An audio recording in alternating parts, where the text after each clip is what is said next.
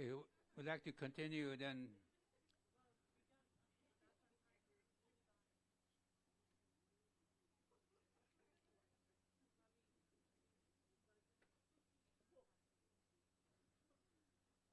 So I'd like to continue by saying that to welcome each and every one of you.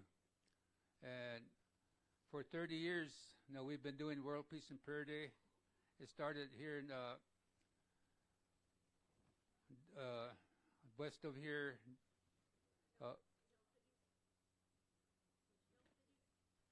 Hill City, and the first one was 1996 at Peshla.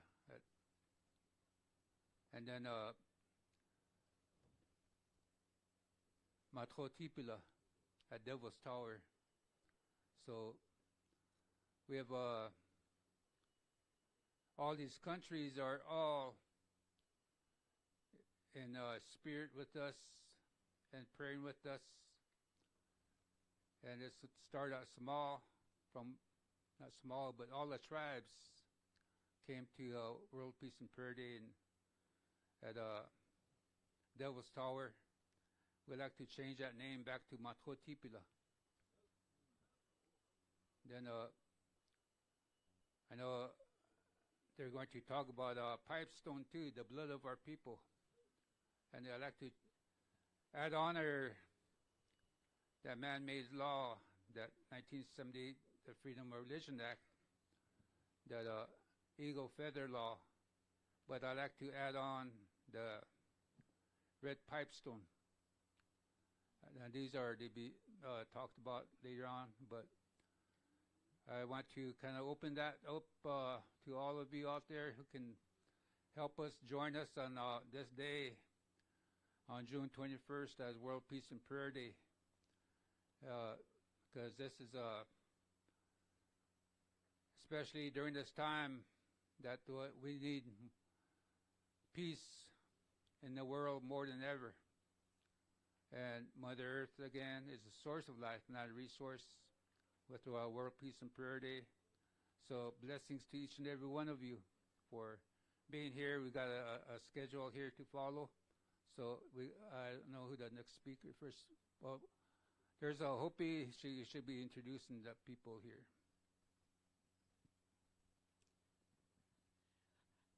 Mitakiapi ampetu de chante washte yushki anape chizapie ho washte wakama hokpi we imakiapi. Good evening, my relatives. I greet you with a good heart.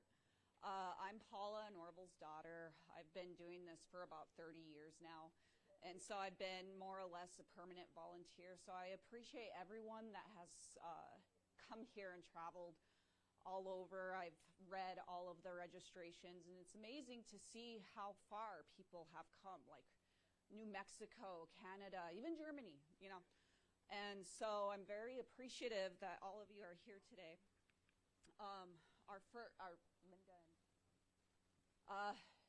I would like to introduce, I consider them my auntie and uncle, Linda and Buzz Daney. They come from Alaska, and they usually come and share a dance to bless the ground. And I would like to invite them up to share themselves.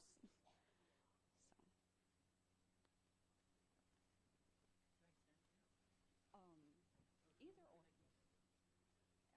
Here's the mic right here. So I'd like to introduce Linda. Kuyana. Kuyana Chivufchinina Shiluda. I apologize to the elders for standing before you. We're going to do the blessing song, and I want to give a little history of the song that I'm going to be dancing. My uncle, before he passed away, shared this story with me.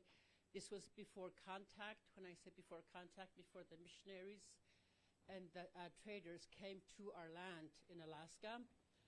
And this was when our shamans were very much alive and respected. And so Uncle Jacob told me that when there was a little boy that was sick, the shaman came to the house, and at that time it was a sat house, and without touching that little boy, he used his hands from his head and cleansed his whole body to his feet, and then when he shook his hands, it was pretty black.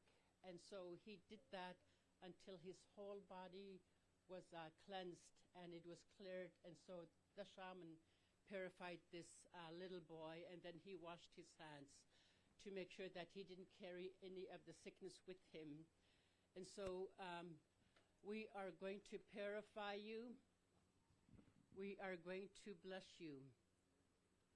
However, I'm going to start off with calling on our ancestors, calling on those that have gone before us. And my husband, he's from the Choctaw Nation. My dad, when my dad met him, he poured songs into him from our family.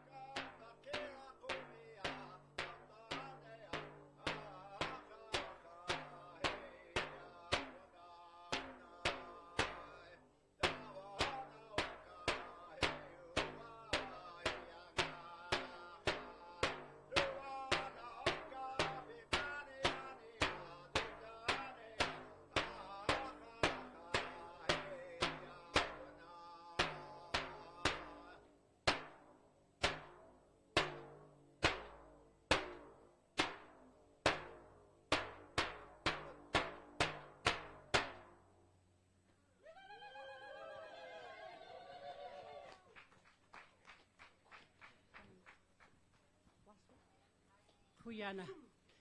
Have some water.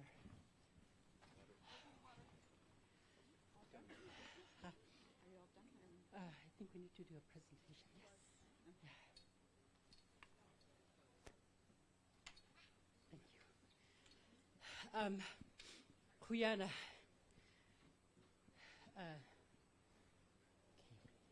I'm going to talk a little bit about Typhoon Halang that affected where I come from last year, October. It was around mid-October. The typhoon, first time in Alaska, a typhoon hit southwestern Alaska. And it was Hooper Bay, where my family is from, was in the path of the typhoon. And the coastal regions started preparing 100 miles per hour wind that has never happened before. And my family and relatives in Hooper Bay were very scared. And so they decided that they were going to meet at the riverbank to pray. And so the families, the elders, the children, the young people that were able to stand and walk to the riverbank went down there to gather. And so they formed a circle at the riverbank, and they held hands, and they prayed with one mind, with the intention that for Creator to give them protection from the Typhoon Halang. And so after they got done praying, they went back to their homes, and they tied down whatever they could tie down that may float away, because Hooper Bay lies on a lowland, and it's on the coast, and it's protected by the ancient dunes where the families used to live before they came. And so they waited for the typhoon to hit Hooper Bay. And so when typhoon started making landfall to the coast, it changed direction, and it started going further south. And so the prayers of the members protected them, but they still endured the high winds and the flooding, and it affected Kipnik. I don't think the picture's up there. It affected Kipnik, and in Kipnik there's probably like around 200 homes, and when the flooding started and the winds picked up, the water that has never reached that height went up to the village, and the houses started floating away, and the houses started spinning, and it totally destroyed the village, and one house went all the way upriver, and that has never happened before. And afterwards, the state of Alaska took them and away from the village. They scattered them across Alaska, and that village is. We cannot go into that village without specific permission. The members are trying to go back home, but there's nothing to go back home to, because their homes are totally destroyed. Their subsistence food is gone. And so they're working with the federal government, who's withholding the funds to help them. So, we as tribal nation, we have to take care of our own people. But I also want to stress that when the members of Hooper Bay prayed with one mind, with one spirit, it changed the force of nature. And that is something that we can all do together, as Arvel had said. If we pray with one mind, one spirit, we can change the course of the destruction.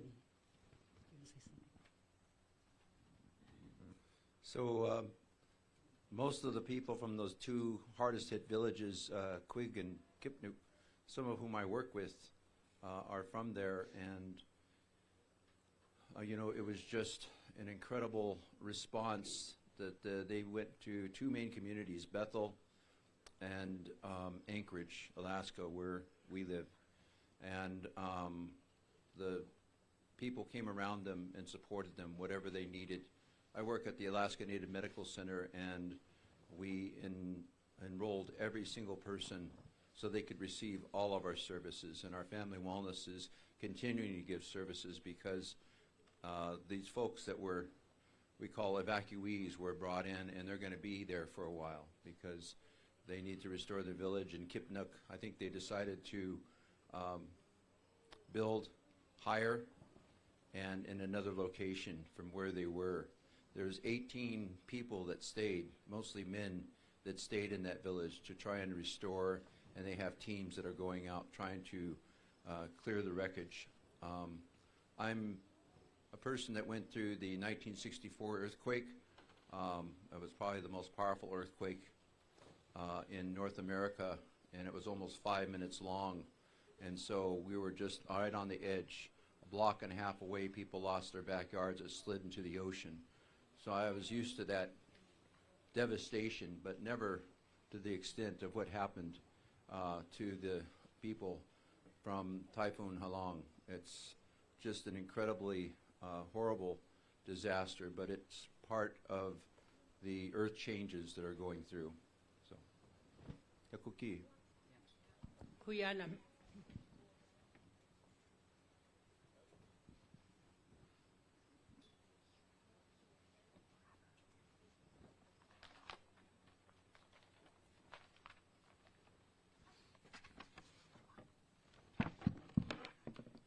Thank you, Linda and Buzz, for that presentation.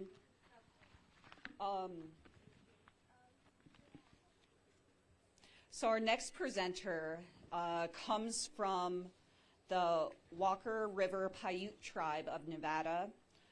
His name is Josh Genie. And for as long as the horse has long carried our prayers across the land, today that journey continues through a ride dedicated to protecting the Great Basin of Nevada from threats to its water, sacred places, and natural ecosystems. I'd like to invite Josh up to share his presentation. Thank you, Hopi. Na Josh Dini Naniam, Agai Dakota Numa.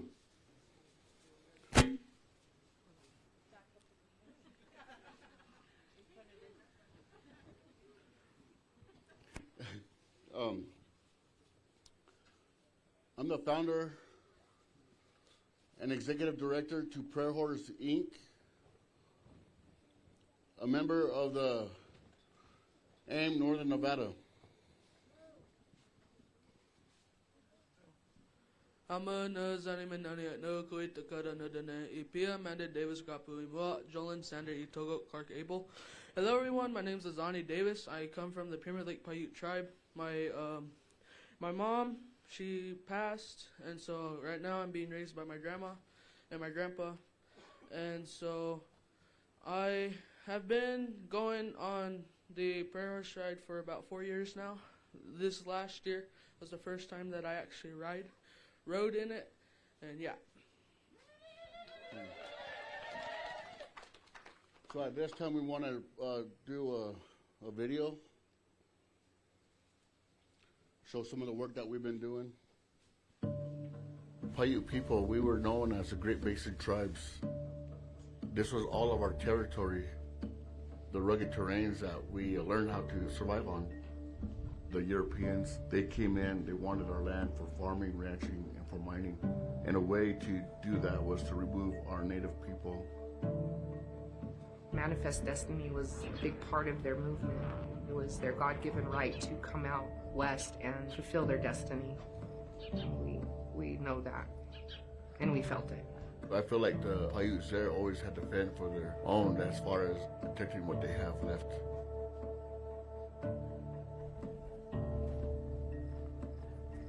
Yep, that's what they're mining for, lithium. This is Nevada. We're like mining central here, you know. There are lithium mines popping up all over the place. They're calling it the white gold is lithium. And those are the elements for the battery for the Tesla cars. So what they see as green energy, we see as black energy. We still got to face the poison of the water, poison of the air, the land, and loss of land.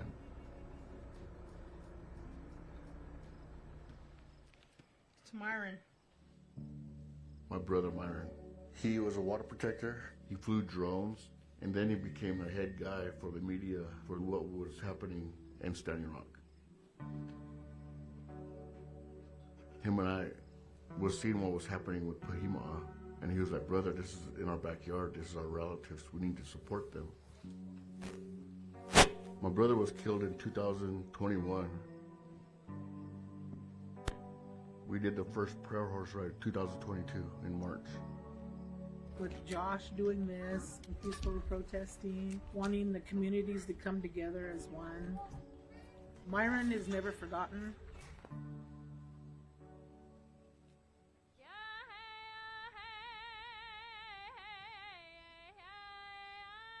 They're praying about a lot of things.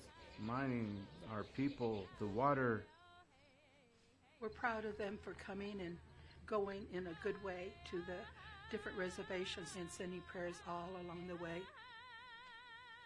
I think they look forward to something like this because it brings a lot of people together that, besides funerals, and pretty much funerals is what people usually come together for lately. But this is something positive. My brother Josh requested that I sweat the people. The sweat is purification, so spiritually, physically, get us more ready in our mind and our heart to take care of that sacred business. It's just so good for the people's heart, and the sweat lodge is the best thing to do to get better and get ready to go again. You're feeling the heat, the silence, the darkness.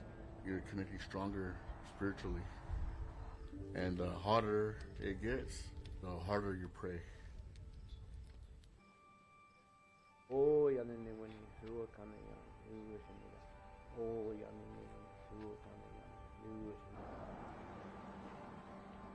we're going to be headed up to Thacker Pass. There's a lithium mine that is being built there. It is being built on my ancestors' unceded burial grounds. We want to lay prayers out for those ancestors. We want to lay prayers for the land. Today's a good day for awareness. Just letting the people know, the more we mine this earth, the more our water sources are contaminated.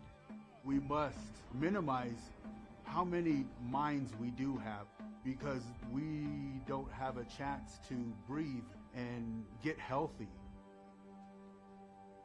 I'd ask them how they feel about it. If we came up to almost where they live and just started digging out the ground. Or back in the 1800s, there was a white horse that would run through the valley and the people would want to catch it, touch it. It was a prayer horse, a healing horse.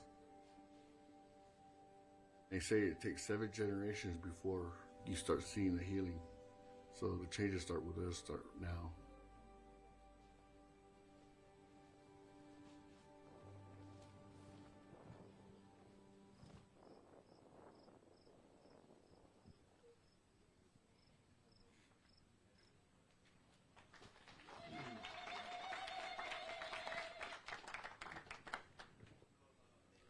So Azani and I, and that young man that you saw at the end of the video, we're a part of the 150th Little Bighorn horse ride. Started in green grass and we're heading to greasy grass. For me, I've been here since June 3rd. It's been a long ride. I think we've gone over 200 miles so far. And it's amazing because we're able to make contact and share our stories of what's happening out in Nevada. So, Pahá, as you've seen, it got pushed through during COVID. And so that's one of the largest lithium mines in North America. And then you have McDermott Caldera, which is 40 miles northeast of Pahá. And then you have Jendalee, which is on the Oregon border, but it's still in the same central area. It's a whole open pit lithium mine. And once they start getting these projects going, that whole area is going to be just an open pit. You know, and like the sister said on the film, in the video there, you know, that's where some massacres happen. And then also they have Sacred Mountain there where they go up and do the, you know, their Himblecha, their vision quest. So we kind of, Prayer Horse kind of backed off. We were supporting people from Red Mountain and started seeing copper coming into our area. There's a copper mine called Anaconda, started in 1940s, which contaminated our water. They had to start bringing in water to, you know, for the animals and for the people. The mine finally shut down in early 2000s and became a Superfund site. Right now, they want to sell that land to the mining company so that they could reopen that mine. We had did an injunction to stop the land sale. So we have court July 14th, and we'll see where that goes. And the other thing that they're trying to do now is get water rights. And we're getting ready to do a protest letter. This is all upstream from where we live. We're part of the Walker River watershed. We are at the end of the Walker River, and then it goes through our little reservation to the lake, and it ends there. As I said before, you know, we're a Dakota trout eaters, but we have no more trout in our lake. So who are we now? That's genocide, right? My brother used to say, we're no more a Dakota. We are now Walmart Dakota. We got to go hunting at Walmart. But you know, it's serious. It's serious stuff. You know, we have ancestral hills south of us. They were wanting to do gold drilling, but what we started doing was bringing prayers to these ancestral lands, and we had a victory. Paramount Gold, the drilling company, rescinded their permit, and so now they will no longer be, you know, going forward. So what we're going to do is continue to bring youth camps, you know, field trips, bringing our people back to the lands and sharing the stories, the songs that came from there. In the video, you saw me picking up lithium rocks. That was in our Shoshone territory, and that was called the Rhyolite Mine. We brought in a lodge, and we prayed there for 6 months. The month after the lodge came down, we got a message that the funders backed off, and they were not going to mine over there. It's another victory. The power of prayer is beautiful. You know, we got to keep praying. One thing that's starting to come in now that's hitting us heavy is data centers. We have a data center right across from our wildlife refuge area. It's 500 acres, which they said was equivalent to 200 Walmarts. These people that are approving these permits have no idea how the AI data centers work. So what we've been doing was we've been bringing in workshops and educating our people on the AI data centers. I just got a message this morning from one of the council members that, you know, they're really pushing for this center without proper permits and proper communication with the tribes or the community. I know back in December they had a meeting, and all the ranchers and farmers and our relatives, they said, no, we don't want the data center there. There was supposed to be a second meeting in January, and in between they approved this data center. And this keeps happening. They keep pushing without the proper consultation with our tribes. And so what's going to happen when they take all of our water? We're already a drought. We're already in a drought. What does that mean for us? What does that mean for the future generations to come? Are they going to have to pick up and move and find another place to live? You know, we just keep praying. We just keep fighting. And I'm just thankful for these young guys these young men that are coming up and, you know, learning the songs and their ways of life. And, you know, hopefully, you know, they'll be able to teach their kids, their generation, what it means to protect the land, the water, and our people.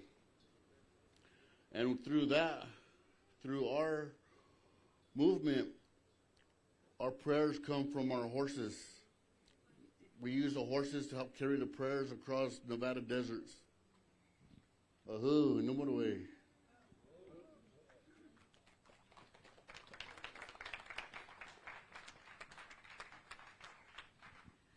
Thank you, Josh.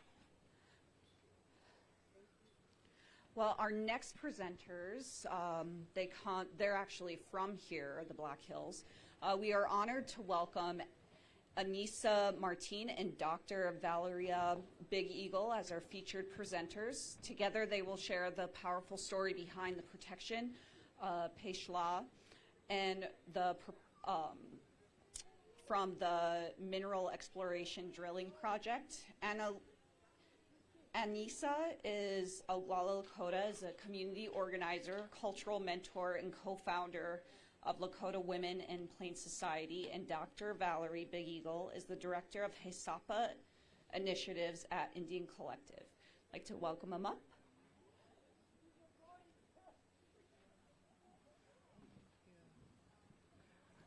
O pida tanka chiche, hamadake pi, chantewashte na pe chuzapi, Valeria Big Eagle machapi.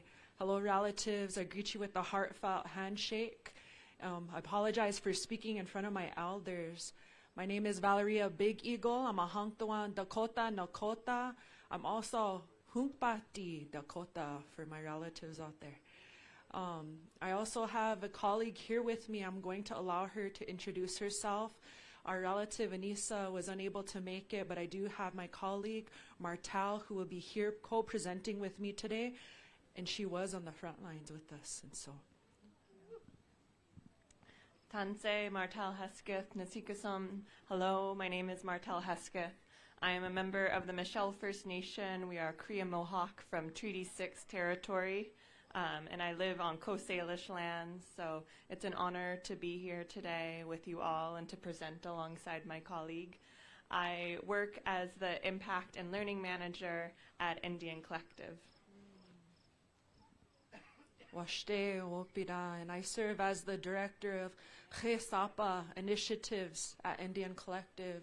And I will say it's an honor to be able to do the work that we do. And I know these are prayers that have been prayed for generations, even before me, before Indian Collective even came to be.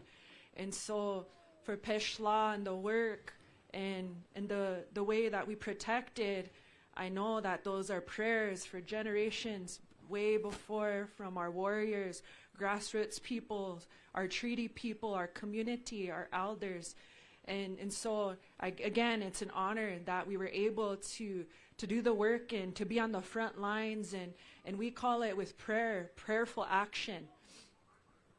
And so that what happened at Pishla, and we know Pishla to our people, like what Lekshi Orville told us and reminded us, is that this has been a sacred site. This is the place that our people from the Ocheti Shakoya have come from, and that we came out of Wind Cave. And so in essence, we know how sacred that site of Peshla is to us as a people, and also the water that is there, that we need to protect that.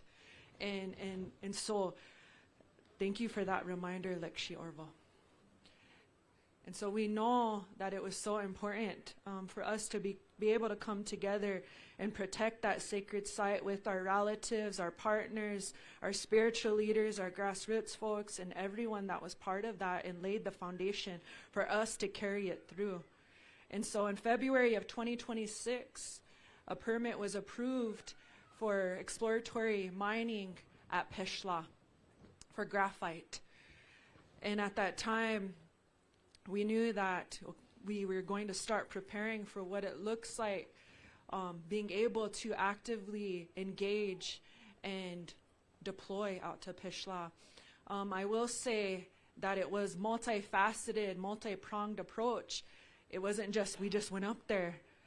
It took a lot of planning, a lot of organizing, a lot of conversations held with elders, with grassroots folks, with tribal leaders, all the things that it takes for this to happen. And even, in our young people, we need to remember that when we're talking, we're talking about protecting things because we want to have a future for the future generations to come, that we need to include them in the work that we're doing. And so bringing our young people along, having them the forefront of this work. And that's what happened at Standing Rock, and that's what we wanted to make sure happened at Peshla. And so, let's see, on May 8th, and this, what happened, I'll get into the organizing. I'll let Martal tell a little bit about that, but there are 18 drilling pads at Peshla within a 2-mile buffer zone that was protected land between U.S. Forest Service and all of our tribes and also our treaty people. And in those conversations, I remember, listening and learning from Kushi Faith, and she's here today. Thank you, Kushi, for all of that guidance and that wisdom and sharing with us, too, of how important that we need to continue these fights and protect our lands. All 18 drill pads were within that 2-mile buffer zone near Peshla. And so we knew that we needed to protect them. And in that time, we organized and made sure that we were going to stop the drills from drilling any further. And so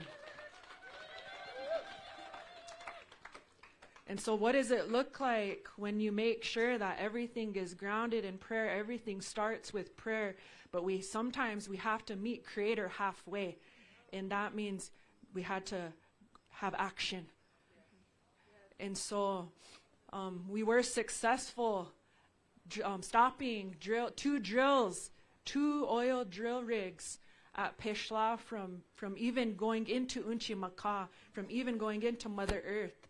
And because at that time, I'll go to the next slide because it talks about the legal strategy. Along with tribes, Black Hills Clean Water Alliance, Earthworks, we filed an injunction halting the mining project, and the temporary restraining order was approved. As soon as Pete Lean and Sons found out that we filed this injunction before the hearing, they started drilling around the clock 24/7. And that was within their operations plan. They were only supposed to be drilling, exploratory drilling, 12 hours a day. And as soon as they knew we filed that injunction, they started drilling around the clock. And we were scouting every day. We were out there scouting every day. There was a strategy behind that too, on the ground, and meeting those people face to face. And we know that took the prayers of our ancestors to be able to do that. And once we knew that, we knew we had to do that action. And on May 8th, the permit was rescinded. Pete Lean and Sons rescinded their permit. And so that was amazing.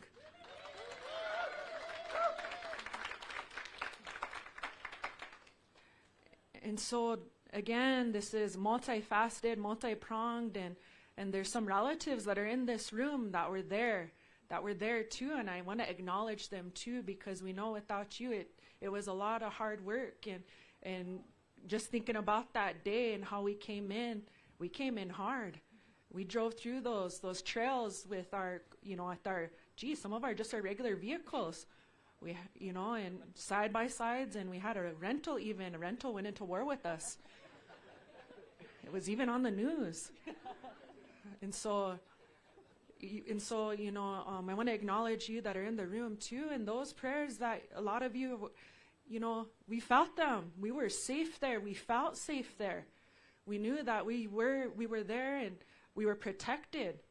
And so even though it got really scary at times, because there were drones and there were helicopters surrounding us, and we thought at moments that we were going to be just attacked. And it did feel like that, but we felt protected. And so it was an occupation that happened at Peshla, and it was an honor to be able to be part of it. And so I'm going to pass it off to Matļó to talk more about what did our strategy look like for our narrative work, our organizing strategy leading up to it. And then go ahead, Matļó, I'll pass it off to you, Mashke. Thank you, Valeria. Yeah, so an important part of this work was, we wanted to both educate and share what was happening up at Peshla, so more people would know that this fight was happening, that we weren't going to let this drilling company come and harm the earth any more than it already has. So part of our strategy was we would have daily updates we would post on Facebook as well. And this was also really important for our security and our safety, because law enforcement sometimes they would start rumors. So there are rumors floating around, oh, they're violent up there, oh, they have weapons up there, which none of that was true. And so, having a strong narrative, being able to have our social media, to have our press releases, to share the truth of what was happening up there was really important during that time, and also help spread the word. Another important part of this strategy was all the artwork too. So because we've done Indian Collective and the community has done such strong work to protect the Black Hills, we had all these banners already. So when the media came or when we shared photos, we had that strong messaging, that strong artwork, so people could see that and know exactly why we were up there, why we were putting our bodies on the line. And another really cool part of this was, it was the community here came together, but also it was our relationships that we built with others. Earlier this year, a bunch of folks were in Minnesota to help support folks on the ground during the ICE occupation. And some of the relationships that were built there, those folks actually helped us create some of the equipment to be able to do this action, and they brought it over from the Twin Cities. So we also see how those relationships we're building, across Turtle Island, when these moments come and we need to stand together, those can be activated and we can all stand really strong. Go to the next slide. So our organizing strategy, just to speak a little bit more to this as well. Yeah, we were deeply involved in bringing in all the different members of the community from the very beginning, including our youth. And it was cool one morning at camp, I was cooking breakfast with one of the youth that was involved in planning the action. And she comes from a family where they've done a lot of direct action on the front lines. But she was telling me how she's never been involved in the planning and the strategy behind it and all the pivots too. And she was telling me how much she learned. So that really just showed me, how important it is to bring our youth in, not just for the action itself, but bring them into the planning as well. So then they can learn, and these fights will continue, and they'll have that knowledge and that experience and that skill to continue these fights. Another cool organizing strategy that we were able to use was we had our own drones. And so the drone footage is what we used, a lot of that for scouting too, but also for security. When we would have vehicles coming up the hill, we could send the drone out and look and see who they were. And also at one point, some other law enforcement agencies sent their drone in, so we could send our drone up and it scared off their drone. The drone wars. So, having that technology and those skills was really important too, a part of our organizing strategy, a part of our security as well. And also another key component was Lekshi Dean, who's the caretaker up at Peshla, and so he was over on the sovereign land at Peshla, and would watch out for us. He knew where we were. He knew who was planning to come up to us as well, and so he kept us safe up there that whole time too. So next slide. And I'll pass it back to Val to speak about looking ahead and what's next. And even, thinking back to, wow, just having to reflect back when you're on the front lines. I know a lot of people understand this because you've been on the front lines too. And you kind of, wow, that really happened. And it really happened. But also, we were successful. And it's kind of hard for us as Native people. We're like, did that really happen? Is it real? Are they really driving off? Are they going to leave Peshla alone? And then also, are they really rescinding the permit? We're still out there scouting. So just know that's part of the process too, even though that there was that big win on that Peeling and Sons rescinded the permit. We need to continue to have that follow-up. We need to continue to have that momentum going to protect, because there are over 8,000 active mining claims in the Black Hills. There's about 13 active projects in the Black Hills extracting from our lands, from our sacred sites, the desecration to our Chesapa, the heart of all that is to our people. And so we have to continue to fight. And so looking ahead, while we're having all of these, we call it playing whack-a-mole. We have all of these emergent things in front of us, right? We need to have a long-term strategy back here while we're dealing with everything in our face. And so that long-term strategy, what does it look like when we work together as Oceti Shakoi, as people, for a long-term strategy to protect the Black Hills, to protect Chesapa? And so right now, in all 9 tribes, all 9 South Dakota tribes are in agreement to work together to solving, developing a legal strategy to return the federal public lands of the Black Hills, but also to protect them for future desecration. And so that's historical, because that's Oceti Shakoi coming together. Do you see what happens when we're in solidarity, when we're in unity? We can make things happen. We can make things happen.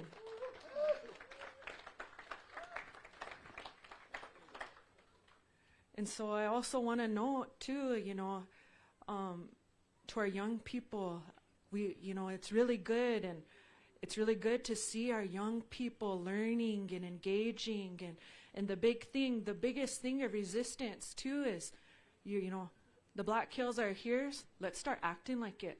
Let's go on our lands. Let's go pray. Let's go harvest. Let's go be Lakota, Dakota, Nakota. Let's be inherently who we are. And let's engage in that and learn our language, our way of life, the Chanupa way of life. Let's learn these stories. Where did we come from? Who are we? That's the biggest act of resistance. We have to remember that too. And so you may not be on the front lines, but if you're at home and teaching those things too, you are on the front lines for our people. And so I wanted to name that too. And looking ahead, it's like how can we all work together? Yes, we have these IRA governments that we understand that's one of the Western tools, and that's what they put there, but we're going to use that as a tool to help our people too. And so with the development of a legal strategy to return the federal public lands, we want to protect the Black Hills and set that precedence for not only us, but all sacred sites, all of our lands, all across Turtle Island. And so there's ongoing fights, and then I'll go ahead and go on to the next slide, and I'll pass it off to my mashke, because there are calls to action today. Like, what can you do today to help protect the Black Hills? Yeah, so one of the current fights that we're all in together is to protect Pipestone Monument. So the comment period actually just got extended from, it was supposed to be a Monday, but it got extended till August 21st. It's up on the slide. So we actually have postcards in the middle of most of the tables, and if you don't see any or want some, you can come find us. We'll have a bunch. So those postcards too, you can write on them. You can write your comment to the Minnesota Public Utility Department, and that is the entity that's responsible for making this decision, about this rerouting that would go through Pipestone. So that's one action you can take today. And as Val mentioned, it is like whack-a-mole. So there's always more things that are coming up. And so we also have lots of social media. So when there are these things where we're asking for public comments, if you follow us on social media, we'll have calls to action on there too. So we can all stand together and protect these sacred sites because, as we've already heard, these threats are everywhere. But in order to win these fights, we need to all unify and stand together. And then if you have any more questions too in regards to Pipestone, I know Kunshi Faith, Iktomi with Braveheart Society are here. Some other folks, I know Manape and other organizers are helping with that. And so yes, we'll be able to work together to fight to protect our sacred sites. And so at this time, I'll go ahead and we'll go on to the video. We wanted to share a video with you all about, what did it look like was in this occupation, the 2 drill rigs which people did lock down. Oh, hold on. They did lock down on and did, and there were also altars that were set up there. Everything was done in prayerful action. We never had weapons. The only weapons we had were our prayers.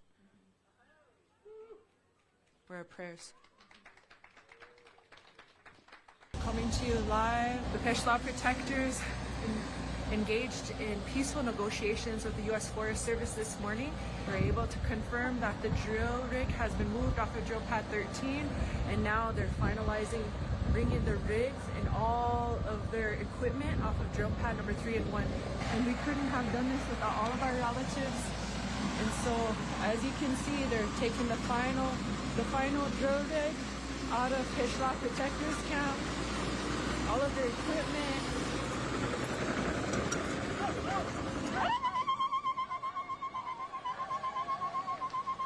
The temporary restraining order was approved yesterday. Sorry, I'm a little emotional. We wouldn't have been able to do this without all of our relatives. We came up here in prayer, and we've been peaceful this whole time, and we feel all of those prayers coming from all over. The final drill rig is making its way out.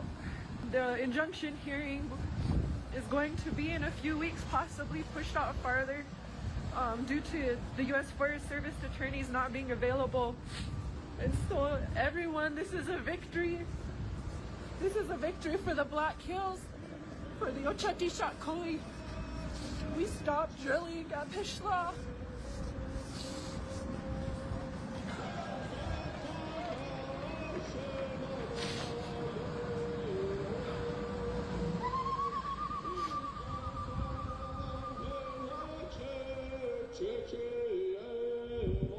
The equipment is gone. U.S. Forest Service is gone. The drills are gone. But the Lakotas are still here.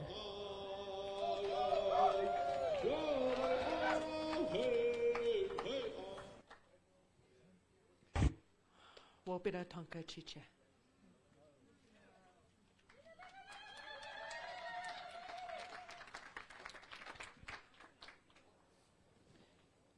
Thank you once again, Dr. Valeria Big Eagle and Martel Hexeth.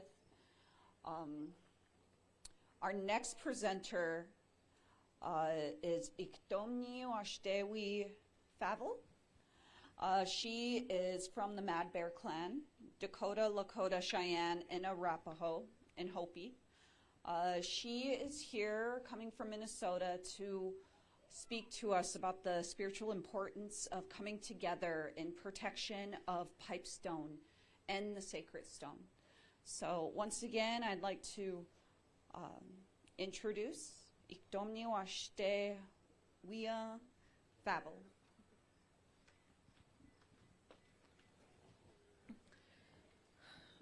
Wopira Tanka for inviting me here to talk today, and Wopira Tanka to Indian Collective and all the tribes and everybody who helped with protecting Peshla. I don't want to get emotional, but I am. And I just thank all of them for all the work that they've done in that.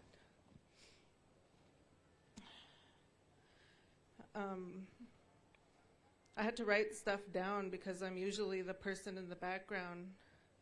And so you'll have to forgive me if I'm a little nervous. But Ampetu washte midakyapi. You pia kid wan chiankapi. It's really good to see everybody here today. Ichichia kink matue kin ichichia kinkta. Ikdome washte favel ga chanku tonya e makiapi. Washichu chaje baduhashni. Dakota, Malakota, Cheyenne, Arapaho, Gahopi, Hunkpate Oyate Kangi Wakpa Edwa Omawapi. Mato Chanze Tioshpae Omawaja. Wakaya Ja Dopa Baduha. Mihunka ke Susie Crow ga Mechwakingalk Ewichak Yapie. Kunshiwaye ki Adele Elizabeth Kadat Echiapi. Ga unkana waye ki Hank Crow Echiapi. Imnija ska mini shota otue tanka edwati. Ia sha otue hemataha. Chante ohitika okora kichie edwashka.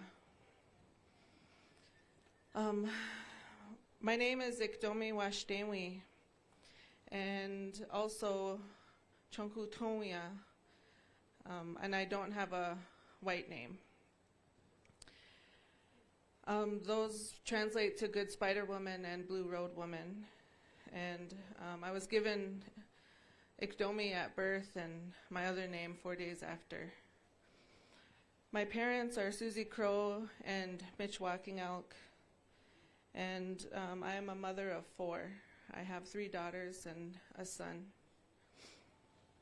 My maternal grandmother is Adele Elizabeth Kadat from Standing Rock, and my paternal grandfather is Hank Crow from Crow Creek.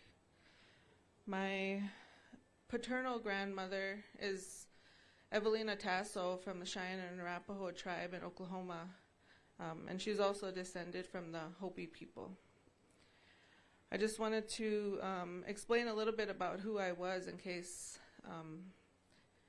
I might be related to anybody here. Hey. But also, so that you know who I am. I live in St. Paul, Minnesota, and I consider my hometown Pipestone. I grew up there. I moved there when I was a little girl. All of my little sisters were born there. And I work for the Braveheart Society. And I came here with my daughter, Wambadi, and my Tui Faith Spotted Eagle.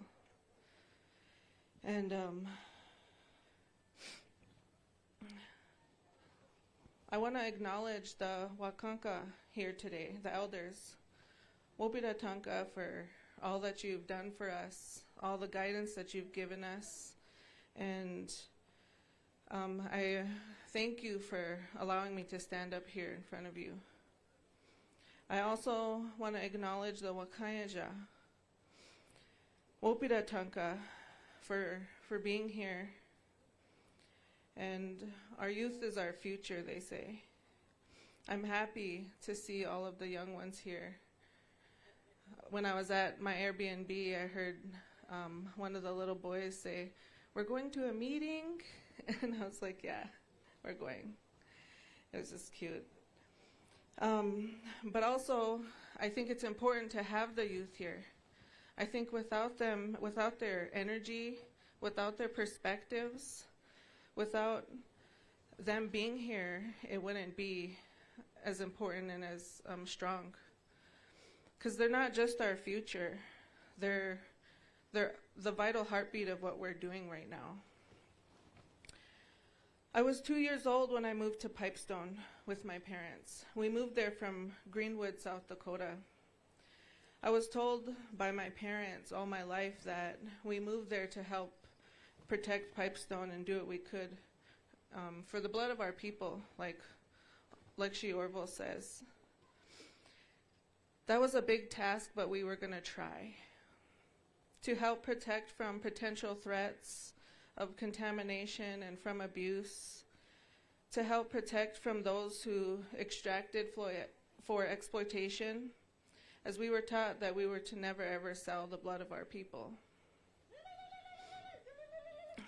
The Creator, Wakantanka, taught us we were to respect this way of life, to follow the buffalo, to respect our women, our elders, our children, our animal relatives, and to respect the land and the water. Our people were taught many great lessons throughout time when we didn't respect this way of life. However, because people are human beings, we have come to abuse this way of life sometimes. That's when the buffalo and the animals disappeared. I'm going to share a story that I'm sure many of you heard, but I was asked to come and share it. So I want to make sure that I do what I was told. And the story is how the Chanupa came to us. 2 scouts went out looking for the buffalo. They saw a person coming in the distance, far away. The person coming towards them was a woman, Awia. She had long black hair, wearing a buckskin dress, and was carrying a bundle wrapped in a buffalo robe. She told them that she knew what they were thinking. One was thinking good thoughts and the other was thinking bad. She told the one that was thinking bad to come to her. When he came to her, clouds developed around him and engulfed him. When the clouds lifted, all that was left was the skeleton. His koda was shocked. She told him to go back to the people and tell them what he saw there. She said, "Tomorrow I will bring this bundle to the people," and told him to go tell the people to prepare for her arrival. The next day she was singing as she approached them and laid the bundle down right in front of them. She opened it up and there was a red stone and a wood stem. She put it together and sang the direction song while filling it. She offered it to smoke to the first keeper. And after they smoked together, she told them about the Chanupa, about how to care for it, how to care for the stone, and she also shared how we can move as people and with the 7 sacred rites. As she walked away towards the west, she rolled over and became a young black buffalo. She rolled again and became a young red buffalo. She rolled again and became a young yellow buffalo. And last time, she rolled over and got up as a young white buffalo. After that, she was known as Pte Sanwi, the white buffalo calf woman. She told the people that the next time she returns, she would stand on earth as a white buffalo calf. This story has been told for 19 generations, and luckily, a lot of us grew up hearing it. Since 1994, almost every year, a white buffalo calf has stood upon the earth. She told us that when this happens, this is a blessing, but this is also a warning. When the white animals show this sacred color, there will be some changes. I was told this prophecy in this way when I was a little girl, and this is one of the reasons why my family moved to Pipestone. I grew up just a couple blocks from the Three Maidens. I grew up whenever they had the Hiawatha pageant. Every year when they would have the Hiawatha pageant, they would put flags all throughout the whole entire town. And when me and my siblings and my cousins and some of the other Indian family kids, at night we would get on our bikes and try to take all the flags down. That was our little activism. Because it was the only way that we knew how to let the Washichu know that that was wrong what they were doing, the Hiawatha pageant. I grew up watching my dad quarry. He quarried to make chanupas and to help others with their chanupas. He built sweat lodges year after year. He harvested medicines and held ceremony for the people. I was such a daddy's girl back then. I spent most of my free time with him. And we were always down at the monument. I followed him around. I copied his every move. I copied him so much that when he was hot and sweaty, he'd take his shirt off and put it in his back pocket, and so would I. One morning in 1984, he woke up and told a dream he had. He dreamt that the stone talked to him and asked for wopira. It was the time that the stone needed to hear thank you.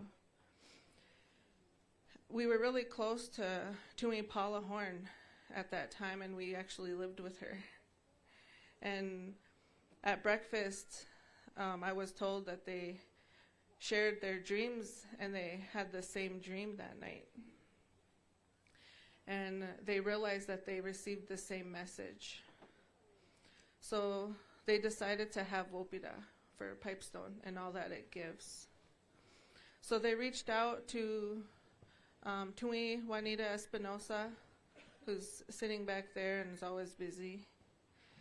And don't ever tell these Tuis an issue, because they'll try to fix it for you. But they know how to get things done. And they fundraised to do this wopira. They fundraised to get food and give away items. And whenever I heard this story different times throughout my life, as I got older, I started to become more proud that they actually listened to a dream. I just thought it was so awesome, and I still think it's so awesome when people get dreams and they follow through with them, because I'm still learning. And I think knowing that they gave wopira was really important for me, because what I'm taught, wopira is our way of letting the spirits know that we're thankful for what they do. We let them know they get to see us give to each other. They get to see us feed each other. And I think that's one way that they know that we're thankful. Growing up in Pipestone was beautiful, but it was really hard. My daughter lives there now, and it's still really hard. I didn't realize how awesome that it was, how I lived back then. My cousins and my relatives, we would spend the whole day. I think I was the last generation where you would leave in the morning and stay out all day and not come home until 10. And sometimes I wonder, how come my mom didn't look for me? How come nobody looked for me? But we were okay. We were at the monument, eating choke cherries, rose hips. We were looking for turnips. We knew what we could eat, but we knew we didn't want to go home, so that's why we did that. And that town is they use native people and our native ways as the main tourist attraction there. However, it's still a very racist place. It's one of the most racist places that I've been, and I've left there after I went to college. And I haven't gone back to live there, but I've been a lot of different places, and it's still really a racist place. My daughter really struggles with it today. She is an assistant manager over there for a coffee shop, and if not daily, weekly, she calls me struggling with a issue that people have because she's Indian.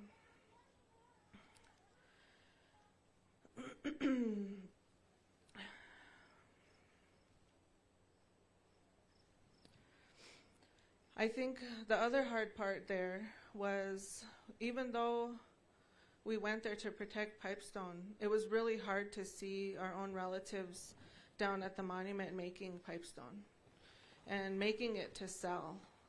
And a lot of it was being sold to Washichu people.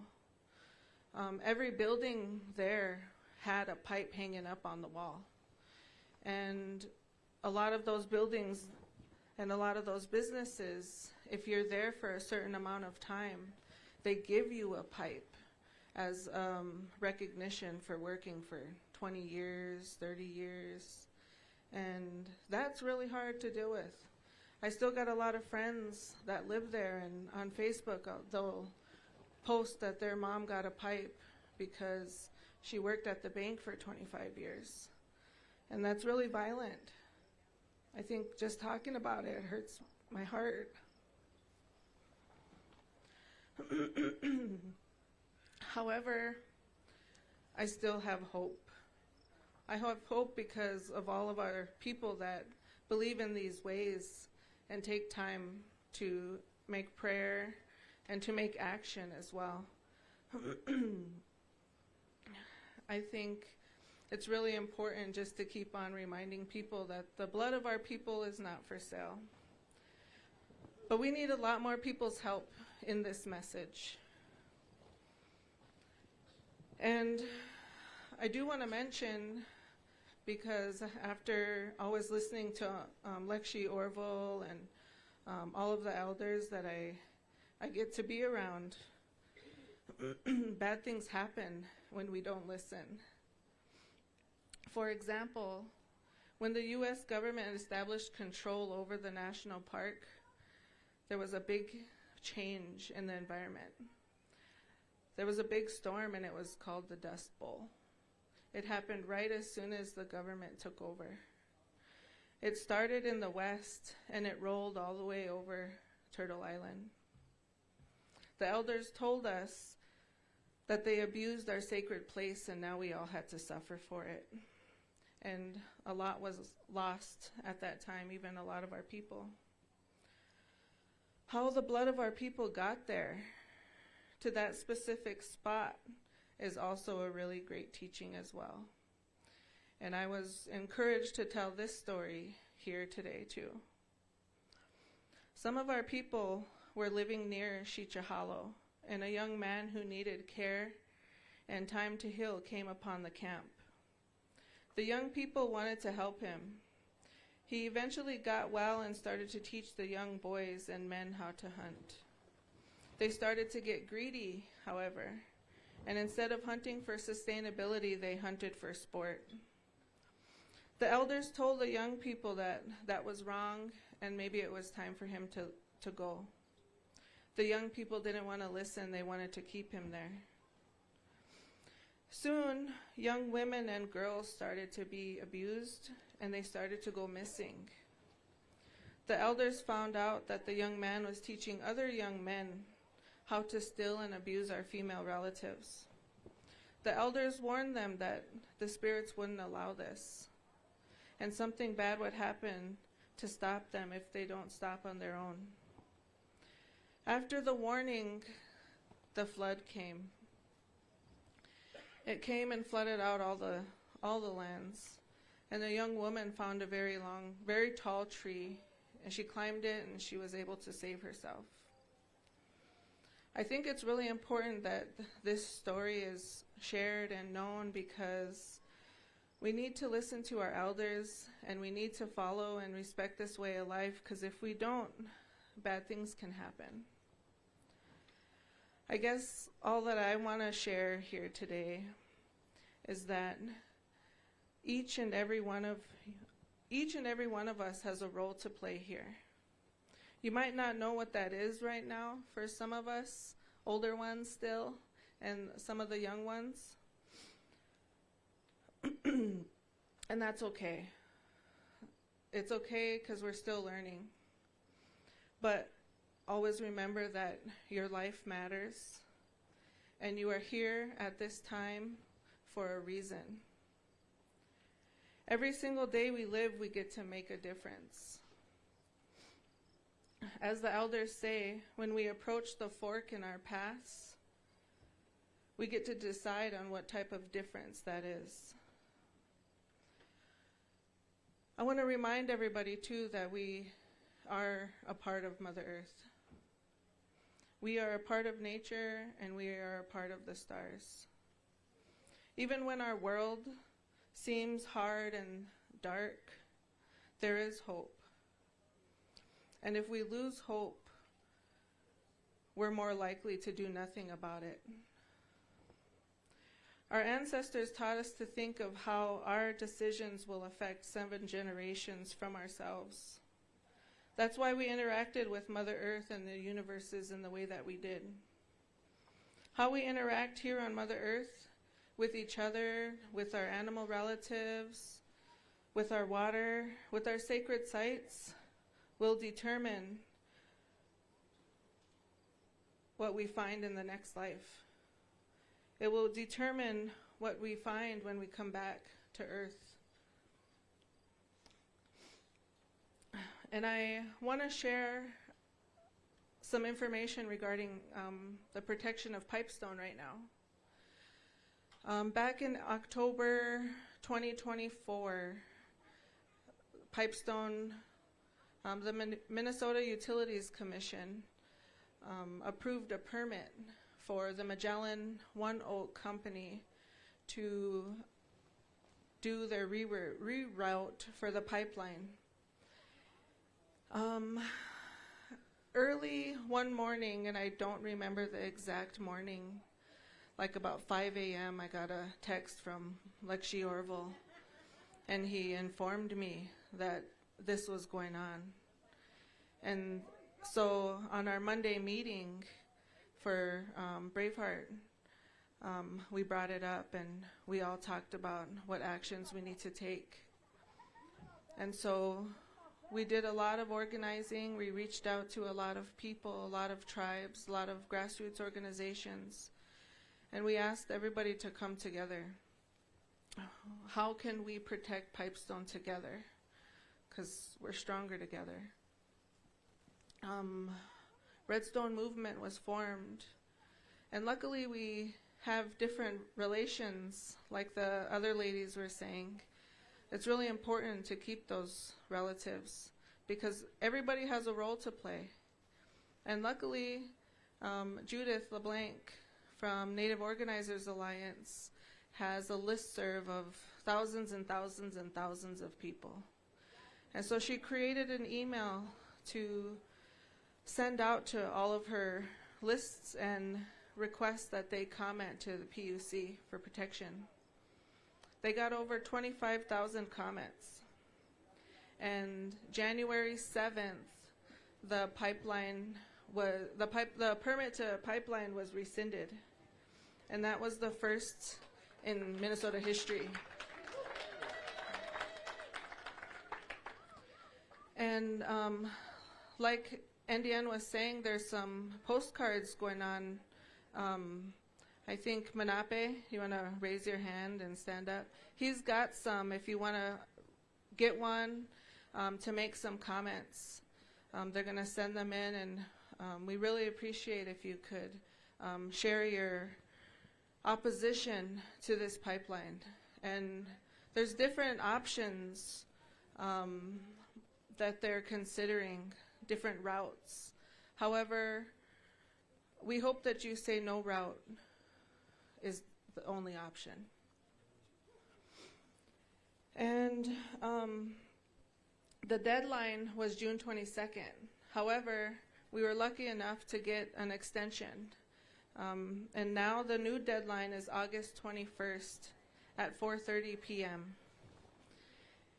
And I have a laptop over here. I'm sitting over here by the camera. And if you want to come over and submit online, please feel free to come over. You can use my laptop. We want to get as many comments as possible. But also go to Native Organizers Alliance and sign up to be on their list. They'll send you the email. They have an already written letter that you could just add your name to, and they'll send it in for you. Iohi ake, wopida ichichiapi, washte, ambetu washte you happy. Hey, Nana. Thank you for allowing me to talk.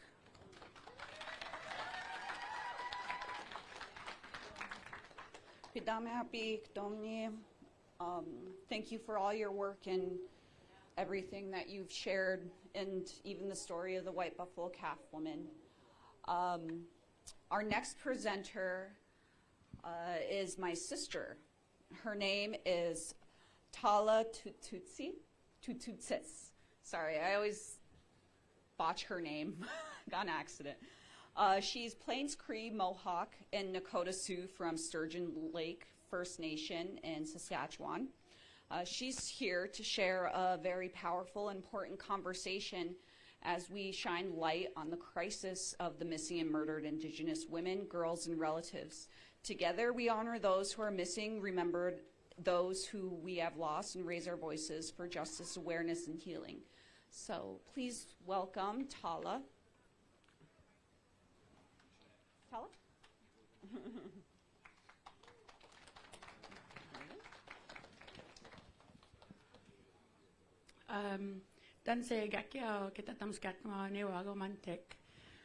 My name is Tala Tututsis. I come from Treaty 6 territory in Canada.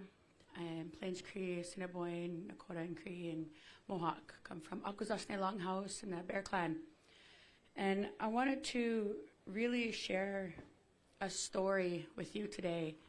And forgive me, my voice is kind of coming in and out because I got sick and I'm just recovering. But it's really hard for me to be here, but it's good. And I'm going to get emotional, just a fair warning, because this is quite an interesting experience for me, even just to be here today.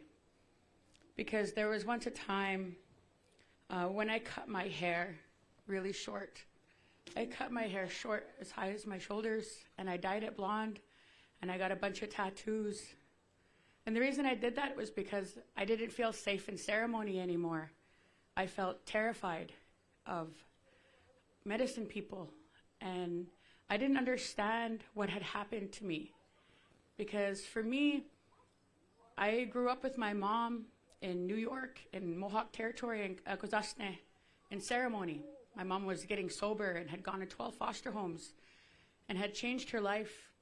When I was 4 months old, I was sick with pneumonia. My mom was scared because I was dying.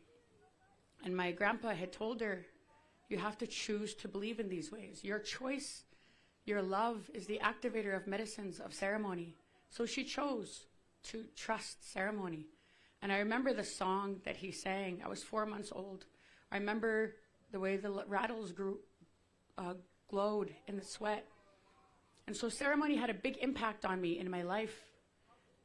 And when my mom did her best to raise me growing up with the resources and support that she had, but there's still trauma that I experienced. And I chose to do drugs, hard drugs, like crystal meth and crack cocaine and alcohol. And she helped me to get sober. She took me to ceremony. And she had said to me, when I was trying to go back out and come back over and over, you have to choose to want to get sober. You have to want it. It has to be of your own will. Because if I take credit for your sobriety and take credit for your using of drugs and alcohol, you'll never have to understand your own power and choice. And so when I finally had enough and I chose to go home, she called my grandpa, my late Mushum, Andy Netauhau, who's a pipe carrier and he's a medicine man. And he came and he brought his pipe and he said, you have to tell your story. And while I was telling my story about what I did out in the world, doing drugs, losing my job, my car, my daughter getting apprehended, he was burning smudge and he was speaking in Cree and his head down. And when I was done talking, I said, how come you weren't listening to me? I was telling you my story, Grandpa. And he said, because you have to listen to yourself. You have to tell on yourself. That's a part of exposing the poison and healing the wound, is you have to release the shame.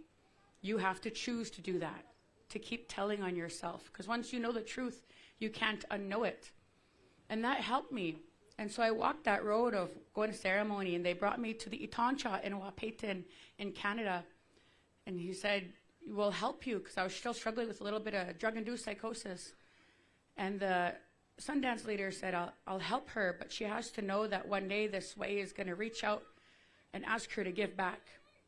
And I said, yeah, whatever it takes, I'll do whatever it takes. My grandpa said that. You have to be willing to do whatever it takes. And I said, okay. So I went in, and I came out different, because I used to shake and used to itch. I couldn't sit still. I couldn't even talk properly. The doctors even said I would never be able to retain information or to have a good memory. And I went back to school, and I proved them wrong because of traditional medicines and ceremony. I ended up getting my bachelor's of social work degree, and I had 85.6 GPA, so I knew traditional medicines were very powerful and very helpful. And so ceremony was my lifeline. And then I met somebody, a not good person.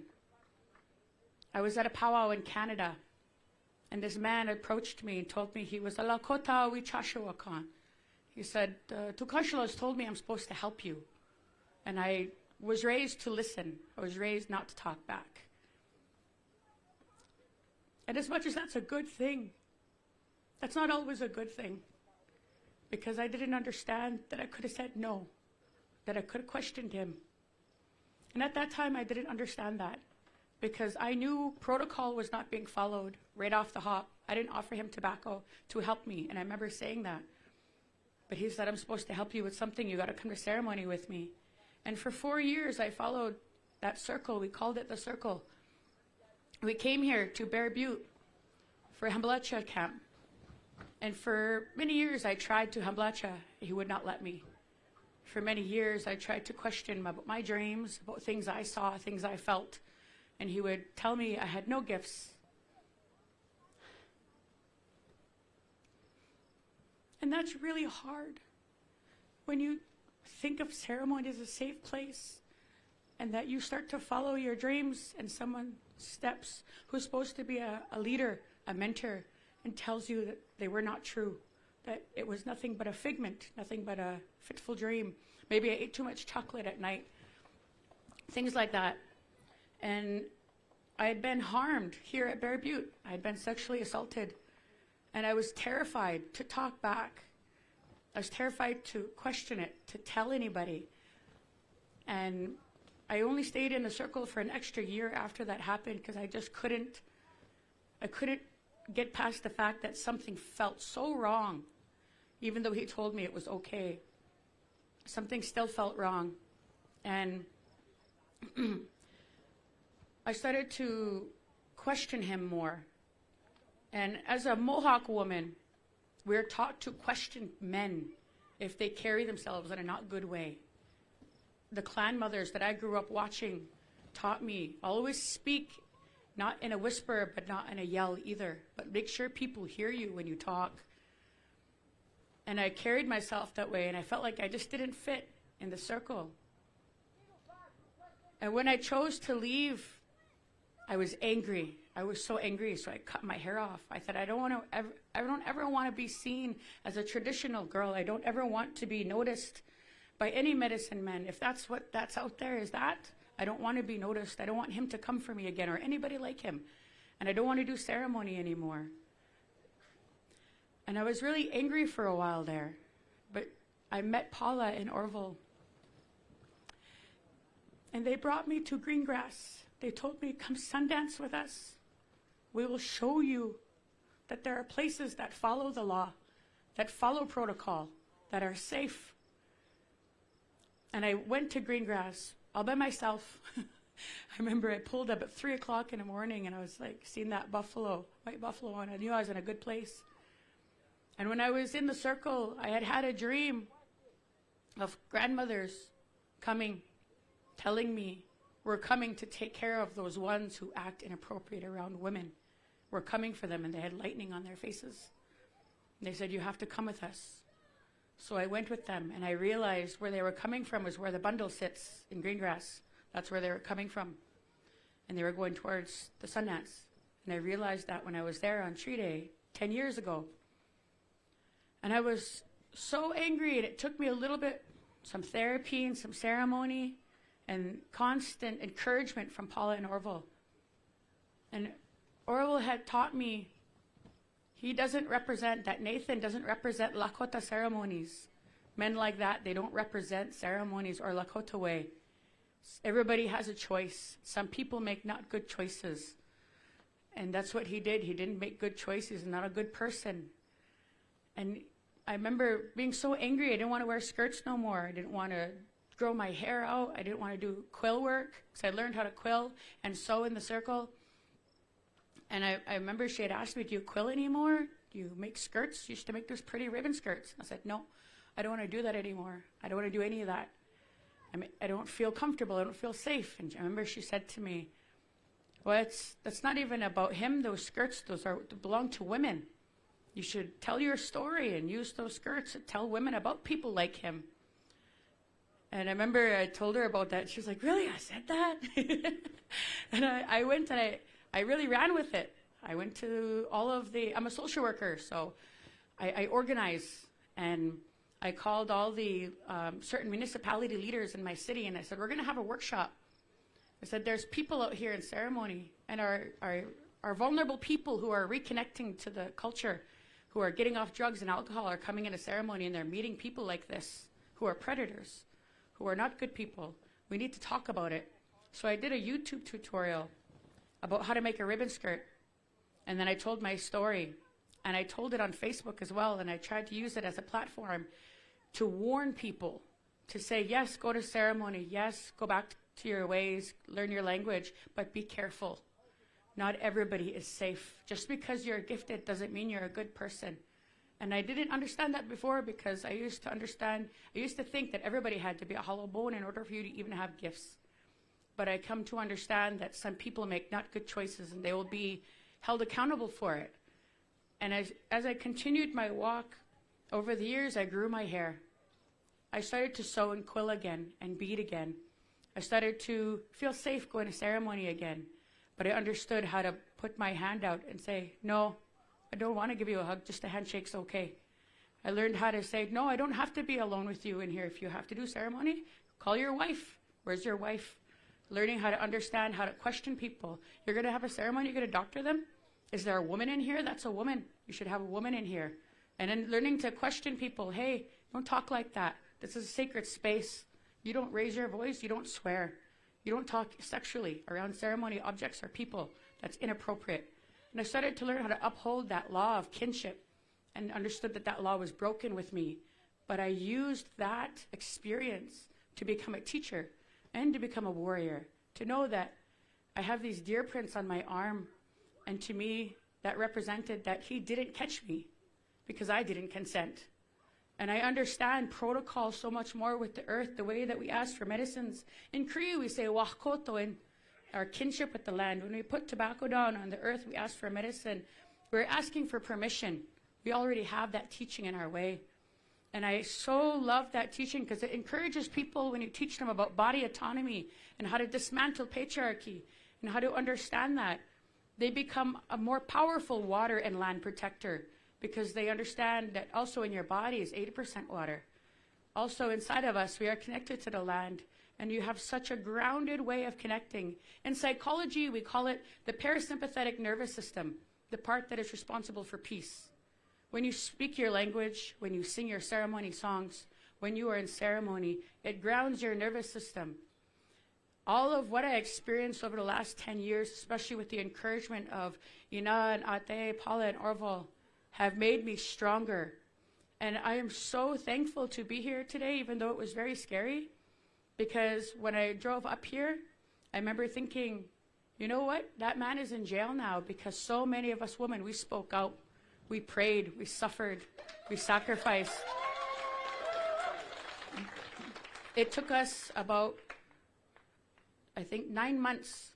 We gathered collectively on Facebook, all the survivors of that circle, and we talked. How are we going to do this? We're going to take him out. We're going to get rid of him. We're going to do it. And he tried to take so many of us out using different ways. We didn't care. We had to use him as a martyr. We had to set a precedent. This is not okay. You don't do this. We're not going to allow you to do this no more. And when it happened, it created a ripple. And I got inboxes from so many young women over the last 10 years. And it would say cool things to me, which was like, hey, are you Tala Tatusas? Are you that girl who calls out rapist medicine men? And I was like, yeah, you can call me that. You know, and to be that auntie, to be messaged, hey, can you help me? I need to report this medicine man for sexual assault. I don't know what to do. Well, you gotta go ceremony first, find some safe people, find an auntie, find a grandma to come sit with you. Sit down in ceremony, get doctored, ground yourself. Understand the terminology that it was never your fault, no matter what. And then go to write a report and document it. Nothing might happen, but document it anyway. And then going forward, know that it's a truth that it was a law that was broken and they will be held accountable. They will, because we do ceremony in a circle, everything comes back, everything. And I was angry for years thinking why he was not held accountable. But this year we all watched online. We watched him being held accountable. He was nothing but a common man, no matter what he had said to us, to many of us survivors. And I watched online on social media so many other women, men, and young people coming forward, starting to learn how to question that behavior and call people out who harmed them as well. And it helped me. It really validated me. It validated so many other people. And I went back to school and I got my master's degree. And when I was there, I remember telling them, because there was a lot of Indigenous people in our class talking about going back to ceremony, and I would share with them, that's really good, but don't ever think that we live in two worlds. We live in one world, and we all have the ability to make mistakes, no matter how gifted people are. We all have the ability to just remember we're humble people, all of us. We come from a colonial space. We come from an apocalyptic world. That's where we live.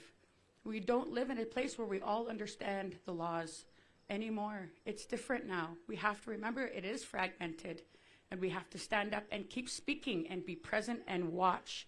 We have to always watch and be careful. When we go on the land, when we protect the land, when there's rallies, when there's stuff like that, you have to be hyper vigilant. You have to watch, listen all the time. So always be mindful when you're in those places, those rallies, protecting the land, the earth, the water.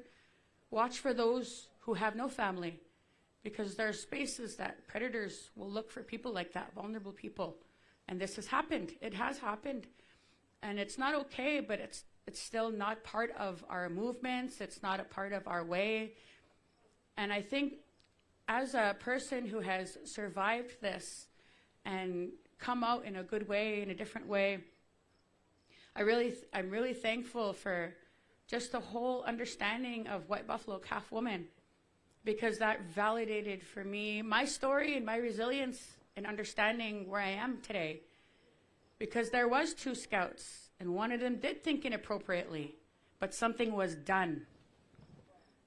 And that sits with me. That helps me.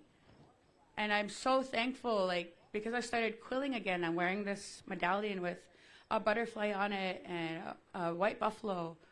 And I made this dress because I started sewing again.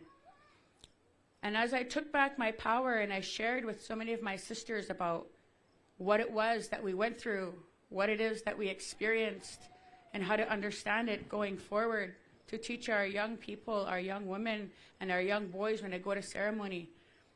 And something one of my best friend taught me was, you don't always have to go to a medicine man for an answer. You have to learn to trust the experience within yourself. Or trust your ancestors, trust your helpers, call your Indian name. Ask those that walk with you. Put tobacco down, take some sweetgrass, and go and pray by yourself. And learn to connect on your own. Because it's so much more powerful to know Spirit has your back than to have to trust a man or a woman who could make mistakes in their words. And knowing that is something we teach to many of the young people that I work with and many of the young men that I work with. Because when we do MMIW work, MMIR work, MMIM work, we have to remember it's also our men. Our men deserve to say no too. Our men deserve safe space too. Our men have also been harmed in ceremony as well. Our men deserve to understand consent and what a real healthy relationship is between another person when consent is involved, respect is involved, honor is involved, and there's so much more real, authentic love and that kind of energy. And I think this morning when I got up, I had a hard time getting here because of driving up to where the drive to Bear Butte was. And I was very emotional all morning thinking about it. But I think one of the most beautiful things that I want to leave with you is always remember to listen when people tell their story, when someone comes forward. And always remember there is the possibility of false allegations, but that's a part of the messy process of healing from sexual trauma in our history as Indigenous people. That's a part of it, unfortunately. And learning how to understand discernment when someone is asking for help and when somebody is not asking for help.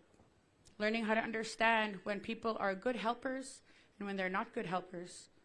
When they're not teaching proper teachings of protocol and consent. And we understand that because we get so mad, we get so rageful when somebody's digging where they're not supposed to dig, when they're polluting the waters.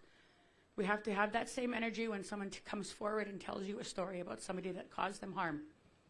Because if I didn't feel safe to come forward, I wouldn't be able to be here to tell my story today. I was believed. I was told, I believe you, I support you, I stand with you. And then I stood up, and then somebody else came up to me and said, hey, that happened to me too. And I said, I believe you, I support you, I stand with you. And then they stood up, and it continued like that, and it rippled. And through a lot of my work, I started this movement called the Cookum Scarf Campaign, because that dream, those Cookums were wearing Cookum scarves on their heads. And in that dream, what I had saw was that energy that I walk with now was, I don't need to be ragefully angry anymore, because I'm not. I'm grounded, just like my Cookum. And I'm protected, and I'm loved in a gentle way, in a loving way, in a kind way. And I'm safe.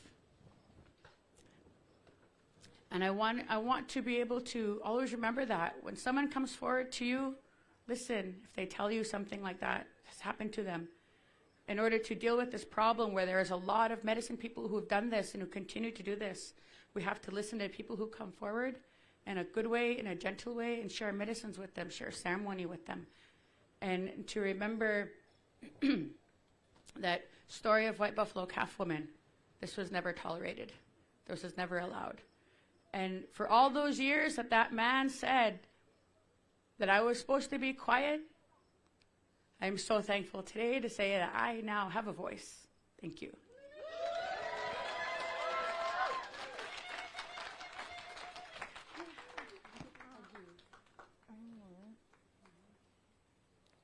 Thank you once again. That's my beautiful sister, Tala Tututsis.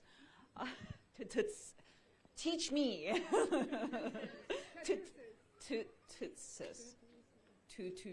See, I'm still going to butcher it. Our next speaker comes from, she's Plains Cree, Mohawk, Dakota Sioux from Sturgeon Lake First Nation. Oh, that is you. Sick. Okay, our next one is my aunt, Lisa Bellinger. She is here to speak on, she's Anishinaabe, Dakota. She's also a chair for AIM in the Grand Governing Council. She's here to speak on the pipeline in northern Minnesota, Line 3. She's going to discuss the story of Line 3 and the protection of the treaty territories and the continuing efforts to defend the waters and lands and the rights of future generations. And so I'd like to present and welcome Lisa Bellinger. Hello, thank you, my girl. So, Buju, Bijuain, Smina Wawag Muhawak, Hawi Indigo, Wabajashi and Dodem. The Sagasqua, Jimmy Kagan, Don, Jabami and Awaga, Kabi Kang and Diane Danungo. Gagagay Nishnabe, Mudewana Kwe, Minawa Getchida Kwe and Dow. Greetings, relatives. I come from you from the lands of our homelands in Minnesota, from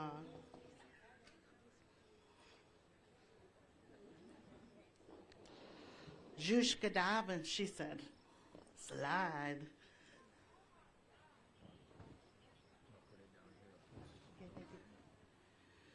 So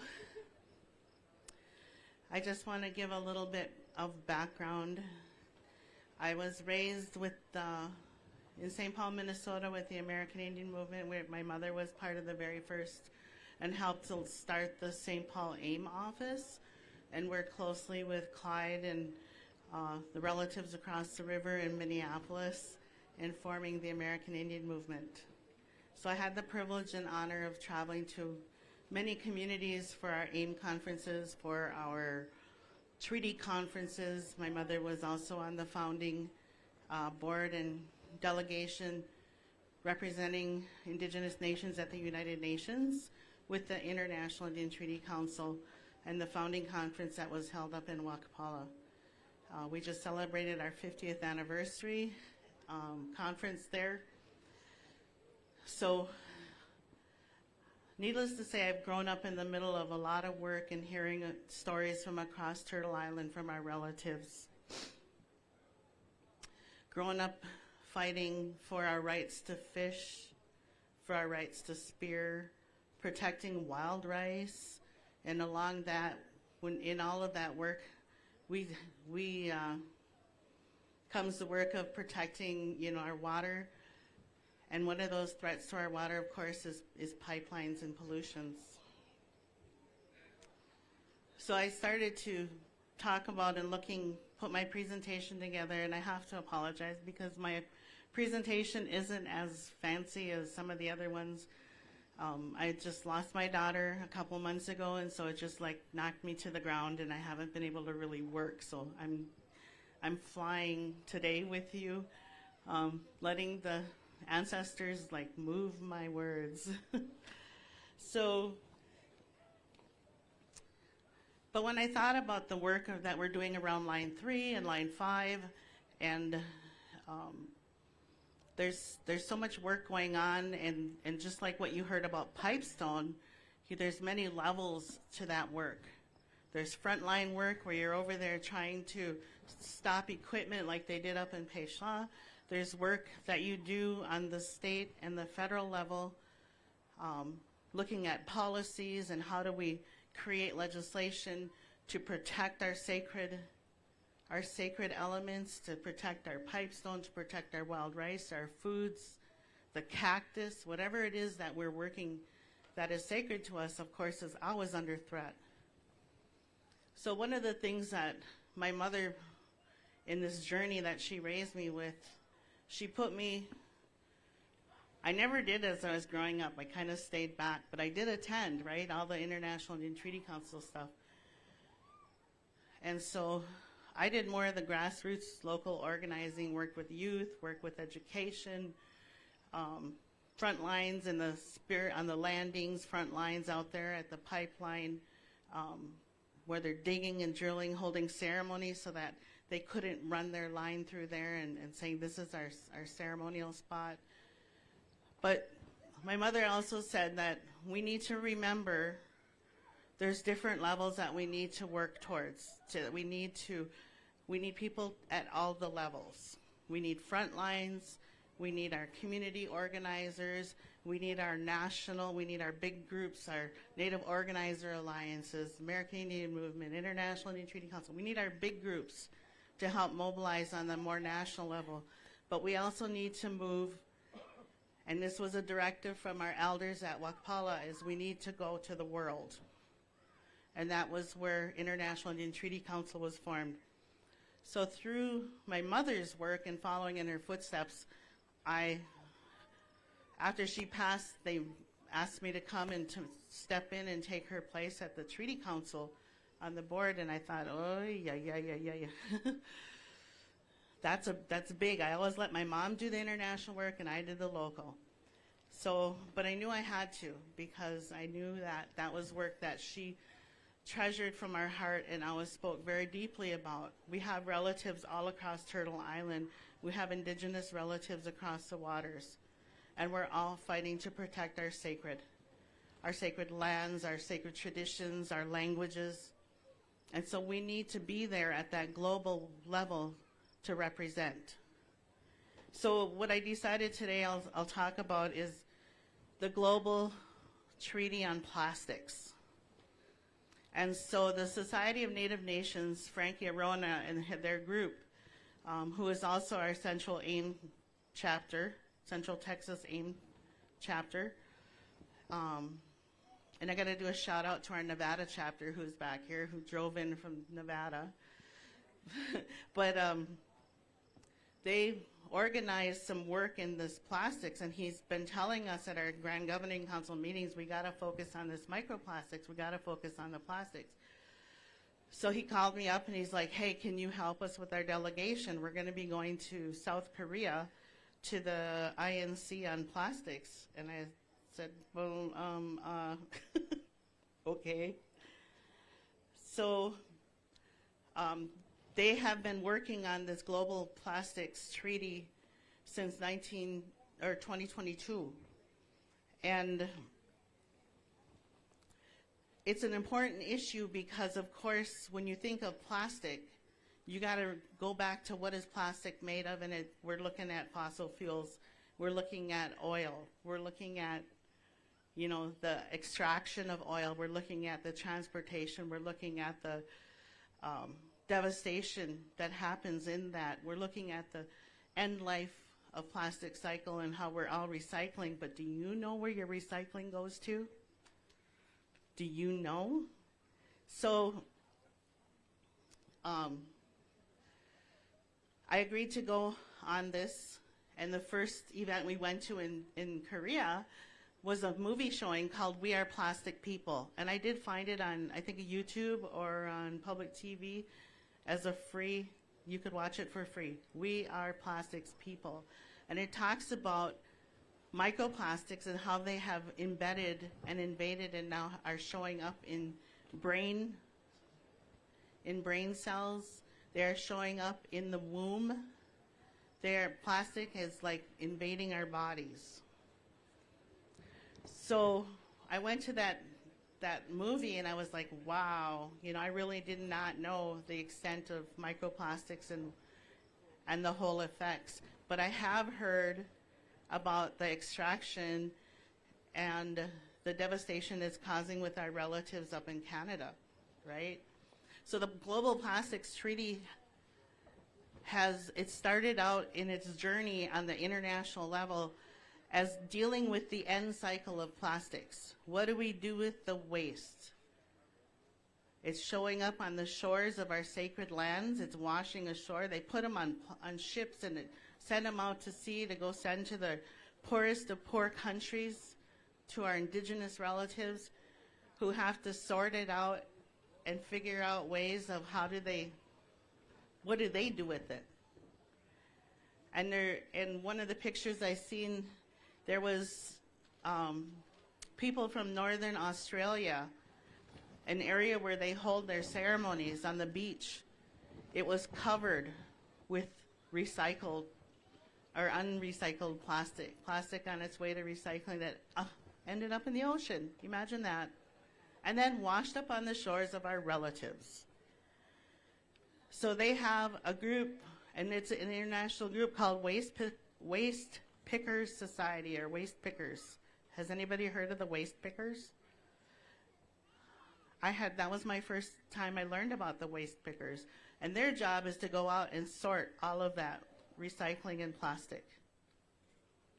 In fact, when we were in South Korea and Busan having this conference, a global United Nations gathering on plastics, the recycling facilities in Busan shut down. And so they were getting overwhelmed with these piles of plastic from people that were recycling. But I just want to tell you a little bit about this because this global treaty is really important, and it will affect, we're talking about pipelines. We're fighting the pipeline, but more at the source, right? Trying to stop even the extraction. So in March 2022, at the resumed fifth session of the United Nations Environmental Assembly, a historic resolution was adopted to develop an internationally legally binding instrument on plastic pollution, including in the marine environment. The resolution requested the executive director of the United Nations EP Environmental Program to convene an intergovernmental negotiating committee, INC, to develop the instrument, which the treaty is to be based on a comprehensive approach that addresses the full life cycle of plastic. Oh, now my computer's going to act up.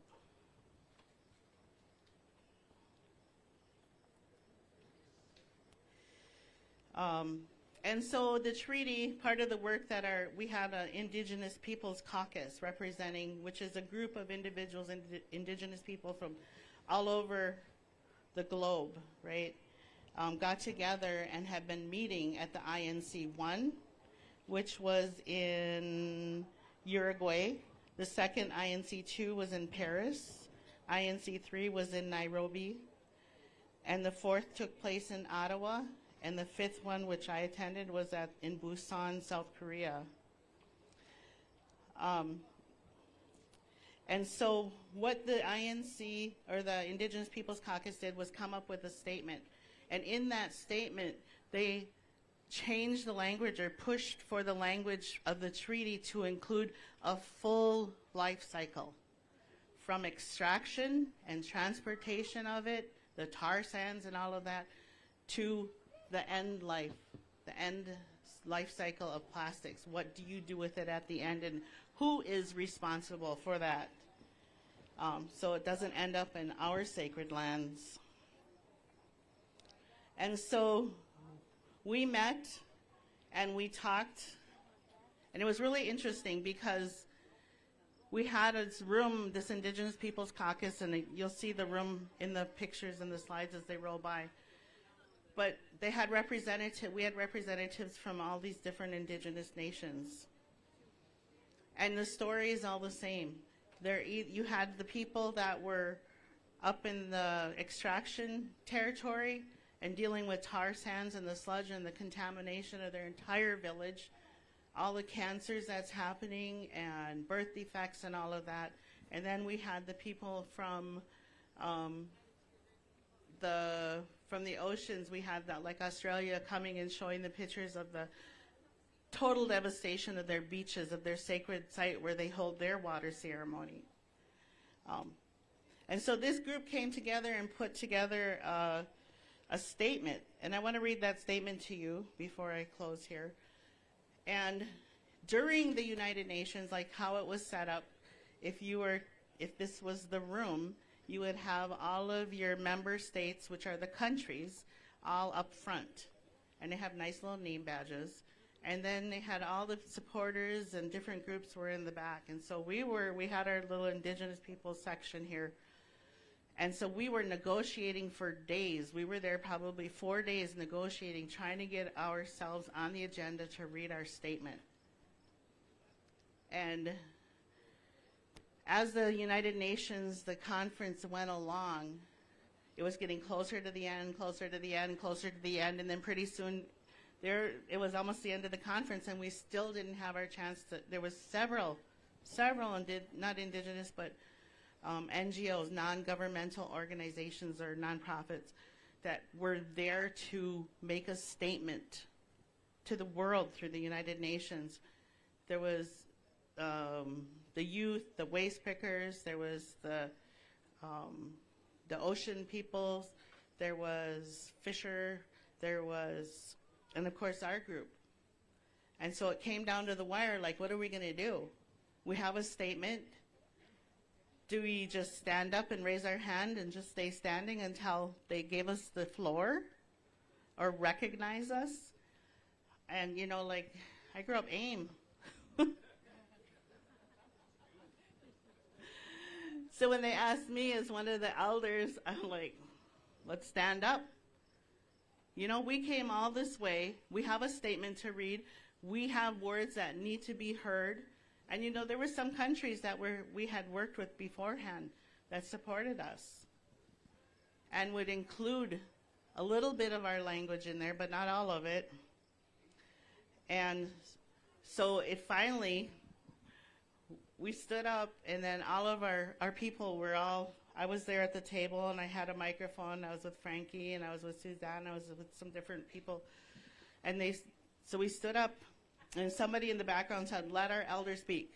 And then pretty soon all of our delegation was like, "Let our elder speak. Let our elder speak." And it really like stopped what was going on in the front with all of the countries. So the chair decided, they did an emergency meeting, and it decided to let us read our statement. And so they said, okay, after we finish this country here, after their statement, then we'll go up and we're going to allow 2 NGOs, the Indigenous Peoples Caucus and the Youth Caucus. We'll each get a chance to read their statements. So we're all happy. Well, after that one, the last one he said, and we were supposed to be next, there goes Saudi Arabia. There goes, I don't know, all those oil countries. And you know how when you're playing baseball or basketball and you throw the ball back and forth and hold it so the other team can't get the ball and score?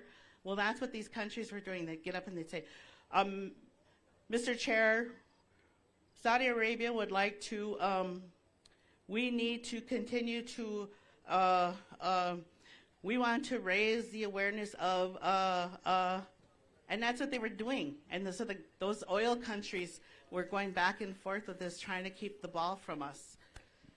So finally, they said, nope, we're done. We're going to let these 2 groups speak, or we're going to be here all night. So this is our statement. And again, you know, in dealing with pipelines, this kind of takes it to the upper level here, and hoping that it will help to end all pipelines. So this is a statement, and I was voted to read it. Thank you, Chair, delegates, colleagues, and relatives. My name is Lisa Bellinger, and I gave my background. Today I speak on behalf of the International Indigenous Peoples Forum on Plastics to highlight the disproportionate impact of plastic pollution on our Indigenous peoples. We bear the brunt of the triple planetary crisis, and plastic pollution is poisoning our lands, our air, waters, ice, food systems, bodies, and our very existence. The Global Plastics Treaty must recognize our rights and prioritize our voices and solutions to this crisis. Indigenous rights are human rights. For millennia, Indigenous peoples have lived their lives in balance with the natural world, establishing and practicing non-toxic, truly circular and life-giving systems. Our ancestral wisdom offers vital solutions to the plastic crisis, addressing its entire life cycle from extraction to disposal. The treaty must actively promote Indigenous peoples' contributions, providing a culturally safe platform for our full and effective participation in decision-making and implementation of the treaty as rights holders and not stakeholders. We call for the treaty to uphold the distinct rights of Indigenous people as encompassed in the UN Declaration of Rights of our Indigenous Peoples, ensure the ethical and equitable utilization of Indigenous knowledge, ensuring free and informed prior and informed consent throughout the treaty-making process, set legally binding global targets to phase down plastics, prohibit the construction of new fossil fuel extraction sites and petrochemical facilities, eliminate harmful plastics, chemicals from supply chains, and protect ecosystems and human health. To hold polluters accountable, to reject the false solutions such as incineration, co-incineration, co-processing, chemical recycling, plastic credits, bioplastics, biopolymers, and the transboundary movement of waste, also known as waste colonialism. Not leave enforcement and implementation of the Plastics Treaty instrument up to individual states, but rather to all signatories of the treaty collectively. Implement just redistributive and simplified financial mechanisms that must ensure that funds are grant-based and directly and equitably accessible to all Indigenous peoples of the 7 socio-cultural regions, and frontline fence line communities. Finally, we highlight with disappointment that there is no recognition of the rights of Indigenous peoples in that treaty document as it was. Only references to our knowledge, and we must call on member states to fully support the rights of our Indigenous peoples.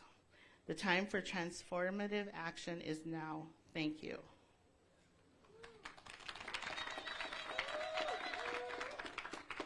So we'll keep you posted on the upcoming treaty meetings. It's the following treaty meetings has kind of led to a stall, right? So we have certain countries that are still fighting against the treaty.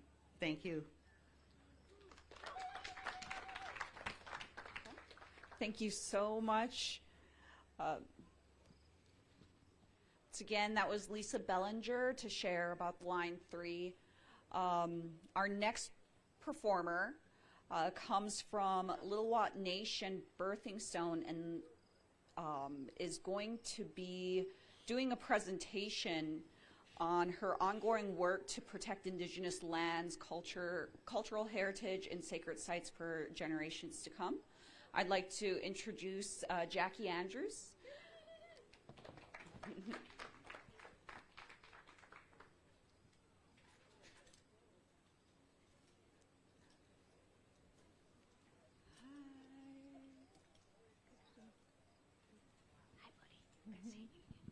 Cookshim.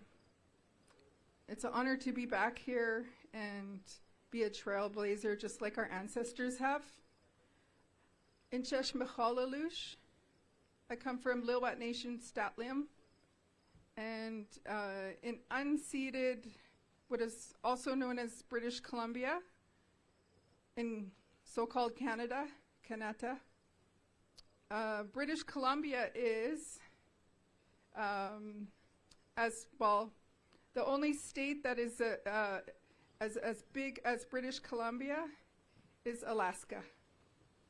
And actually, British Columbia is comparable to California, Oregon, and Washington all put together. And so-called British Columbia is 95% unceded. That little 5% is actually privately owned. And the Crown also tries to say that British Columbia is 95% or 94% Crown land. But of course, our people, especially the Statliam, the lower and upper Lillooet, our First Nation ancestors in 1911, along with other people from the Katmuk and other areas, gathered together for a declaration. And I could share that sometime too if there is an opening. And it's actually quite amazing how our people didn't join treaties. The province of British Columbia, they didn't come in treaties with our people. And of course, like I said, our people have not, we didn't give up the land. It wasn't taken or stolen. There was no agreements. And that's where we stand now. And we are, people of Lillooet have also united in 1975 with the Mount Currie roadblock, the Lillooet roadblock. It was also, the Oka crisis was also going on in 1990, I believe. And we united with them, and they also came to help support us, as well as people from all over. So our community comes from some amazing trailblazers, and part of the work that I do just comes from my truth and my heart. We have a beautiful Joffrey Lakes Park, it's called Pipiuk in our language, and I'm sorry if I'm pronouncing it wrong. That is a very beautiful glacier, 2 glacier lakes, and my maternal grandfather, Alex Peters, he was hunting and trapping there, and many other trappers from our communities. And now they also, of course, have amazing, beautiful glacier mountains there. And now, of course, with global warming, it's starting to melt, and that's changing everything. And then we have mass production, and people coming from all over the world come to our territory. In Pemberton is the closest to our community. They took our lands, relocated us, took the best lands, and relocated us to a floodplain, which is pretty common in Turtle Island and in the USA too, as well as residential schools. So it's important that we educate ourselves in many ways through our elders and our matriarchs, but in the schooling too. And so kind of get the best of both worlds, so you can also work to be a trailblazer, to represent the truth and the heart of Mother Earth. I went to Standing Rock to support Chief Orville because my uncle is close friends with him, and we also had Chief Orville and Paula come to our International Indigenous Leadership Gathering that I helped our chiefs organize for 9 years in British Columbia, in Lillooet. And we're planning to bring that back, and if you look it up, and the plan is to bring it to we have a beautiful outdoor arbor, and it's just the issues that they have no toilet and water, so we're trying to work around that. And so and that's part of our founders and some of our late chiefs that brought that. And I talked to my children and I said, I want to bring that back. What do you think? And they're 22 and 24 now, and they said yes. So it's gatherings like this that really shape our children and our babies, and our, I'm really honoring that we have teenagers here that some of them are with their family, and they say they're coming to a meeting, and this is what I grew up around circles and ceremonies like this, even as a young adult. I tell people you're never too young to learn. I am a twin, so therefore I carry the bear medicine. And this here, of course, is a grizzly. And this was actually given to me from an elder. And it was put in my care from an elder. And there's a lot of stuff that we have to do to be in ceremony. And I just get back to, why can't it just be ceremony? When I wrote a letter, this is a Joffrey in that picture. I'm sorry, this one is the birthing rock. So I brought students there, and my son is part of an environmental program in high school, and we brought them there, and I taught them how to do some medicines and stuff. And somebody told me in 2022 that they were going to do a bike race there. And it's Sacred Birthing Rock, and it's our people of Lillooet's sacred site. Somebody was biking there, and they sat down on this cliff. They took a break, and they realized that there was like a petroglyph underneath, and so they uncovered it. And that's what it's called. We got to remember that we come from an oral history, so we don't really know unless it's been passed down what our people called it. And that goes for the red petroglyphs that are also shared, the paintings that are brought in, carried down on cliffs where our people had their vision quests. They wrote their dreams on the rocks forever. And some of them were their dreams, some of them were their visions, some of them were prophecies.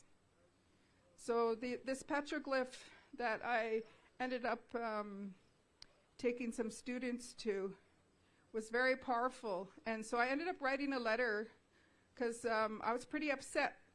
I was like, my son is a downhill biker. He's raced as a child, and so it's like a delicate process. My dad is a Grand Chief Leonard Andrew, and my mom's Florence Andrew. And I come from a place where they did my dad was a chief, his dad was a chief, his dad was a chief before him. We come from a history where these meetings were done in our language. So that's pretty powerful, and we're starting to, of course, step away from that. So I ended up writing this letter, and I was pretty upset. And their comeback was like, also went to social media, and then I wrote this letter, and then I put the letter on social media too. I wrote a letter to their survey or whatever, and to our chiefs. And we have to remember that our chiefs, elected chiefs, work for the people. And so sometimes these companies come in, or the developers, thank you, and they want to, they just say, their comeback to me was, oh, we've spoken to Lands and Resources Department. And I said, well, you need to address the chiefs and council. They work for the people, and I am the people. And I said, it's not enough to take down this, it's not enough to say decrease the time. Oh, we're going to go and we'll race it, but we'll shorten the route or whatever. And it's not enough to, I guess, they put a little fence on it, a little kiddie fence that even a little toddler could go over. Like, it's like 1 foot high. So I don't know the understanding about that. And they put like a little plaque there. And I said, it's not enough to do that. I said, people that are going to, I said, a lot of these bike racers are environmentalists. I said, do they know that they're biking beside a sacred site? You know, and part of their comeback too was like, oh, we see that you're angry and frustrated. I'm like, what? I'm angry and frustrated now? You know, like just the stereotype of the angry Indian, right? And I just got back, I said, I'm not angry and frustrated. I said, I was upset, but, and so it's just encouraging to look back at our declaration of our chiefs, to step up. We need to be the generation that steps up. And that's hard. That can be hard, especially when some of our elders are passing or they can't travel as much. My uncle, Frank Andrew, is very close friends in ceremony with Chief Orville. And I was hoping he'd come here, but, you know, it's a different energy to come down into the States with all the concerns that are going on with ICE and with the Army. You know, I'm seeing stuff that I haven't seen before. So I was in Minneapolis too yesterday in my crossover, and I was just really wishing that I could get out there, and because I know that Chief Orville and Paula also did ceremonies there. So we have a lot of things that are happening to protect our lands and waterways, and we need to be the people that steps up. And if we don't do that, then it's going to be brought on to our children, right? So, and the work is never truly done. You know, like there's other things that I've taken part, like I went to Standing Rock to be of service and to support, and that was 10 years ago now. And Chief Orville and Paula and them were there, and some of our brothers and sisters here. And after I came back from there, I wrote a poem about protecting Mother Earth and womankind. And I could share that sometime too. But there's so much that we can do and be a part of. And our children, and I see my elders are coming here. Our children are the ones actually that we also need to kind of embrace both worlds, where they're also looking at they're the ones that are learning in school finally the true history, just starting to, barely. Oh, well, residential schools, but it's, oh, how did Canada get all that land? You know, what did the Crown do? You know, Black history. So, and many with New Age can be using technology like we are today with the you know, live streaming. There's so much that we can do, but this is just a little snippet of my people and some of the work that we're doing. And if you have any questions, you can find me. It's Jackie Andrew. I'm from Lilwet Nation, and I'm on Huckleberry Eyes on Instagram and Facebook. If you want to be a call to action too, you can email our chief and council at info@lilwet.ca. and Porka Bikes is the one. They continued the race, but they're not going around it. So I was successful in that part, but I wanted to abolish the whole race because now there's homes there too. So I just wanted to share that, and Kukshim Kalap, and thank you for having us here. And I brought some medicine for Orville and for Paula for some pain rub for their horse rides and some other stuff too. So, and I'm looking forward to taking part in that. Kukshim Kauch.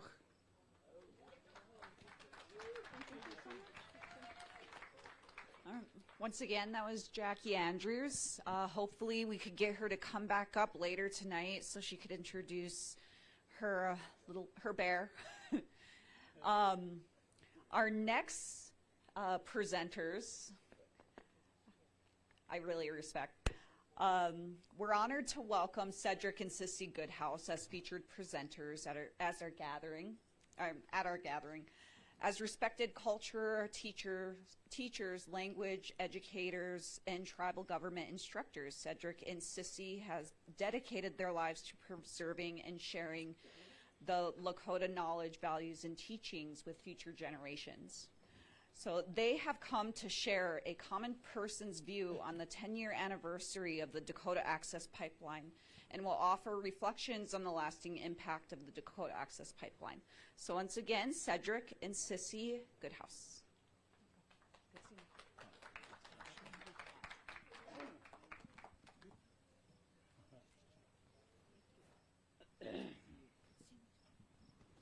Mitako ase.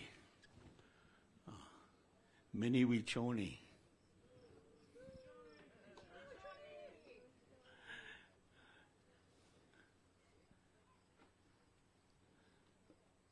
I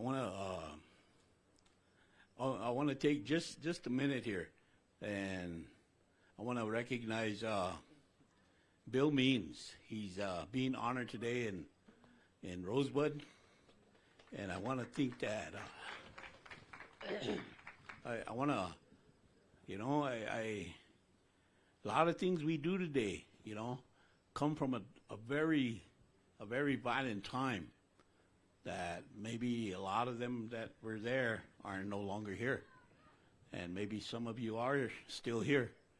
But I remember those times when we had to put our foot down to be able to do the things we're doing today. We'll find its way back to that. Being able to teach Lakota in our schools. When I say Lakota, it means allies. So that's everybody. We're not separate.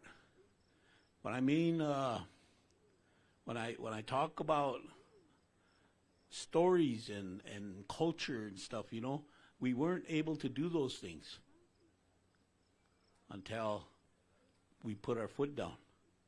And those are the times that Bill comes from. Those are the times that he helped structure along the way and continues to do so today. So I just wanted to stop first before I start talking, and I wanted to share a quick song in honor of him.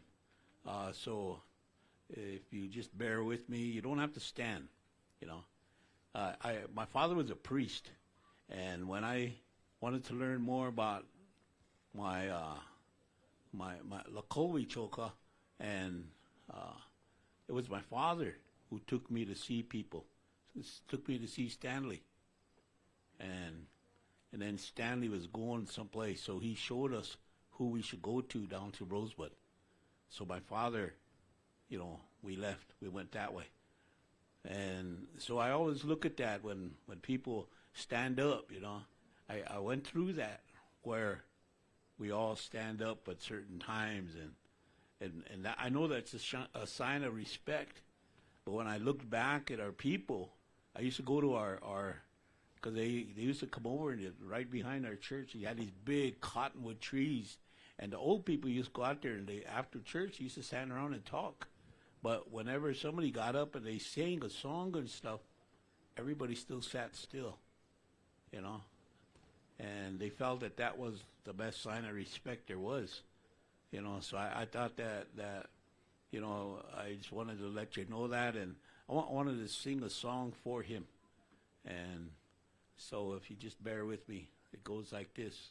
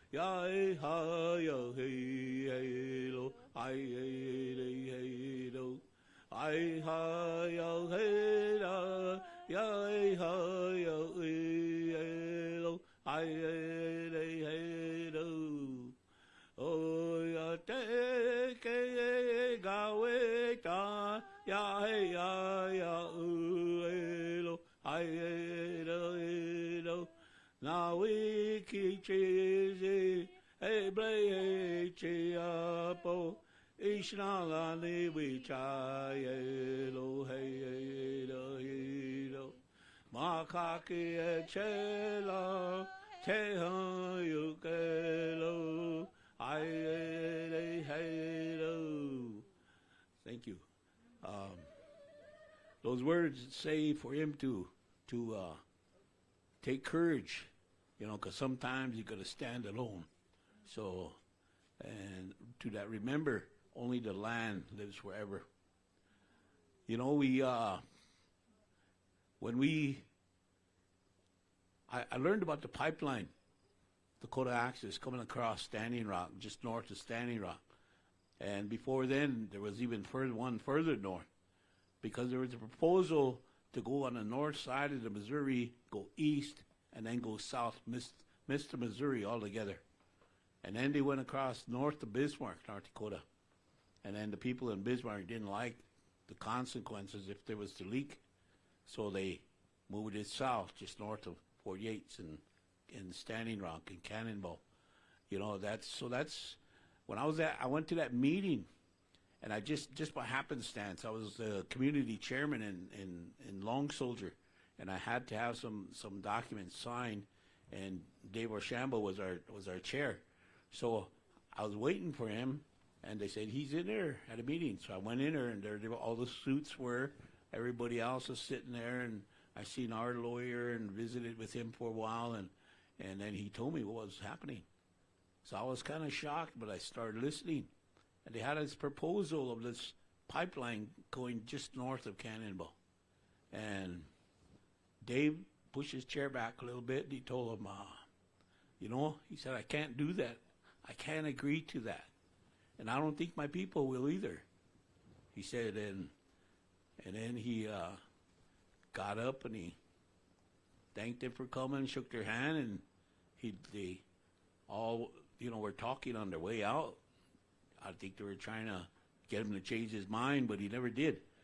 He just agreed and shook their hands and said, you know, we'll see you later, you know. And until we meet again, I want you to bring the people that actually make the decision to the table, because you guys can't. You guys are messengers. So that's the last time we seen those people. So I asked him to come to my community meeting, and we would tell the people there in Long Soldier or Fort Yates. So he did. He came that evening and made a bunch of soup. It must have been about 70, 80 people showed up, and they were shocked by what they heard, you know, because we were never involved to begin with. You know, the prior informed consent part, you know, never happened. So we wanted to let the people know this is not a good thing, and we agreed with that. And my planning commission, LaDonna was part of it on the planning. She said that we need to have a meeting right after this, and we need to strategize what can we do. So we sat there close to midnight and talked about it. So I suggested, why don't we have ceremony? And so they said, yeah, okay, let's have ceremony. So you go ask. So I said, all right. So next morning, filled my chanupa, my wife and I left, went south. And as we were going down the road, I didn't know where we going, you know. So I said, well, let's go see Leonard. So we went down to Rosewood, found out Leonard was in Texas, be there a month, and one of his people told us he's got a nephew, raised him. He lives up there near St. Francis, towards Spring Creek. So I said, okay, well, we'll go over and see him. So we did. We went to his mom's place, and his mom took us over towards he lived. And we waited there for a while, and he came back, and he's working, and he came back, and I gave him chalupa, and I told him what we needed him for. I said, you know, we don't know what we're going to, how to address this. But we figured that we should pray first, and we should ask the spirits for help. So he said, okay, today's Tuesday. He said, I'll be down. I'll be there Thursday. So he said, all right. He showed up Thursday. We had everything ready, and we only asked for two things. We asked for help because we were fighting this multi-billion-dollar company, you know. And when we were fighting this company, they got more, you know, everything that we ever had. And we wanted to know that, you know, we didn't know what to do. So that's what we were going to ask the spirits to help us in that matter. The other one was that we were going to ask to help our governing body, because in the end, anything that happens, they would make the decision, whether it's good or bad, what they felt about it, and the best decision that they could make. So that's what we did in ceremony. We asked for those things. That's where Matjóó came from. Matjóó came from our creation story. Because from the time of creation, these resources that they look at, you know, they were here, all here before us. And when we came last, everything was here before us. And we felt that this is their home. It's not ours. So we felt that we needed to respect all these things, everything. And those of you guys that we have our creation story that talks of Eon. And before time there was Eon. And in order for there to be more, Eon had to share. And that's what Eon did. He spun in a great ball, and pieces came up, and a universe was created. And it goes on, just paraphrasing here, but in part of that creation is that as Matjóó created, Matjóó is the earth, the body of God. And as Matjóó grew, his blood began to run. And his spirit left him and created Matjóó. But as the blood began to run, it turned blue. And that's what water, that's Matjóó. And so that's where that came from, was through ceremony.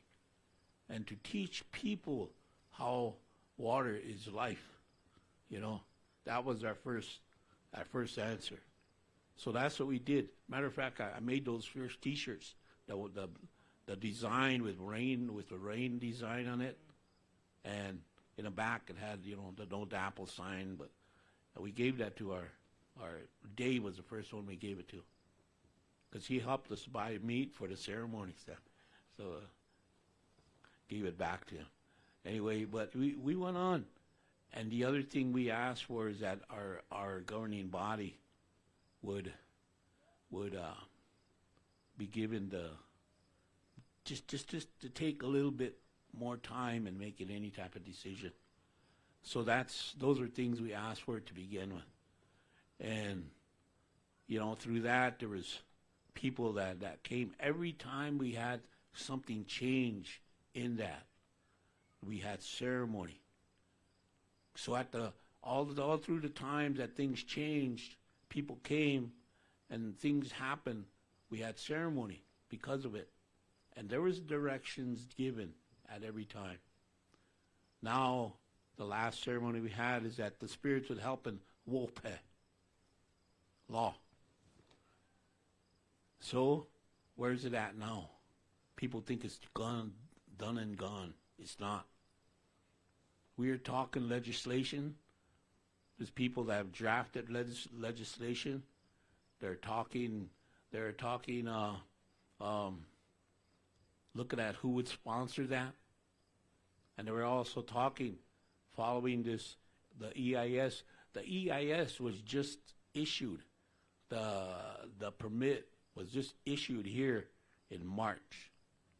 People said that they were operating without a permit because they need an EIS to be given before they get a permit, according to Army Corps of Engineers. So they've been operating close to 10 years illegally.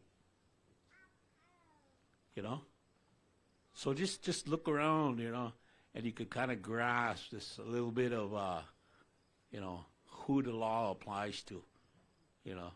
So but they've been operating for that long for 10 minutes. I mean, she gave me 5 more minutes. I better give it over to Sissy here pretty soon. But I wanted to say about that much because, you know, that's not dead.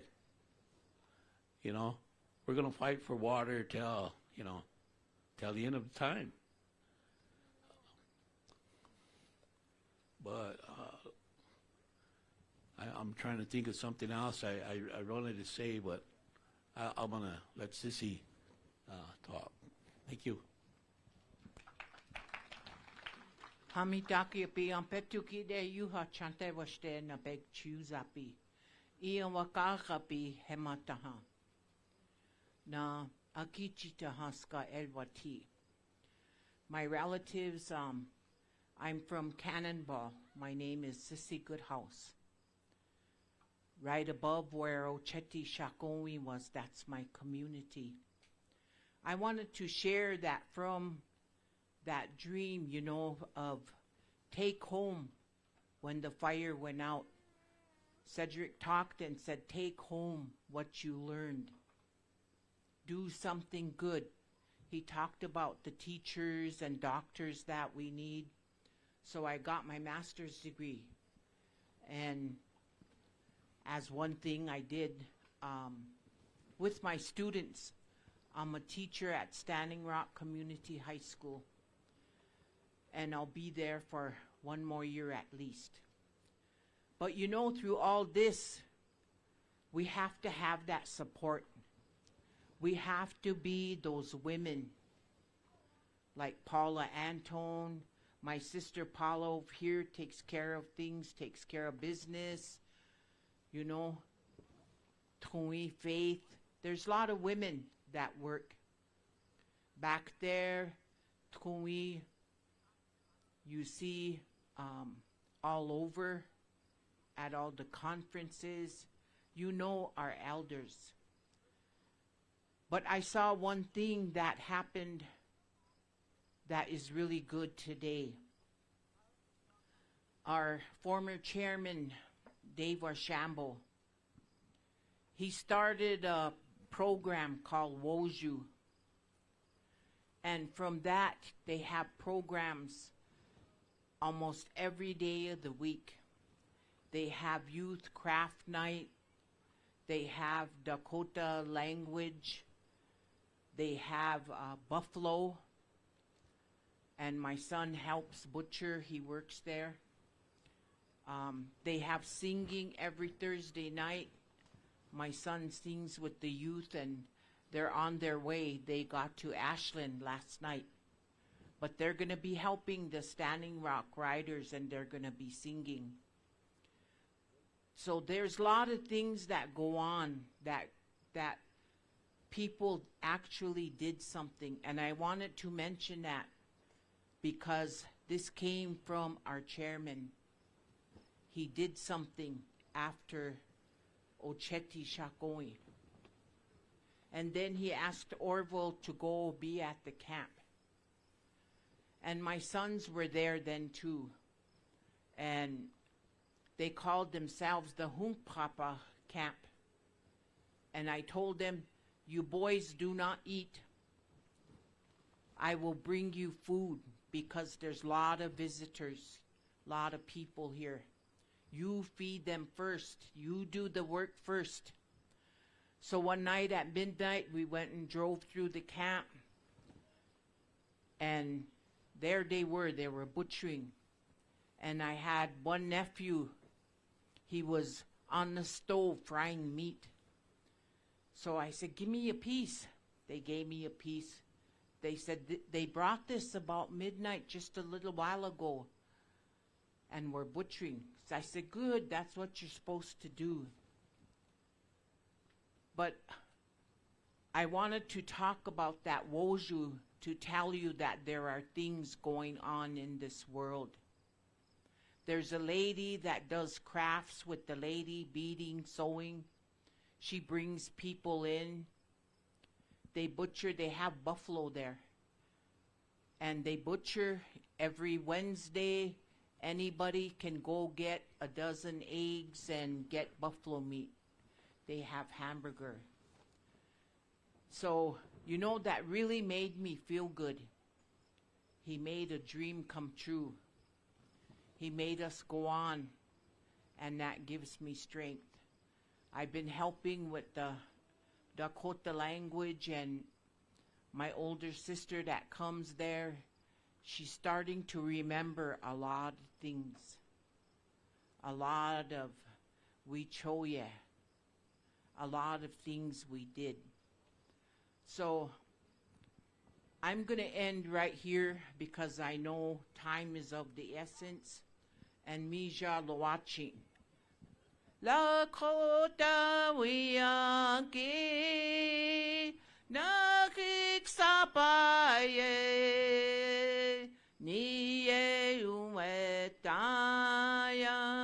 wichin chake chaya oya teki haya wachiniya pelo hey hey ha yo hey ha yo hey ha yo hey ha yo hey ha yo hey ha yo hey ha yo hey ha yo hey ha yo hey ha yo hey ha yo hey lo hey Dakota wiyanki nakik sapaye niye uetaya wichin chake chaya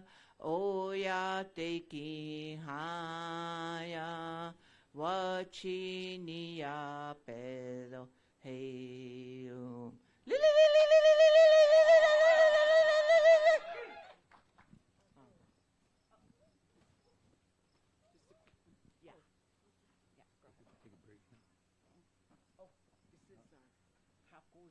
I forgot about him. All right. So we are going to do a quick break for lunch.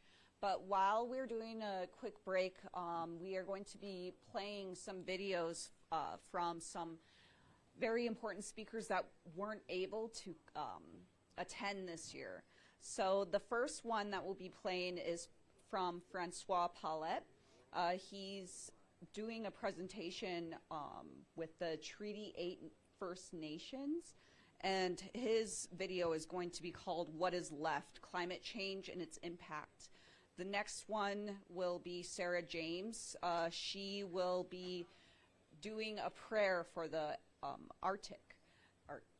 And so those will be playing while we have break for lunch. And so I'm just going to pass the mic over to the big boss man, Chief Orville Looking Horse. Aho, hey, Matјó stay.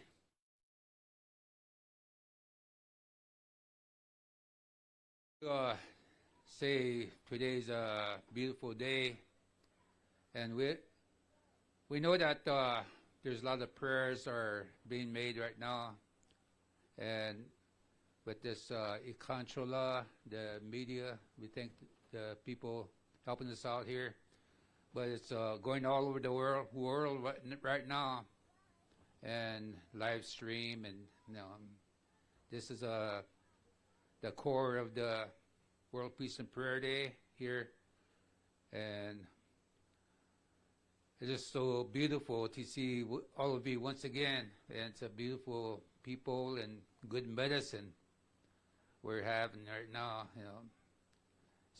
sending to people of the world, but who we are and where we came from and where we're going. But World Peace and Prayer Day is all nations, all faiths, one prayer. And we need to empower all the other smaller tribes. I know that there's a lot of religious leaders and people, a lot of indigenous leaders.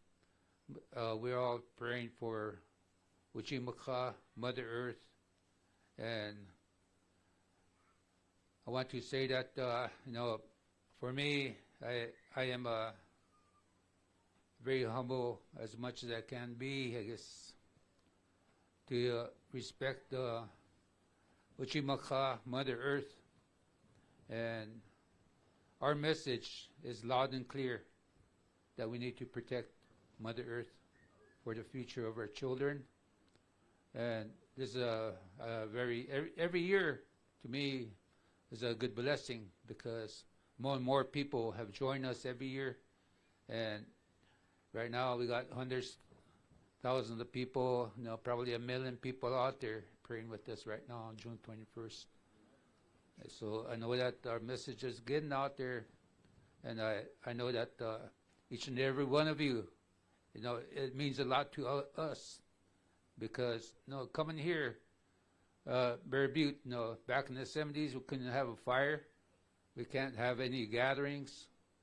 And 1996 was a big outcome for our First Nations people. All the tribes, surrounding tribes came to Devil's Tower, Matjó, and I'm sure that some of you were there. But, all of us have dreams. And dreams and visions, and that people say all the roads go to one place, and this is our sacred sites all over the world, connecting with sacred sites, with people, that we can make a change, and I hope we can make that change. I hope.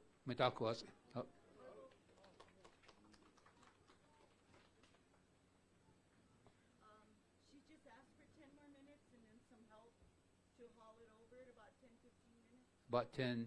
But he wants to make an announcement of what's Okay. going on at Yellowstone. It's really important.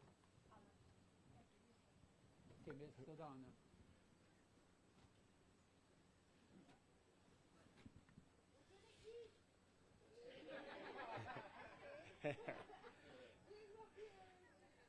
All right, I won't be very long. Matјó Matjuó, Dallas. I'm with Buffalo Field Campaign. I'm Yankton, Dakota, Assistant Wapanan Band, and been getting together with Buffalo Field Campaign here recently, last half a dozen years. But they've been doing a lot of good work, started by Rosalie Little Thunder, Dakota woman, and my friend over there behind the camera, Mike Meese, to protect that Yellowstone herd. And it's been 30 years of a journey, just like this 30 years here on World Peace and Prayer Day. And we're still going, and we're still here for World Peace and Prayer Day. We're still here to protect the buffalo as well and bring them back. We want free roaming buffalo running across this nation again as wildlife and not being persecuted. We want them to be able to leave their reservation of Yellowstone Park. We want to bring them back to all of our reservations. I'm lucky enough to come from Fort Peck, where we tried to get that conservation genetics, that last wild herd, that ancestral memory that herd has for their migration, for the reproduction, for them grandmothers in that herd that are teachers, you know. So Fort Peck gets those buffalo, and then we distribute them to tribes. I think we last count distributed to 28 tribes in 12 states. So I just came from my Koda over here, my friend at Wind River yesterday. They harvested 2. One was for a Sundance ceremony. And so they're harvesting over there right now, and that's a good conservation herd that my friend Jason Baldes runs over there. So all that to say that 30 years on, we had a gathering at Fort Hall of 11 tribes, Tribal Buffalo Summit. We had 11 tribes there, and 11 tribes spoke in their tribal language plus English about their spiritual connection, their spiritual relationship, their historic relationship to our relative, our four-legged relative, Teoyate. And so when we did that, November 4th, the first Saturday of every November, was declared in 2016 as National Bison Day. This is our national mammal for this country, but really it's the national mammal for Turtle Island. So when we met, all those tribes were speaking in their language what the buffalo mean to them from all over. So that was November 4th, 2023. Well, lo and behold, about exactly 9 months later, on June 4th, 2024, a white buffalo calf was born in Yellowstone to that last wild herd, that last free roaming herd. And Lekshi Orville came up to Yellowstone, and he named that white buffalo calf Wakangli right here. And there it is. So that was at Yellowstone 3 years ago or so. On June 26th, I think, is when we did that ceremony.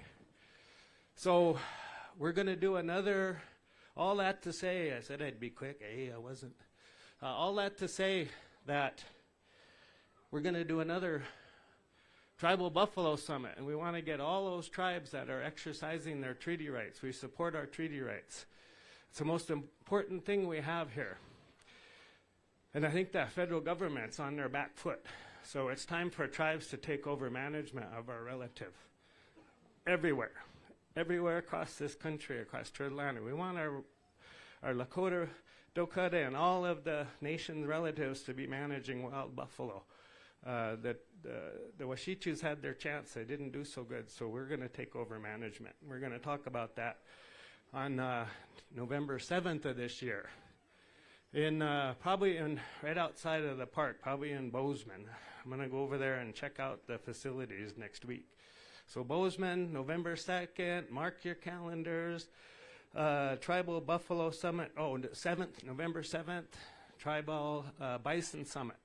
We got all 11, 12 treaty hunting tribes there and 20 other tribes to talk about this. And I've asked Lekshi Orville to come over and Paga him to come talk to us and open it up with a prayer. November 7, 2026. So I guess that's it. That's all for me. Wopida relatives.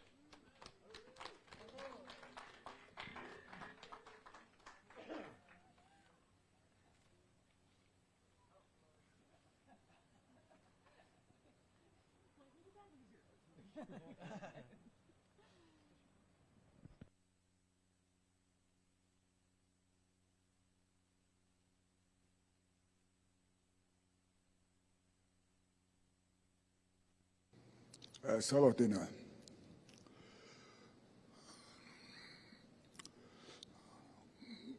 That's my language, Denisontina.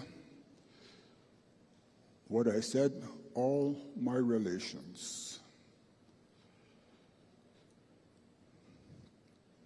I come from the far north. For many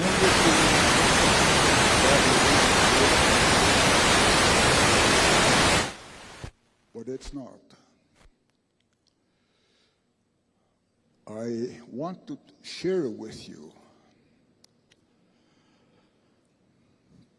what is going on in the world, what is going on here, what is going on in our homeland in the north.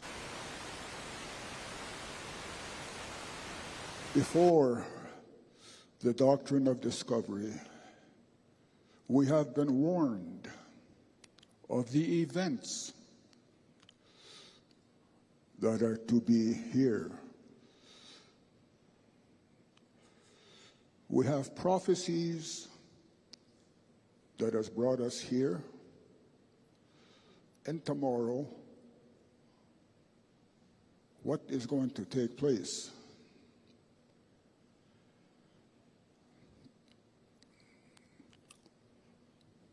When I was 21 years old, I became the leader, the chief of my tribe.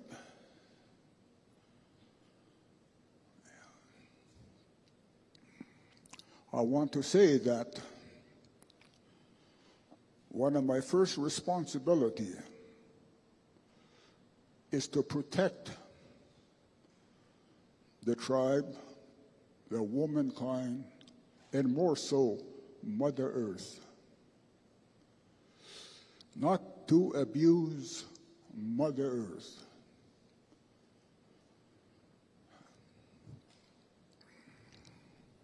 I, 21 years old, we filed this huge court case in the north. It's called the Caveat-Paulette case. We won that major court battle. This forced the Canadian government to recognize that there is such a thing, in their words, as Aboriginal rights and titles. There was 26 of us chiefs. I am the last remaining chief. The next battle was they wanted to build a Mackenzie gas pipeline from way in the north all the way down here. The 34 tribal groups in the north, we took offense to that. In a 2-year time, we challenged that they could not do that, not in our homeland, not in the foreseeable future. In 1977, the oil companies walked away from that. I was in that battle.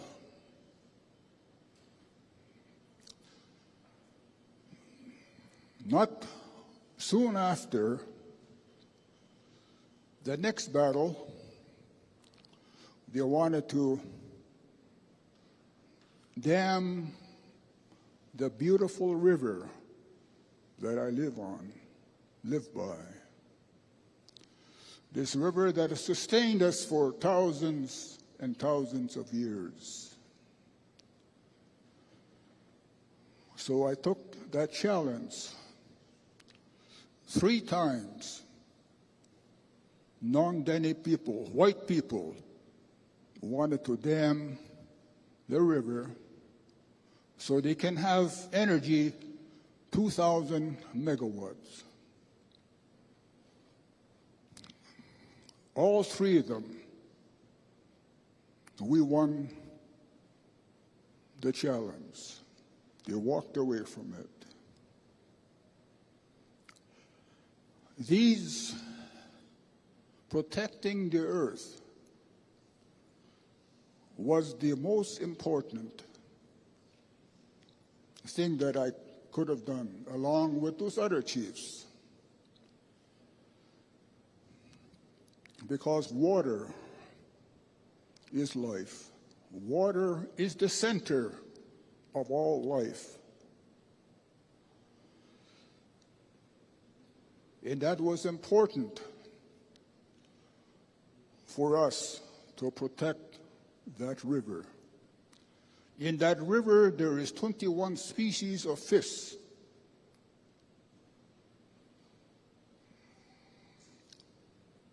I have relatives here that come from the east arm of Great Slave Lake.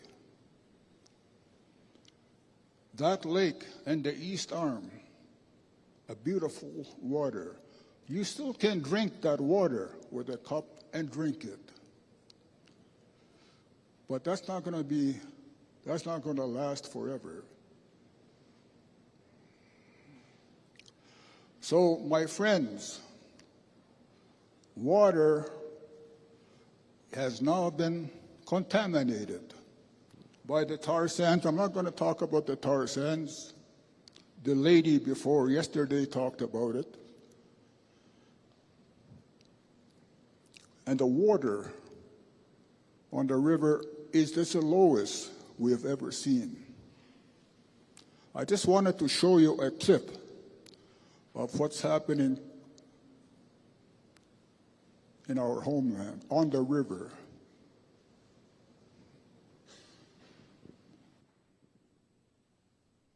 My name is Lord Cheesy. This is my territory. I've never seen the water level this low before, where the fish couldn't even go upstream. When I was young, we couldn't cross this little stream right here we got now, which is not wide. It's about 20 feet wide now. But in the old days, it was maybe 100 feet wide, some places. I'm Jane Dragon. I moved to Fort Smith when I was 9, so I've been here for 70 years. And I had never seen the river like that. This is the first time. The world is changing lots with us. I don't know how we'll be when you're my age. All the delta had dried up. The birds not going there anymore because it's all dried up. Well, there's less of everything. There's less buffaloes, less caribou, less moose. It's never been this low.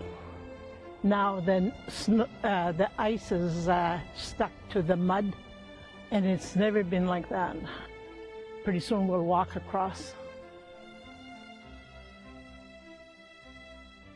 I am standing on the shore of the Dog River, but in a normal year, this would be underwater. The water would be up over here. But this is pitiful. There's a lot of concern amongst Native people because we're downstream from all these industries, especially the dams on the Peace River and the tailing ponds from Fort Mac. They use up all the water before it gets here. And they pollute it also. Without water, we won't live that long. You know, it's very important. And polluting it, it's even worse. Everything is in danger. Everything is, all these fish, the four-legged animals, birds, they're all impacted, not just humans. But humans is the biggest cause of this climate change. It's global warming. And to be honest, they don't really care. They don't care. They could build all the pipelines they want, open up all the bitumen mines, the tar sand. So what? All they want to do is make money. But while they're doing that, this beautiful land is being destroyed. So there is no balance in what's happening between the environment, Mother Earth, and the people that want to continue to destroy the land by tar sands, by industrial development. There's no balance. It's out of balance. We are in an emergency situation. Canada needs to adopt emergency measures and declaring that there's impact through climate change on the environment. If they built another dam, they're talking about it. And I think that one will finish us off. So what we're going to do if we ran out of water? Well, we can't make water. It's got to rain before we have any water. And it's a shame that money is more important than water. I mean, you couldn't live on money. You couldn't buy water if there's no water. They don't do anything. They don't try and do anything. They don't even go public about how low the water is. They can't go against the big industries like the BC dams. But we can. We will fight the dams all the way. And the tar sands also. We haven't given up, just laying low.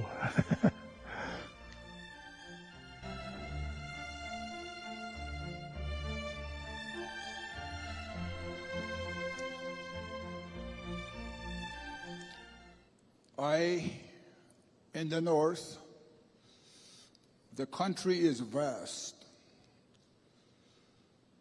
This river flows from the ice fields and the mountains. It goes all the way to the Arctic Ocean. I was with a group of elders that worked and advised Western doctors about traditional practices of medicine and protocols. And one of the things that kept coming up was cancer. Why is there so much cancer along the river system? So we asked the doctor to give us an analysis of what types of cancer was there. 2 or 3 weeks later, they came back, and the elders pretty much figured it out. Here, nationally in Canada, stomach cancer is the 3rd highest. For some unknown reason, in the north, it's the highest. And we asked the doctor, where is this coming from? They only can point to the environment. Because the water has been impacted all the way to the Mackenzie. Right today, you cannot navigate the Mackenzie River. The ships that normally would go up the river to supply the communities, you cannot do that.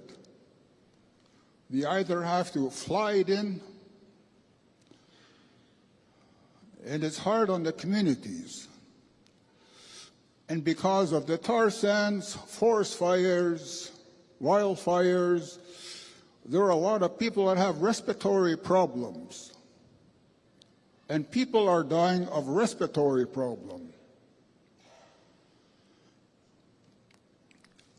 Unlike down here, there's only 33 villages, First Nations up in the north, Yellowknife being the biggest.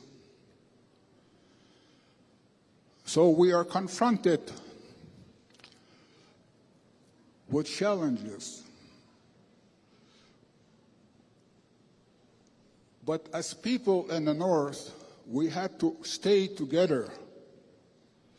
The chiefs, the leaders, if one of the chiefs defected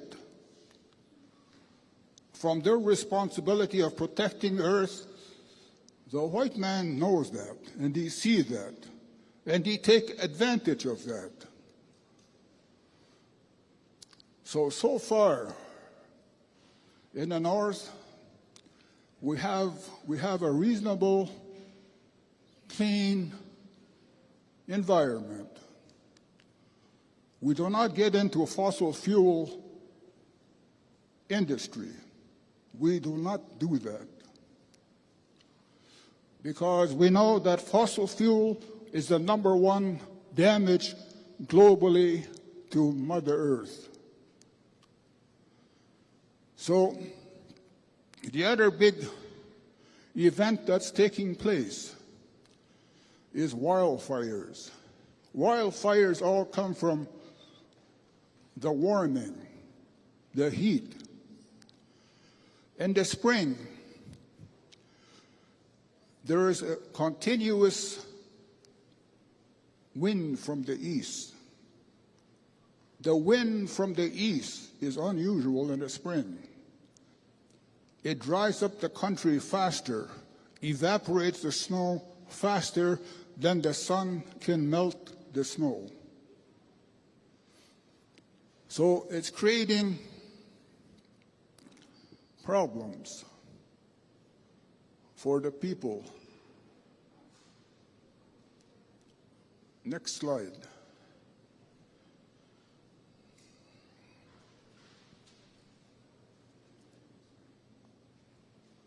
This slide here is, we do ceremonies, what we call feeding the fire ceremony. The forestry departments, 3 of them, one from Alberta, one for the Northwest Territories, and the park, Wood Buffalo Park, asked the chief, who is my son, says, is there a ceremony we can do so we can protect and defend how we're going to live with fire? Yes, and we have that. So feeding of the fire ceremony took place.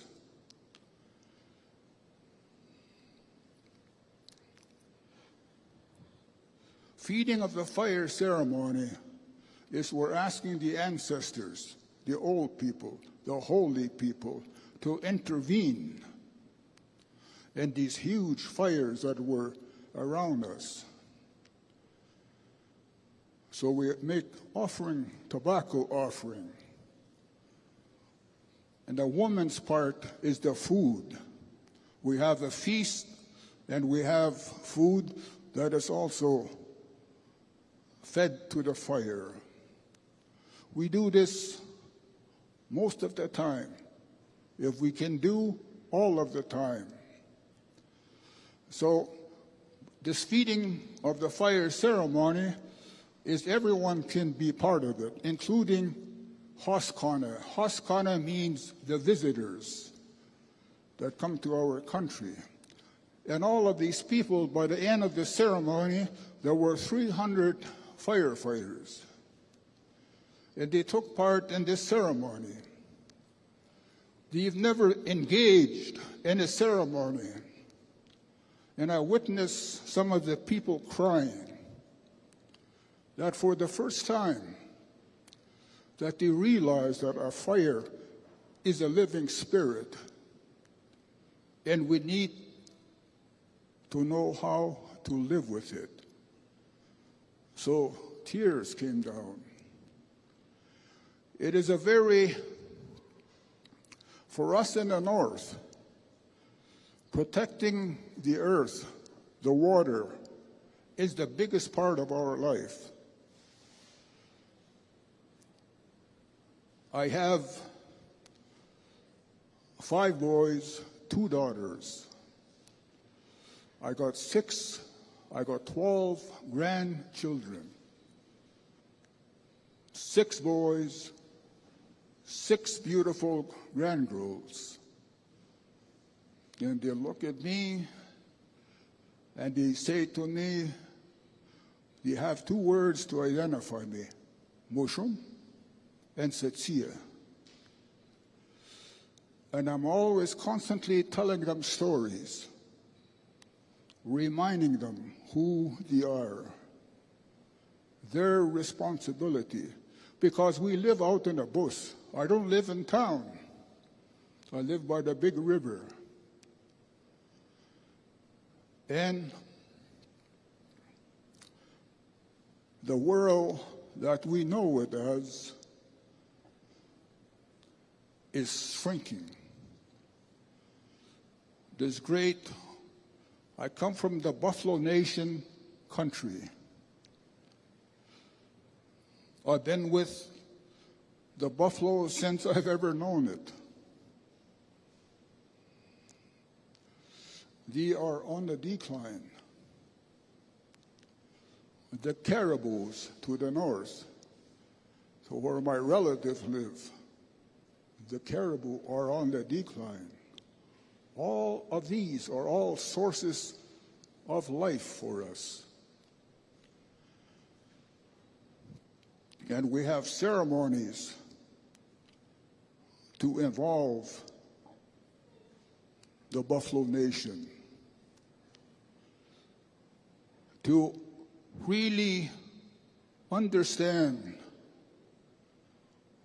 nature, Mother Earth, all the living things, including those mosquitoes that harass us right now.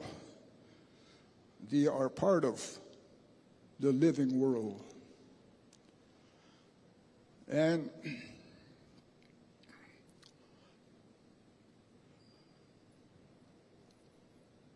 my grandchildren, I try to instill hope.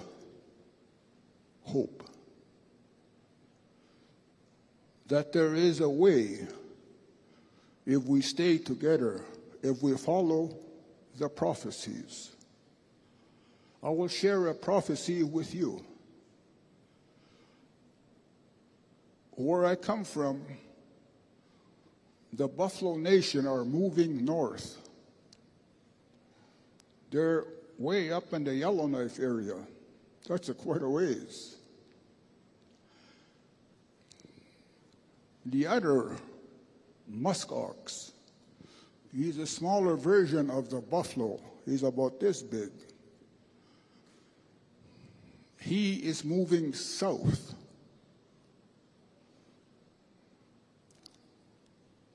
The people that prophesied, he said, in the future, when the buffalo and the muskox come together, there is going to be some upheaval in our lives and in the world.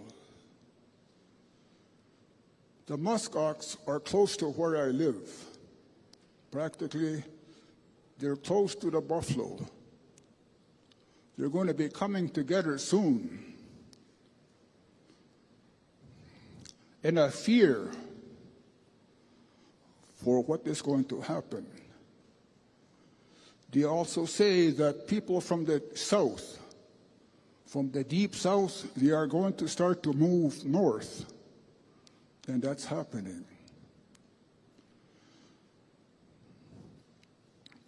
Because they said a long time ago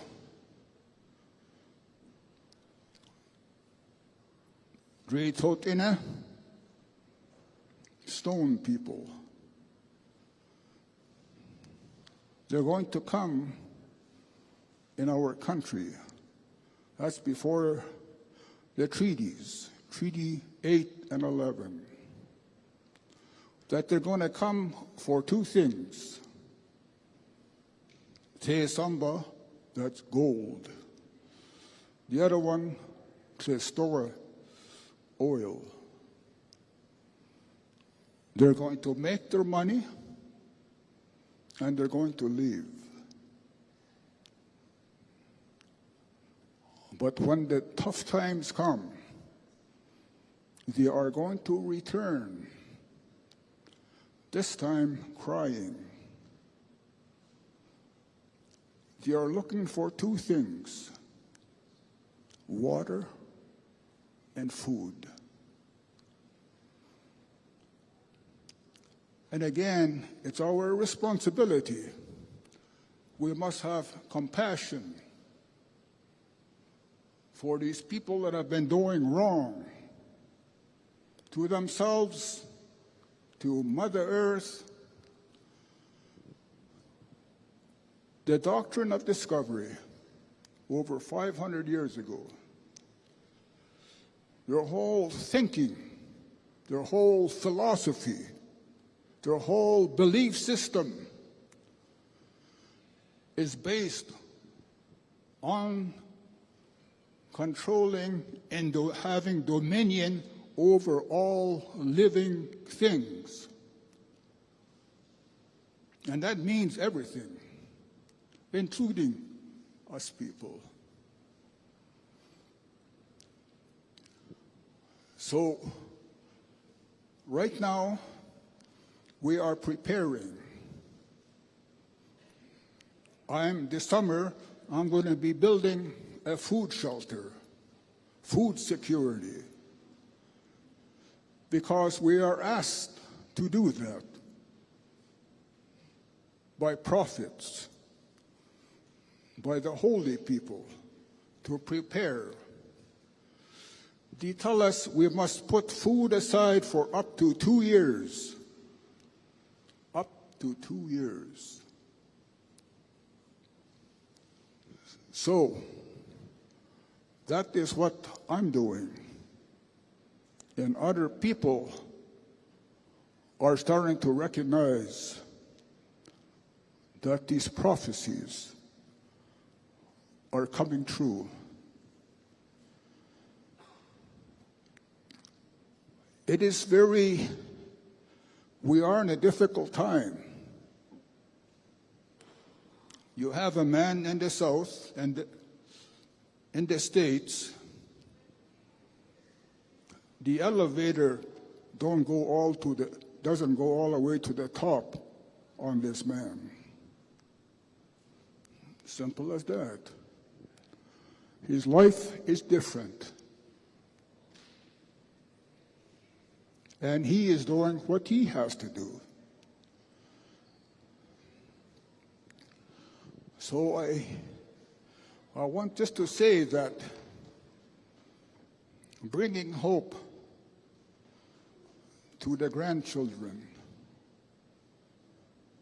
that we must learn to go back to the bush.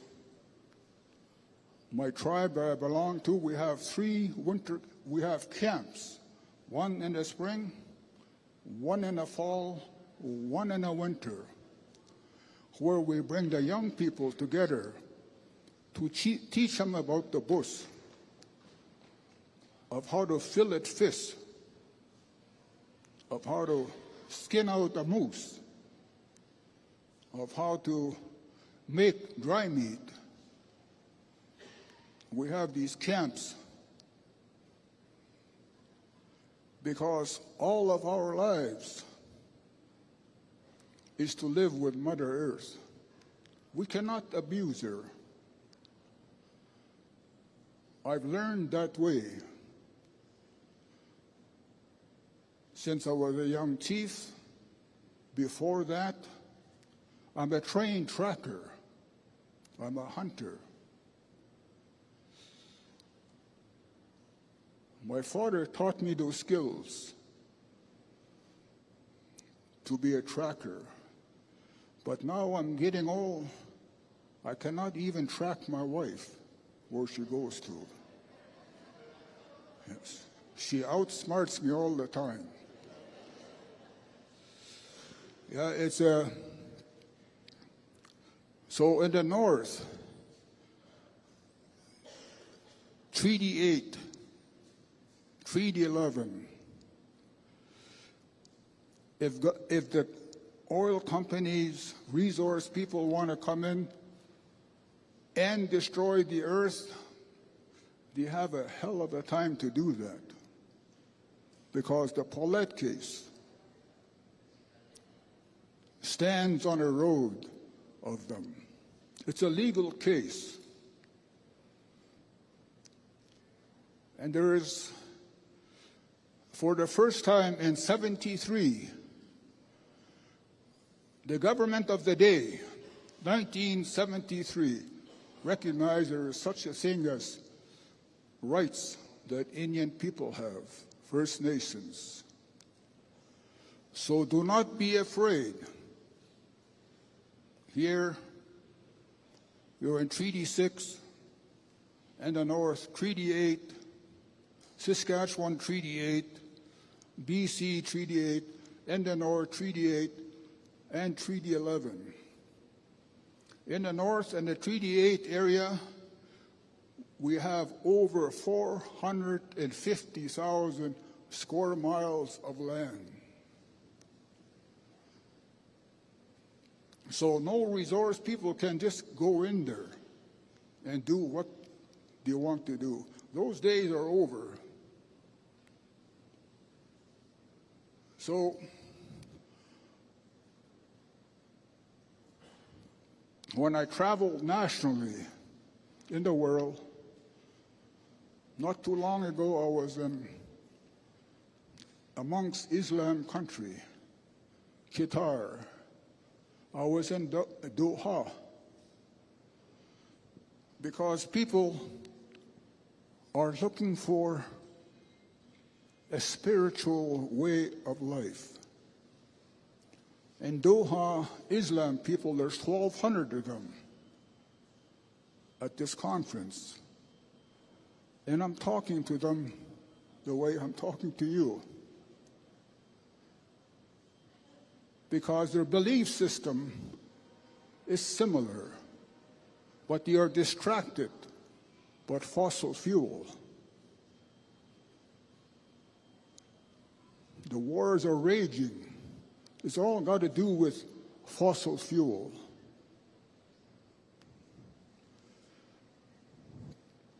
When I traveled the Scandinavian countries, same thing. They're looking for a reason of how to be a spiritual person. I traveled to South Africa or Africa, the same story. They're looking for a way of life that you may have put aside. I'll tell you this crazy story. I took my wife to South Africa. By the way, my wife is a Mohawk. She is a midwife, Western traditional. We were at this place, and there was a tribal ceremony that took place for us. There they have a different thinking. They see me as a high chief, they say. High chief. How high? I don't know. Anyway, they were having a feast in our honor. And it was to start, the moderator came up to me. He says, "Chief, medicine man, how many wives did you bring with you?" I looked at my wife. And before I could say anything, he says, "You see that man over there?" Yeah. He's got strong medicine. Very strong medicine. If you have strong medicine, you can have many wives. He has 25 wives. I look at my wife. I said, I was born in the wrong country. Anyway, he says that man has 52 children. Anyway, he comes back to me, okay, medicine man chief. He says, how many wives did you bring? Just one, that's her. And I said, I am not the one with the medicine, that's her. That throw him right off. So there's all different cultural systems in the world, and we have to adjust to it. We're not better than them, and we have to have patience. Having patience, tolerance, compassion is part of who we are as Denisotina people, as First Nations people. I try not to use the term indigenous because it doesn't come from our language. It comes from somewhere else. Or Aboriginal comes from somewhere else. I say Denisotina. I am a Denisotina. I am part of this huge tribe. We have brothers in the South. They are Navajos and Apaches. We speak the similar language. White people say Athabascan, but we're Denisotina. We've been around since time immemorial. Our people say, "Nori tana et thank e hutilile janitil tiro." What they are saying is that our people traveled the stars before we came here. That's how far our history goes back. These star travelers that traveled here, white people call them UFOs, but they're scared of the UFOs. But for us, they've been around. We call them star travelers. In our language, star travelers. So, my friends, I encourage you, get ready, prepare, put food aside, and however way you're going to do it for up to 2 years. I'm not the only one that says that. The people in the South, the Mohawk people, say that. So it's come a time, and I want to thank Orville and his wife for sharing their prophecies of their teachings and their learnings, because it's part of all of us. It is part of Mother Earth. And I want to thank you for listening to me. It's a short talk. But as a chief, I can speak for a long time, but I don't do that anymore. My son does that. He's the chief. So, Matļó, thank you so much, my dear friends.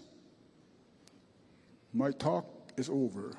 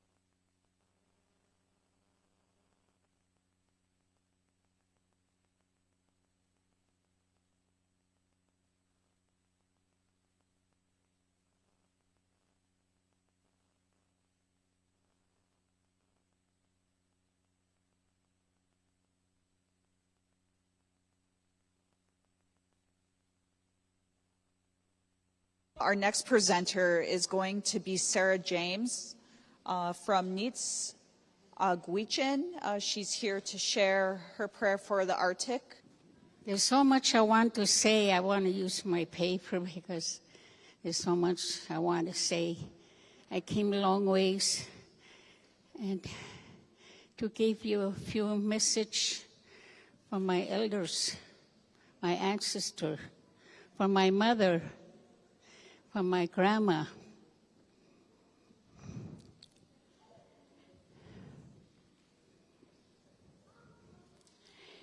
World Peace and Prayer Day. Honor to be here in the land of Paul First Nation, Canada. My title is A Prayer for the Arctic. My name is Sarah James. I'm a Nitz Guichin Arctic Village. Now they changed the name to Arctic Village. We don't know where Arctic Village came from, but now it's always been Matļó. And now they changed the name to Matļó. Matļó means a creek with a high banks. They put Arctic Village where it is today, Matļó, where it is today, when we were forced to be colonized into village life. They chose Arctic Village because there was a caribou migratory route. And in that valley, you got a lot of lakes, got a lot of fish, whitefish, clear water fish. If we don't have anything else to eat, we would live on fish. And that was the tree line. Where I'm from, Arctic Village is semi-desert. Now, the tree line is way past the Brooks Range, almost to the coastline. And that's where I'm from, Arctic Village. Thank you for inviting me to World Peace Prayer Day. Today, we are here to request prayer for World Peace Prayer Day, for our love and for our community. I was directed to do that. Today is very hard for me to sit here and speak. But we all can pray for peace. English is my second language. My first language is Butte, and I'm proud of it. I've been laughed at, pointed at, whatever. Sometimes I cannot say anything in my language in English or vice versa. But it's still good to have two languages. I was raised on the land maybe 50 miles from the nearest neighbors. Just my family. I'm the youngest one of my family. There was 9 of us. Everybody goes out every day. They sure burn daylight to make living out there. And I stay home with my mother. All the story and way of life was taught to me by my mother, my father, and my sister and brother mainly, and from my village and from my elders. So I'm stuck at home with my mom. Most of the time, there's a whole world out there, just me out there with no one to play with. I believe I grew up very well. I think that is good. We were not rich, we were not poor, but we were good. Our life ways gave us blessing, wealth, for which we are grateful. My beads I got here, I got it from my tribe for being honored by University of Alaska Fairbanks as a doctorate, Sarah James. I only finished up to high school. My tribe honored me for that. Arctic Village is 110 miles, or 110 miles, northeast of Arctic Circle, interior. We're not near oceans, so we're not near Igloo or, used to be Eskimo, but now Inuit, or polar bears. We're inland. There's 15 Gutchen villages. Some are in the United States and some in Canada. We're united as Gutchen. That's a language. When we say Gutchen, that means peoples with an S. We're united in protecting the caribou. Since 1988 and before, we always protect the porcupine caribou. This herd is now increasing compared to all the other caribou herd. There's about 4 or 5 herd in Canada, and there's about 4 different herd in Alaska. And we're talking about porcupine caribou herd. It's now increasing compared to all the other herds, which is declining. some fast and declining. Caribou don't mix with other herd, and they stay within their herd. As I grew up off the land, we combine Western food and traditional food out there. We have to ration our food all the time, and we have to take care of the environment. So in return, it'll take care of us. My father is a trapper, but he's not out there to trap everything out. He just trapper based on needs. Now, I'm now 81 years old, and I don't know if I still can do it, but I can go into my country with just a knife and survive.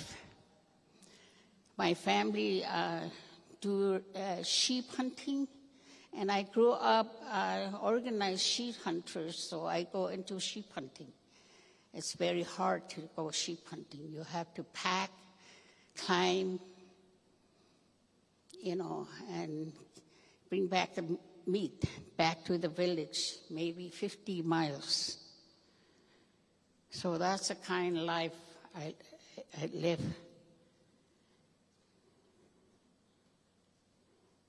We always start protecting by praying for the caribou.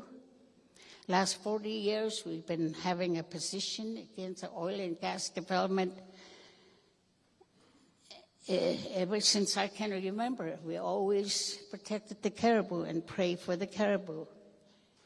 We have to learn how to pray and protect our way of life. After Trump, it was difficult for everyone now with him as president again. The threat of oil lease and development in the caribou birthplace, their calving ground, is even more difficult and more.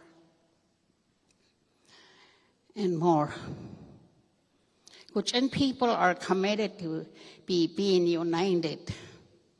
That hasn't changed.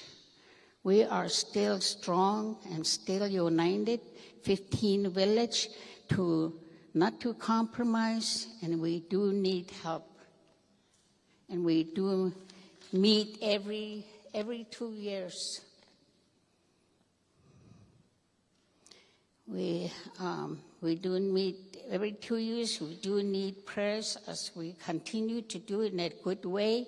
That's a direction that we got from our elders. When they came together in 1988, June 5 to 10, it was like a rebirth of a nation. We haven't been back together for about 150 years because they put a border between us, Canadian and U.S. border, Alaska border. It was like a rebirth of the nation. People came and laughed and cried and went to the graveyard to see if their relatives is resting, meeting their own auntie and grandma and all that. Big plane came in from Canada, a former person and Old Crow, Yukon, Canada. And it was just like, and they laugh and talk and play, and they prayer and they dance. But the elder said, one elder got to gather together because that's what we do during the bow and arrow days. When there is something threatening the nation, they come together for 3 to 4 days, and they come out with the answer. And the answer always kept for 7 generations. I counted about 7th generation is like 250 years. So now we've been fighting this for over 40 years now. We got a long ways to go. We believe that when something that we put down for seventh generation, we work at it for seventh generation. When on the seventh generation, we get it. That's what our people always say that. So I believe one day within the seventh generation, we are going to win. So every 2 years we meet as a Kuchin gather to welcome our friends and supporters, to celebrate and educate. Last year it took place in Circle, Alaska. Circle, Alaska, the only village got a road to it. And there's 15 villages. Yukon alone, there's some along the Yukon and along Yukon and the Kuchin reaffirmed that same resolution they passed in 1988. That's the idea, to stay united. We need prayers for Kuchin people, the caribou and their birthplace to be protected permanently. We did well for many years. It's not development yet, which is good, but we work toward permanent protection. Climate change is real in Alaska. We have to do our part to pray for climate change. And now in the whole world, we have to do our part and pray for our parts. Arctic protection, natural resource, it is a public interest land. Our National Wildlife Refuge, Arctic National Wildlife Refuge. Some call it ANWR. That's too simple for us. We just say the whole word Arctic National Wildlife Refuge. For sure, we call it Arctic Refuge. Any American citizen has the right to say no because it's public interest land. Friends, supporters, conservationists, and individuals, they do a lot of work to protect the Arctic National Wildlife Refuge. We need prayers for them and us side by side. To us, it's a human rights. To them, it is preparation. And we need to protect Arctic refuge together. Our porcupine caribou are doing well, increasing. We still have to pray for them to be protected permanently. We have to contact our congressional people because this is a national issue. I would like to pray for our people, Kuchin people, for our traditional way of life, our animals, our land, our water, air, and all the life out there, because Alaska is still wild. Yukon River is wild across the Alaska. When you look down from airplane into Mississippi, just up to the shore, the rest of it is checkerboard. Yukon is still wild.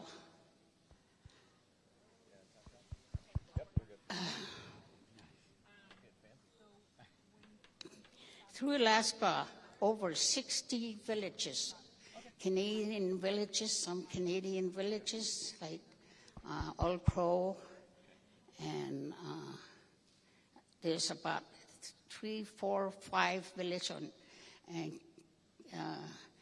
Canadian, and into Alaska, Yukon River, all the way to Bering Strait. Altogether, there's 60 villages been without salmon. I gotta pull out the notes.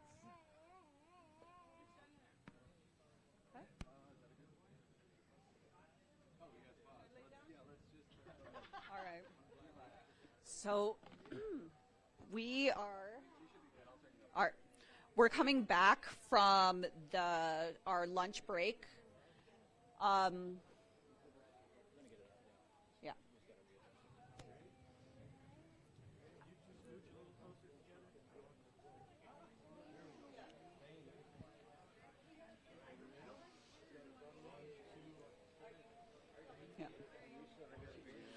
So the video that you just seen was an elder from Canada. Her name was Sarah James.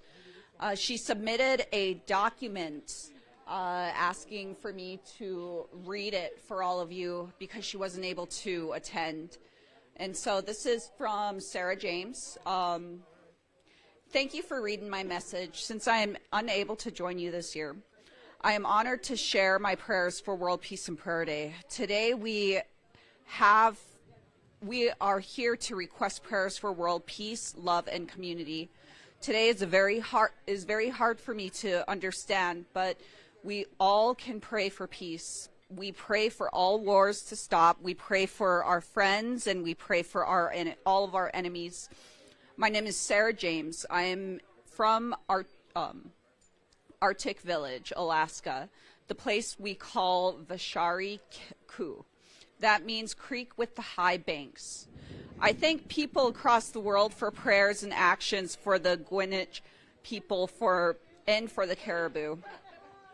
Our Gwitch and live in 15 villages in northeast Alaska and northern Canada. We made a stand on Arctic National Wildlife Refuge in 1988. The Gwinnett united to protect the caribou against the threat of oil and gas leases and development in the caribou birthplace and nursery.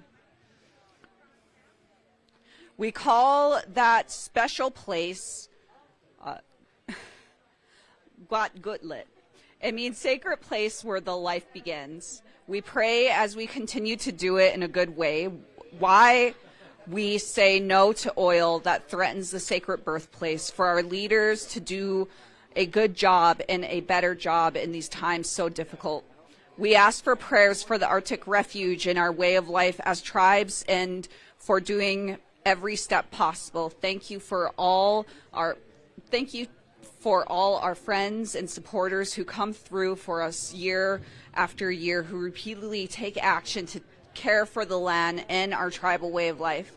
We pray for the air to be clean, water to be clean, land to be clean, and all life to be clean. Without that, there will be no peace among us.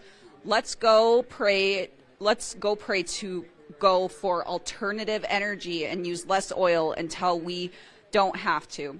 I pray for climate change because everybody needs to change our ways to protect our weather and all that is changing across the land and water, air, and sky. I am thankful there is still sunshine for our lives, for forgiveness, and for world peace. Halamitakiase, all my relations. So that was a short statement that Sarah wanted us to read for her because she wasn't able to attend. We also have another video that will be playing, and after these next videos, we will start in live speaking again. So our next video is going to be Kanahus Manuel. She is a mother of four, a traditional hand-poke tattoo artist and birth keeper. She is a defender, freedom fighter. She is currently facing the threats and risk of the Canadian government's Trans Mountain pipeline and super tanks in the Pacific Northwest is raising issues amongst the people in the territories. So I would like to play this video for her on her behalf. As I stand here and look out at the bay in Oakland, California, this is one of the final stops. The oil that's pumped from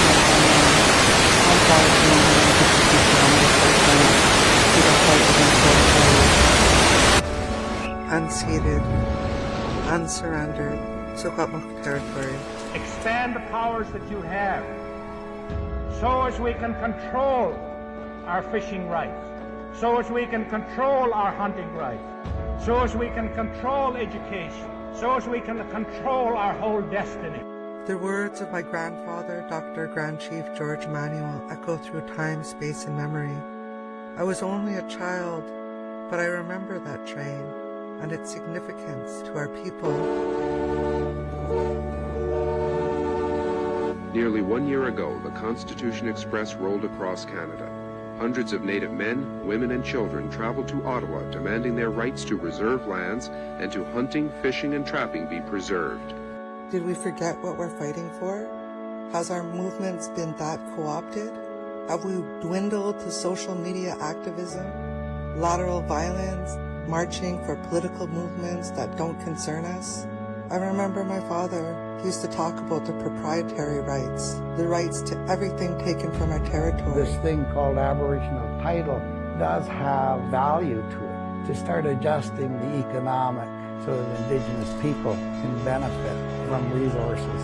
The original people have a proprietary interest in the trees, in the minerals, and in the water. Timber is cut under provincial law and exported to New York. It doesn't mean that Indigenous people don't have a property right in every one of those 2x4s that are sold. I carry their words with me wherever I go. When I'm feeling weak, they keep me strong. When I'm facing oppression and repression, they remind me of my ancestors. They're saying, keep going, be strong. Remember what we're fighting for. It's the land and self-determination.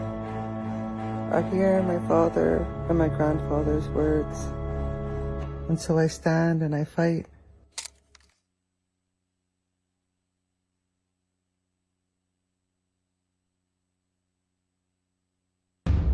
As I stand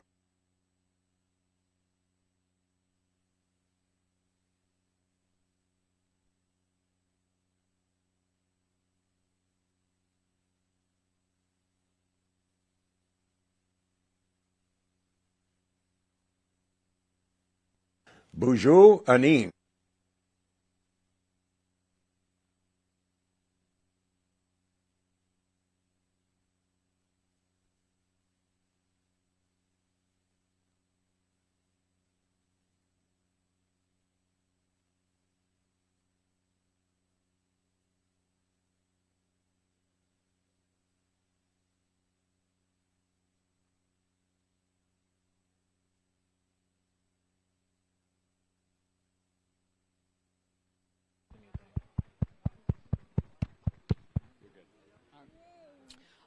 Our next presenter wasn't able to attend. His name is Joe Bates. He's going to be playing a video as well. And right after the video, we will continue on with live person. No? Oh. Bonjour, Anin. My name is Nagani Ganu Inini Indigenikaz. Magizi, Nindudam, Mashkazibi, Undunjaba. My spirit name is Lead Golden Eagle Man. My English name is Joe Bates. Of the Eagle Clan. I live and work on the Bad River Reservation, and I've been employed by the tribe since 2010. I'm a father, grandfather, and soon to be a great-grandfather, a tribal elder, harvester, gatherer, hunter, treaty advocate and supporter in Ilgichida for our homeland. I'm a lineal descendant of Chief Aniquad Cloud, a signator of our Treaty of 1854, and I have been involved in our community through various committees over the past 30 years. We've had a number of issues that have arrived over the years, things that have endangered our lifestyle that we have here on the reservation. The livelihoods that we have here on the reservation through various environmental concerns that have happened over the decades. Back in the early 2000s, it was an open pit mine where we fought against sulfide mining. Now today we have a new threat to our environment, which is called Enbridge Line 5. A little history on Enbridge Line 5. It was installed across the Bad River Reservation starting in the early 1950s. It was put into service in 1953 on a deal that was done with the Bureau of Indian Affairs. So they initially installed Line 5 across the reservation. Well, at the time, Line 5 was, that it was installed, it was over 300 feet away from the Bad River. So over time, with the natural meandering that the Bad River does, it is now encroaching upon Line 5 in an area that we call the meander. Back in 2013, we realized that this meander thing was going to be a danger to us. So we opted, as a tribe, we voted to not negotiate a new easement for Enbridge Line 5 across the reservation. We had a number of easements that had that the tribe did a new agreement with. However, after that, the tribe also acquired new property along the easement. Those properties, easements expired. And as a tribe, we decided that we were not going to renew those easements with Enbridge. And as their contract states, they would, at the end of our business deal, that they would decommission, remove, and remediate Line 5. So in 2013, when we decided not to renew the agreements, we asked them to leave. And in 2019, when they didn't leave, we actually filed a lawsuit. Now, we've been in litigation with them through various courts since then. And currently, we're in litigation through an appeal with the state court and also an appeal with, and that would be with paperwork through the DNR. And then we're also in appeals with the Army Corps of Engineers, and that would be through federal court. What we have going on now is Enbridge went ahead and bought a reroute around the reservation.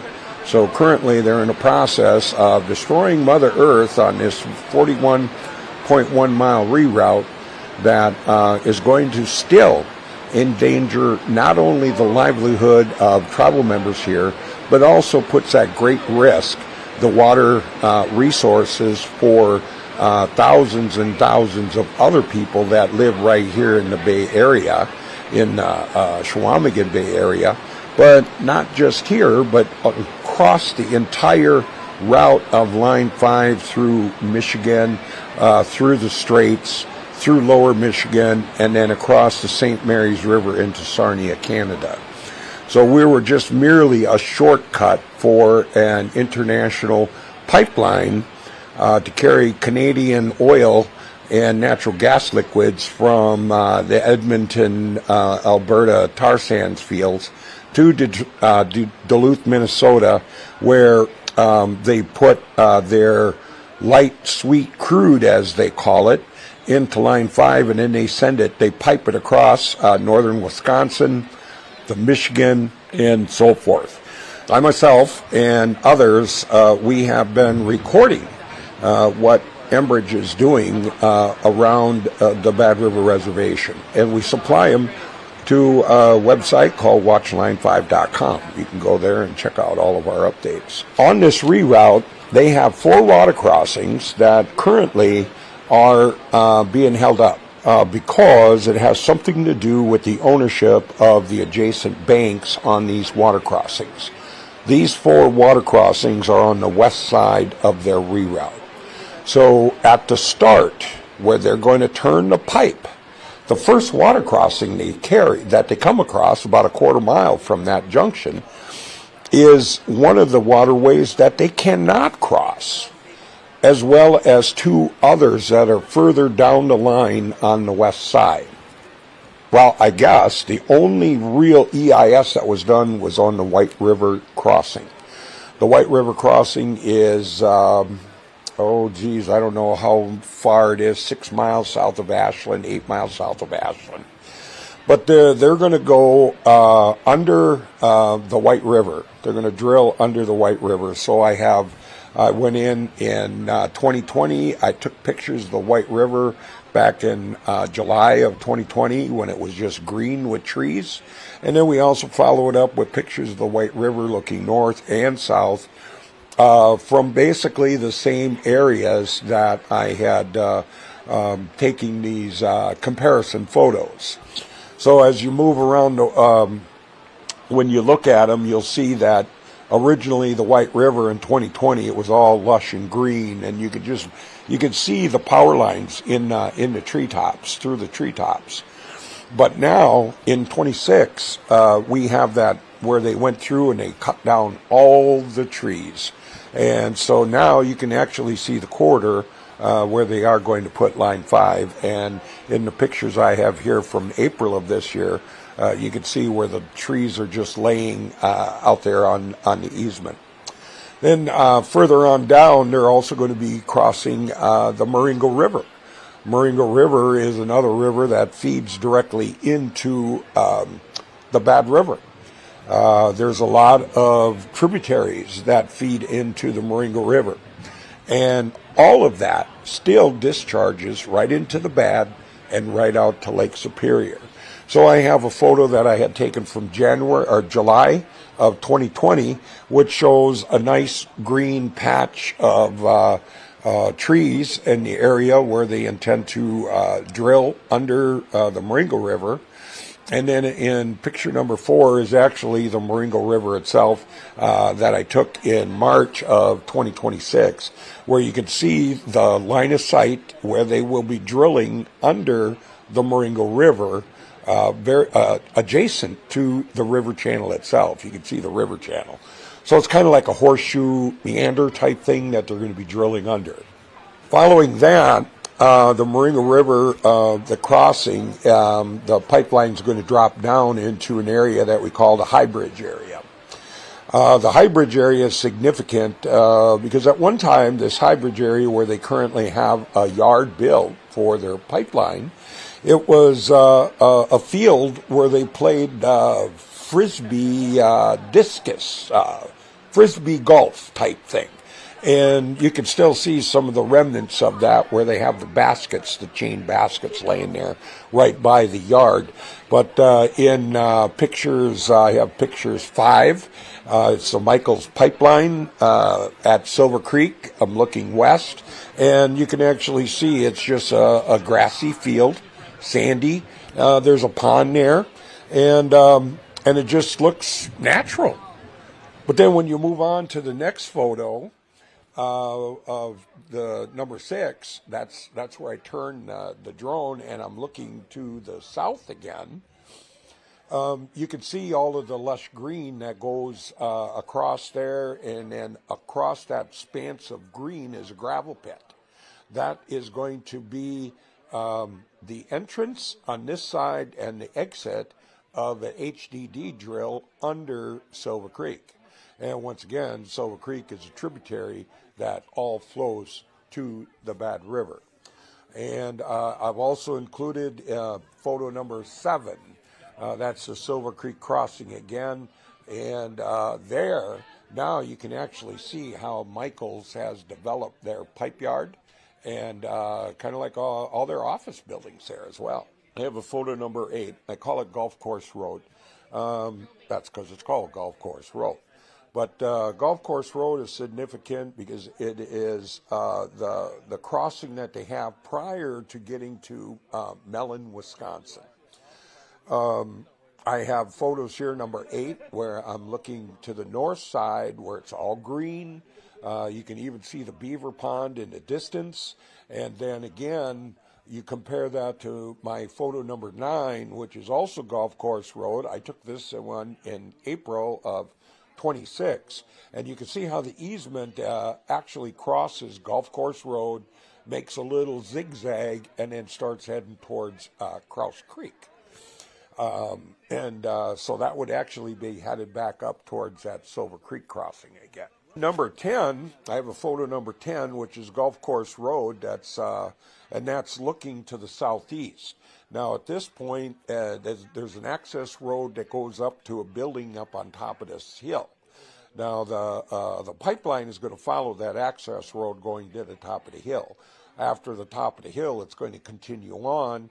It'll wind through the hills, come down, and it's going to come out right just north of Mellon, Wisconsin, where at that point they are going to drill under the highway. They are preparing to drill under the Bad River at an area that we call the Bench. Now, the Bench itself is the actual Bad River crossing where they're going to drill under Bad River.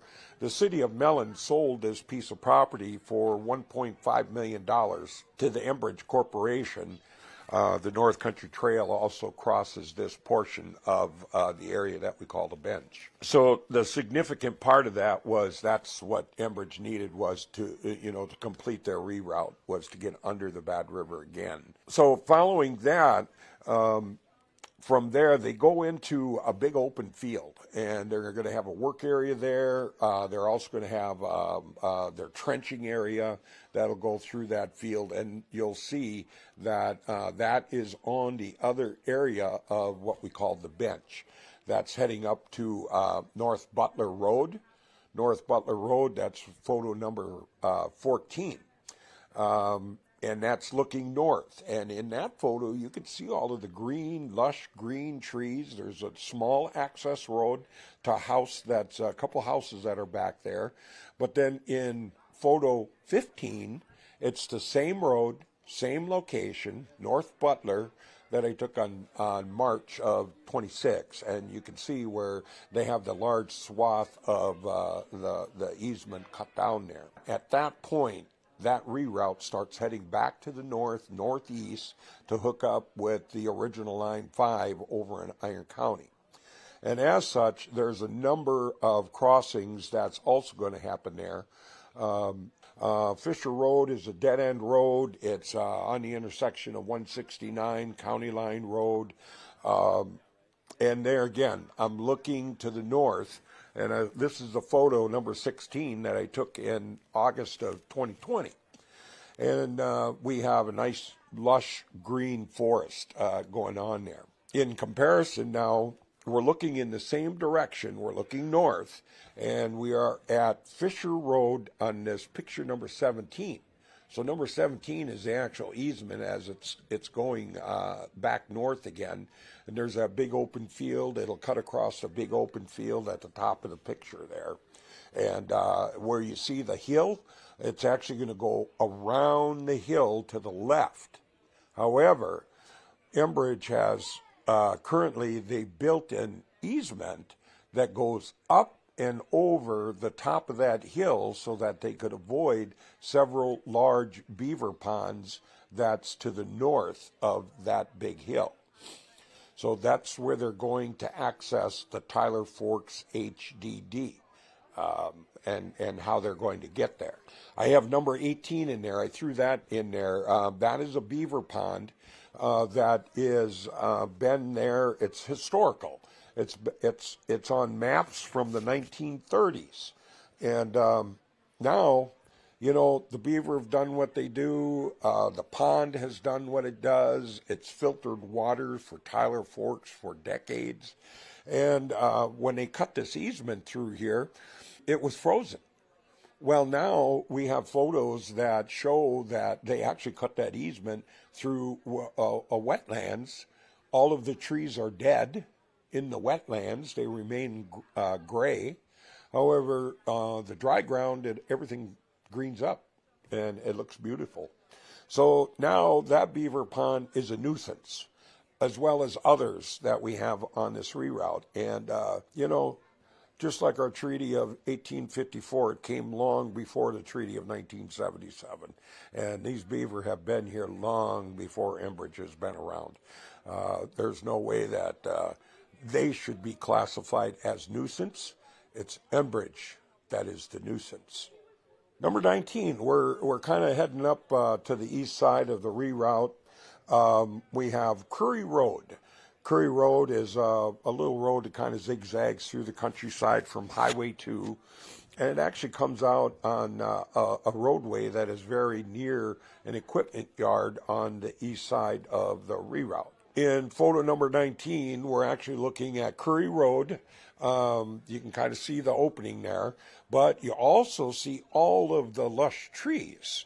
Now, there is a power line easement that runs along the road, but it's nothing that's compared to the photo of number 20, which is also Curry Road, looking north just from a slightly different direction, and you can see how they whacked everything down. They're matting it out, matting it up, and in photo number 20, that is the HDD location for them to drill under the Potato River and the confluence of Lawrence Creek.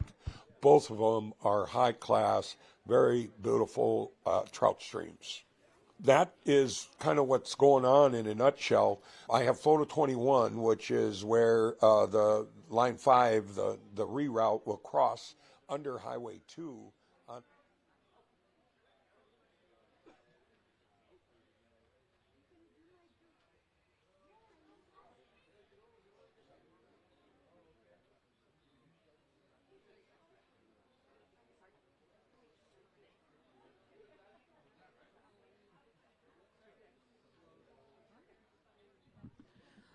All right, the next video that we will be playing is going to be from Kiana Gore.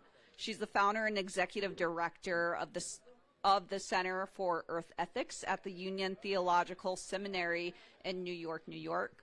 And just before we play that video, could we kind of keep the noise level down and maybe move up front just to accommodate the speaker? And yep. That's it.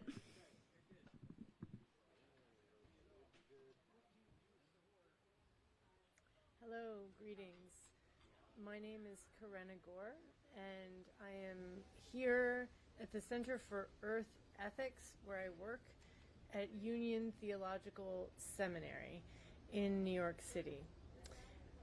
This is also part of the Hudson Valley watershed that is known as Mahicantuck in Lenape language, and that's the river that flows both ways. So right here on the East Coast, we are by the Atlantic Ocean, and then that river goes up and back to the Catskills, and that is where I call home, this place here. And I want to acknowledge all the original peoples in this land, and that includes, of course, Lenape, Mohican, Haudenosaunee, and Wappinger, Schaghticoke, the Algonquin family of people, and all those ones that are also living here now and bringing peoples of the earth wisdom around to these parts. It is a beautiful place to live, in large part because of that, and all of the wonderful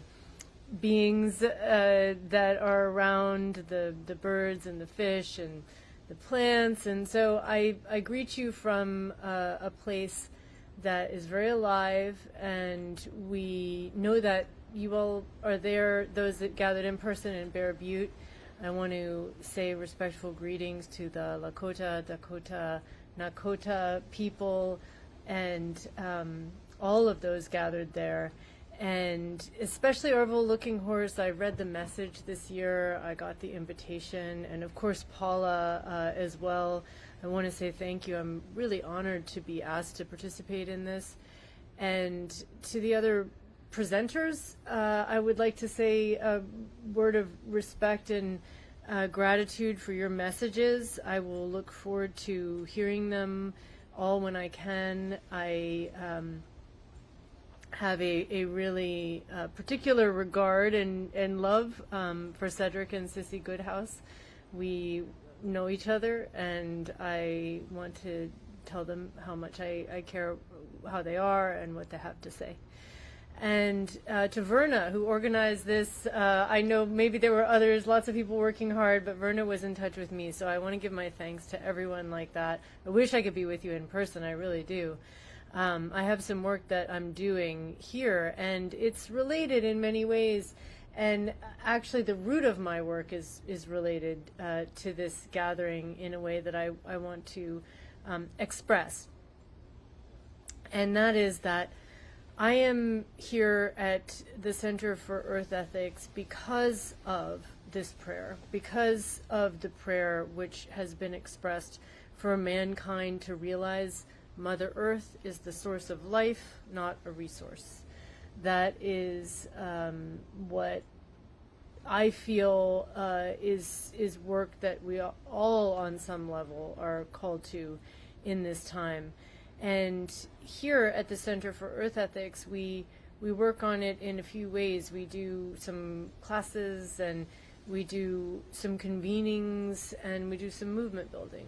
And in those ways, we are working for that part of the prayer, mankind to realize something is hard collectively. And so it's one part of that prayer that we want to be walking here where I am, which is how does collectively as a species we realize something. And of course part of that has to do with that some ones realize it more than others, and we have to understand that there's a way in which those forces that don't take no for an answer and are taking and not giving, we have to find those ways to make sure to defend all of life from them. And we also need to recognize that there is confusion. There's a lot of confusion among people,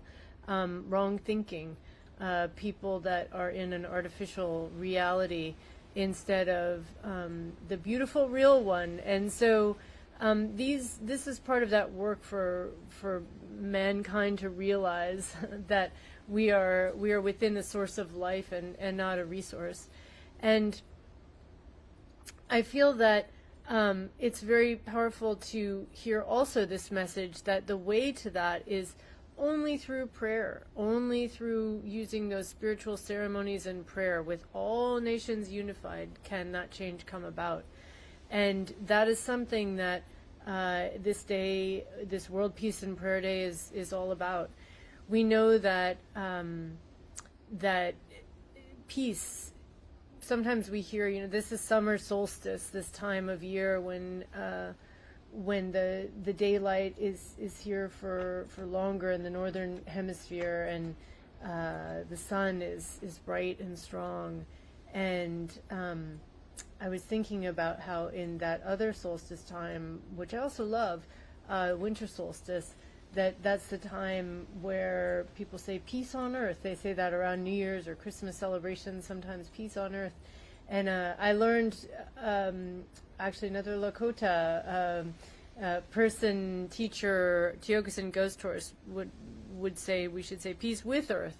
And so peace with earth, that is a really powerful prayer. And of course we know we are earth, and our bodies have the water and iron in our blood and calcium in our bones. And so many people, I think, feel disassociated from their own bodies in a way that is very much related from being disassociated from the earth. We stay in relationship and connection even when we have that disassociation. But part of my prayer that is aligned is that those people that are in that confusion, that disassociation, can have the healing. And I believe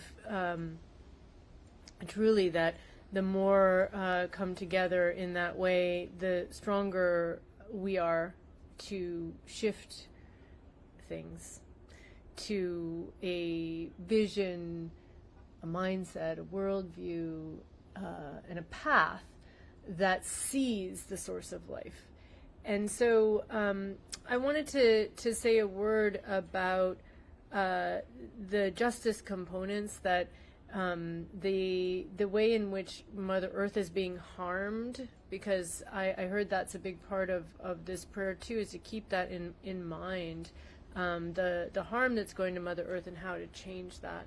And that harm happens in places on the ground, and then the aggregate, the sum total of all those harms is in that atmosphere. It's like the sky is like a witness on the ground, and so So any one of those places where those harms are happening, if we look out for the people there, and not just the people, if we look out for the beings and the ecosystems there, then we are actually doing something to look out for the health of the whole, because we're all in this sphere. And so it's really a powerful teaching, a powerful lesson, and I want to let you all know that one of the things we do here, we convene faith leaders, faith and spiritual leaders. So that's from all traditions. So Jewish, Muslim, Christian, Hindu, Buddhist, and all the other ones. You know, there's so many, Sikh and Jain and Zoroastrian and all the indigenous traditions are the leader, really, of that, because of the relationship and the teachings of being in place in Earth. So really, I come with you with deep respect, gathered there in Bear Butte, to say thank you for being our leader in this work, and for inviting us to this shift, and to this relationship in a new way. It makes all the difference. It really does. So with that, I'll probably start to wind up this message. I just want to say that if we all keep this in mind, on this prayer day on June 21st, and we do our ways of ceremony and prayer and greeting one another, and also all those beings and all the unseen world as well, which we are humble enough to know that there is a very powerful life force here that we can tap into. And I think it's interesting to think about science, because a lot of times when people talk about the climate crisis, the climate emergency, it used to be called global warming. There are different words that are used to describe it, and then they say, well, it's not just climate, it's also biodiversity loss, and it's also water, and there's all these different components of it. But really, it is understanding that we live in this ecologically spiritual field of life that has a life force in it. And that science, when people say the scientists tell us and the studies tell us, that Western science is really, at its best, it's careful observation of nature. It's careful experiencing in a sentient way with mind and eyes and the what is actually happening in the natural world. So we know that there are different ways of knowing that, and that the teachings of indigenous peoples have been saying many of these same things for a very long time, that are now said through the language of the data in the reports. When we come together in prayer, when we bring all those different religious and faith traditions together, we are expressing it in different ways, maybe through different symbols, but it's the same prayer, and we're united. And you might see behind me, I have this picture of Orville Looking Horse. It's always on the wall here. It's always a reminder of that prayer, which is what started the Center for Earth Ethics when we all convened in 2014 in a ceremony here, a very powerful ceremony. And so we can set our paths in this way, and our intentions, believe in each other, and it will be a beautiful, beautiful way to go. So thank you very much. Happy World Peace and Prayer Day. Once again, that was a short video from Karina Gore. Our next video comes from Guy Jones. He's Hunkpapa Lakota and a full-blood member of the Standing Rock Sioux Nation, a direct descendant of Chief Gall, who led the Hunkpapa Lakota at the Battle of Little Bighorn. He is one of the founders of the Miami Valley Council for Native American in Dayton, Ohio, and an author. So his video is going to share a special message on the importance of celebrating the Battle of Little Bighorn. And yeah, so here's Guy Jones. My name is Guy Jones. I was born and raised on the Standing Rock Reservation in South Dakota, on the South Dakota side. My family is what is known as the Pahá Oyate. The history of my family is very unique and to me is very special, mainly for the fact of who we are and what we brought. And that was one of the things that I wanted to highlight and bring forth, in a sense that we're at a pivotal time. This is the 150th anniversary of what most people refer to as the Little Bighorn, and what we as Lakota people refer to and know as greasy grass. It was that greasy grass is when the Lakota Nation, along with our relatives, the Cheyennes and the Arapahoes, and a number of representatives from other nations as well, came together because there was something that was taking place at that time. And there was this nation of people who came amongst us. And what they were doing when they came amongst us, they were there with one purpose, and that was to exterminate the people. And it's that policy, and even today, we still are dealing with it even today, in the sense that, we live this. We live this way. Because, you see, not only was it the military, but it was the government, and it was the society of people advocated and supported that movement. And that movement, they came into the nation and they killed the women and the children and the elderly. And that still happens today. And that's one of the things that took place that incited my grandfather, Pahá. It excited him because his wife and his children were exterminated, were killed. And he led the charge during the greasy grass, which led to a great victory. But also to one of the things that happened during that time was the realization, because not only was it then that the realization that, yes, this day was victorious, but also to the consequences of that time. And it was during realizing the consequences that the nation fled into Canada, what became known as the motherland, into Canada. It went into Canada because the nation needed time to recover, and for its own safety, they went into Canada. And it was there in Canada, there was a discrepancy because, you see, back then, at one time amongst the Lakota Nation, there was no supreme leader. But during that time, there was. It was decided, and Sitting Bull became that one supreme leader. And it was under his guidance. But there was a number of people, because, you see, the other heads of the nation, and Gall was one of them, had a different tactic, had a different way of thinking. And it's that thinking that becomes vital. Not only then was it vital, but it's even comes just as vital today. How we think. How we think, because it's the thinking process, the thought process, that leads us to who we are, to making the decisions of moving ahead. Now, my cousin, Orville Lookenhorse, has brought and has gifted the world one of the greatest messages, and that is Wolokota. There are a number of people today who say we need to get rid of the negativity.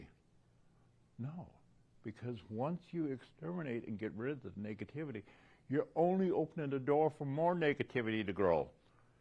You create a balance. You create this balance so that all of the people, you don't allow more and new negativity to exist or develop. You deal with the old, you create this balance. And that's that one of the greatest teachings. Now, a number of people have heard that message of Wolokota that Orville speaks of, but how they think about it, how they relate to it. So many people today have become colonized. They think Eurocentrically. we need to get back to that point of thinking like Lakotas, how we live our life. There's a number of people who say, I thought you was a water protector. I say, I'm a Lakota. Oh, you don't support the murdered and missing indigenous women, that movement? I'm like, I'm a Lakota. You don't speak out about the environment? I'm like, I'm Lakota.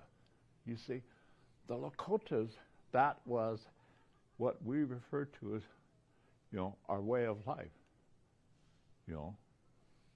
Lakowichoha, a way of living that was taught to our children.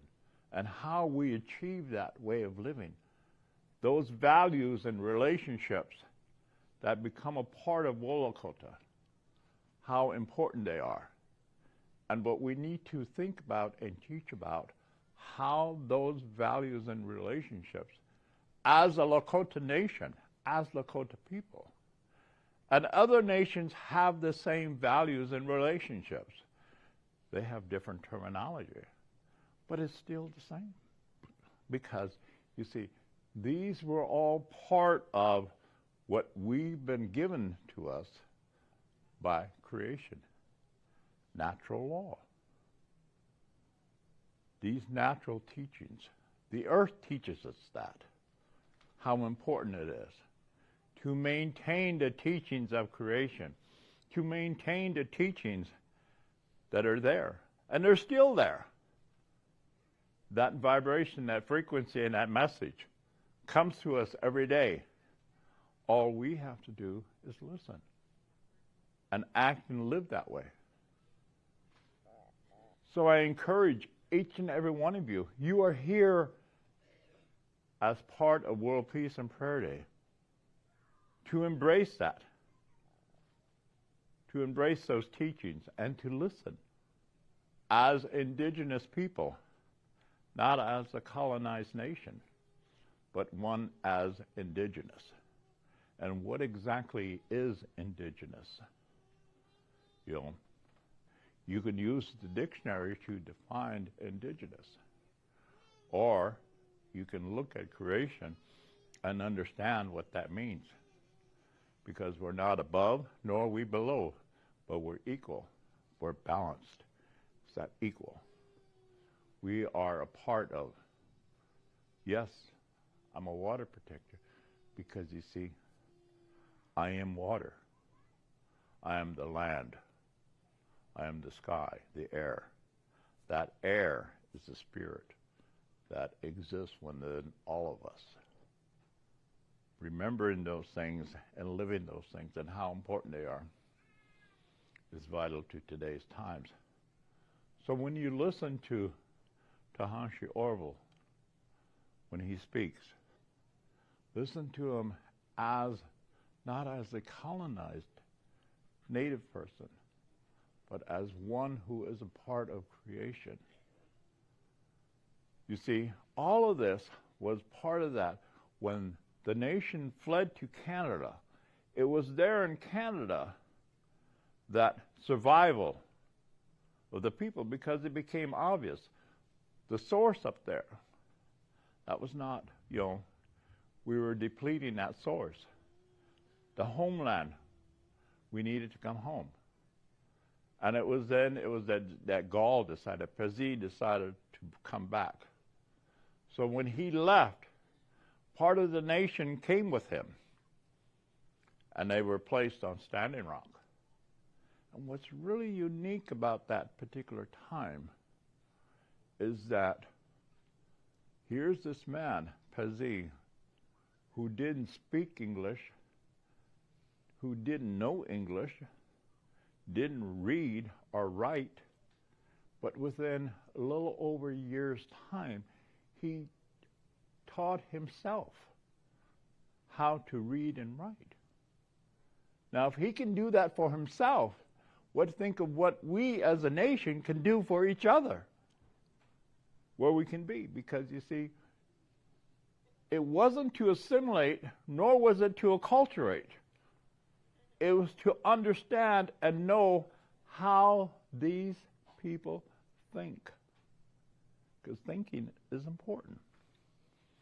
Thinking like Lakota people thinking about, you know, who we are, and listening to those words and acting on those words, thinking about it. So it's important to think about and to listen to this and know that. One of the things that growing up, my mom would always say, go check on your grandma.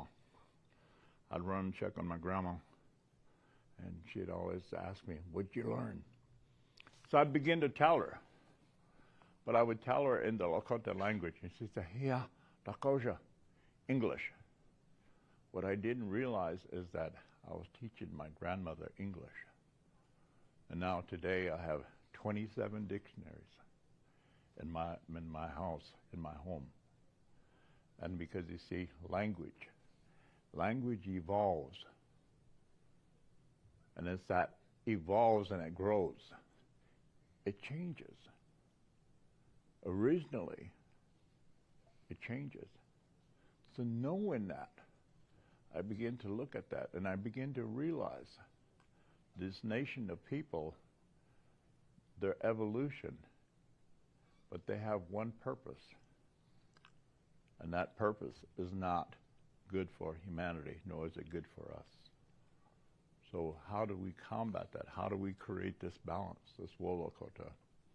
By educating ourselves and understanding and knowing the values and relationships with which the nation was created on. That Lokowichoha. Understanding that and knowing that. So I encourage each and every one of you, the words that you hear in these next few days, listen to them. Not only listen to them, but actually begin to live them, because it's important. How important is it? It's important because of the days ahead, the days to come. We have the ability to create things if we would only utilize what's been gifted to us. But most people don't know what those gifts are.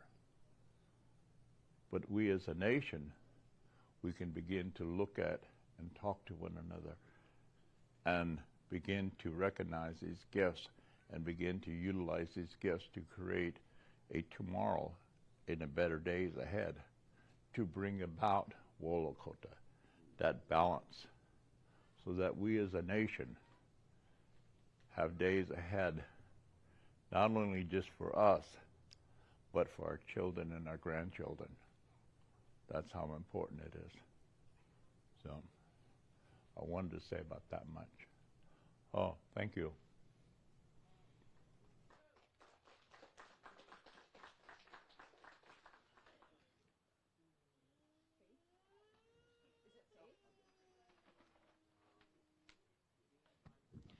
Thank you. That video was of Guy Jones. And we're just going to continue on with our in-person speakers. Hold on. Just getting back on track.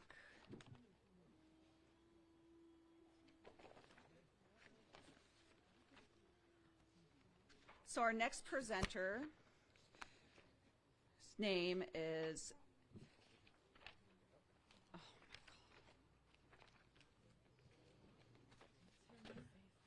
oh my God. Well, there we go.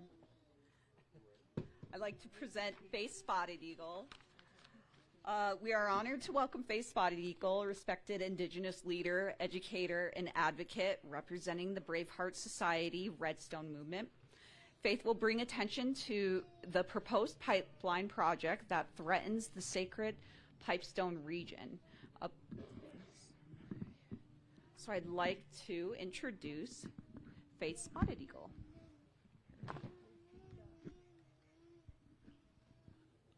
Thank you, my dear. You piakid yushke na petius papi. Chana.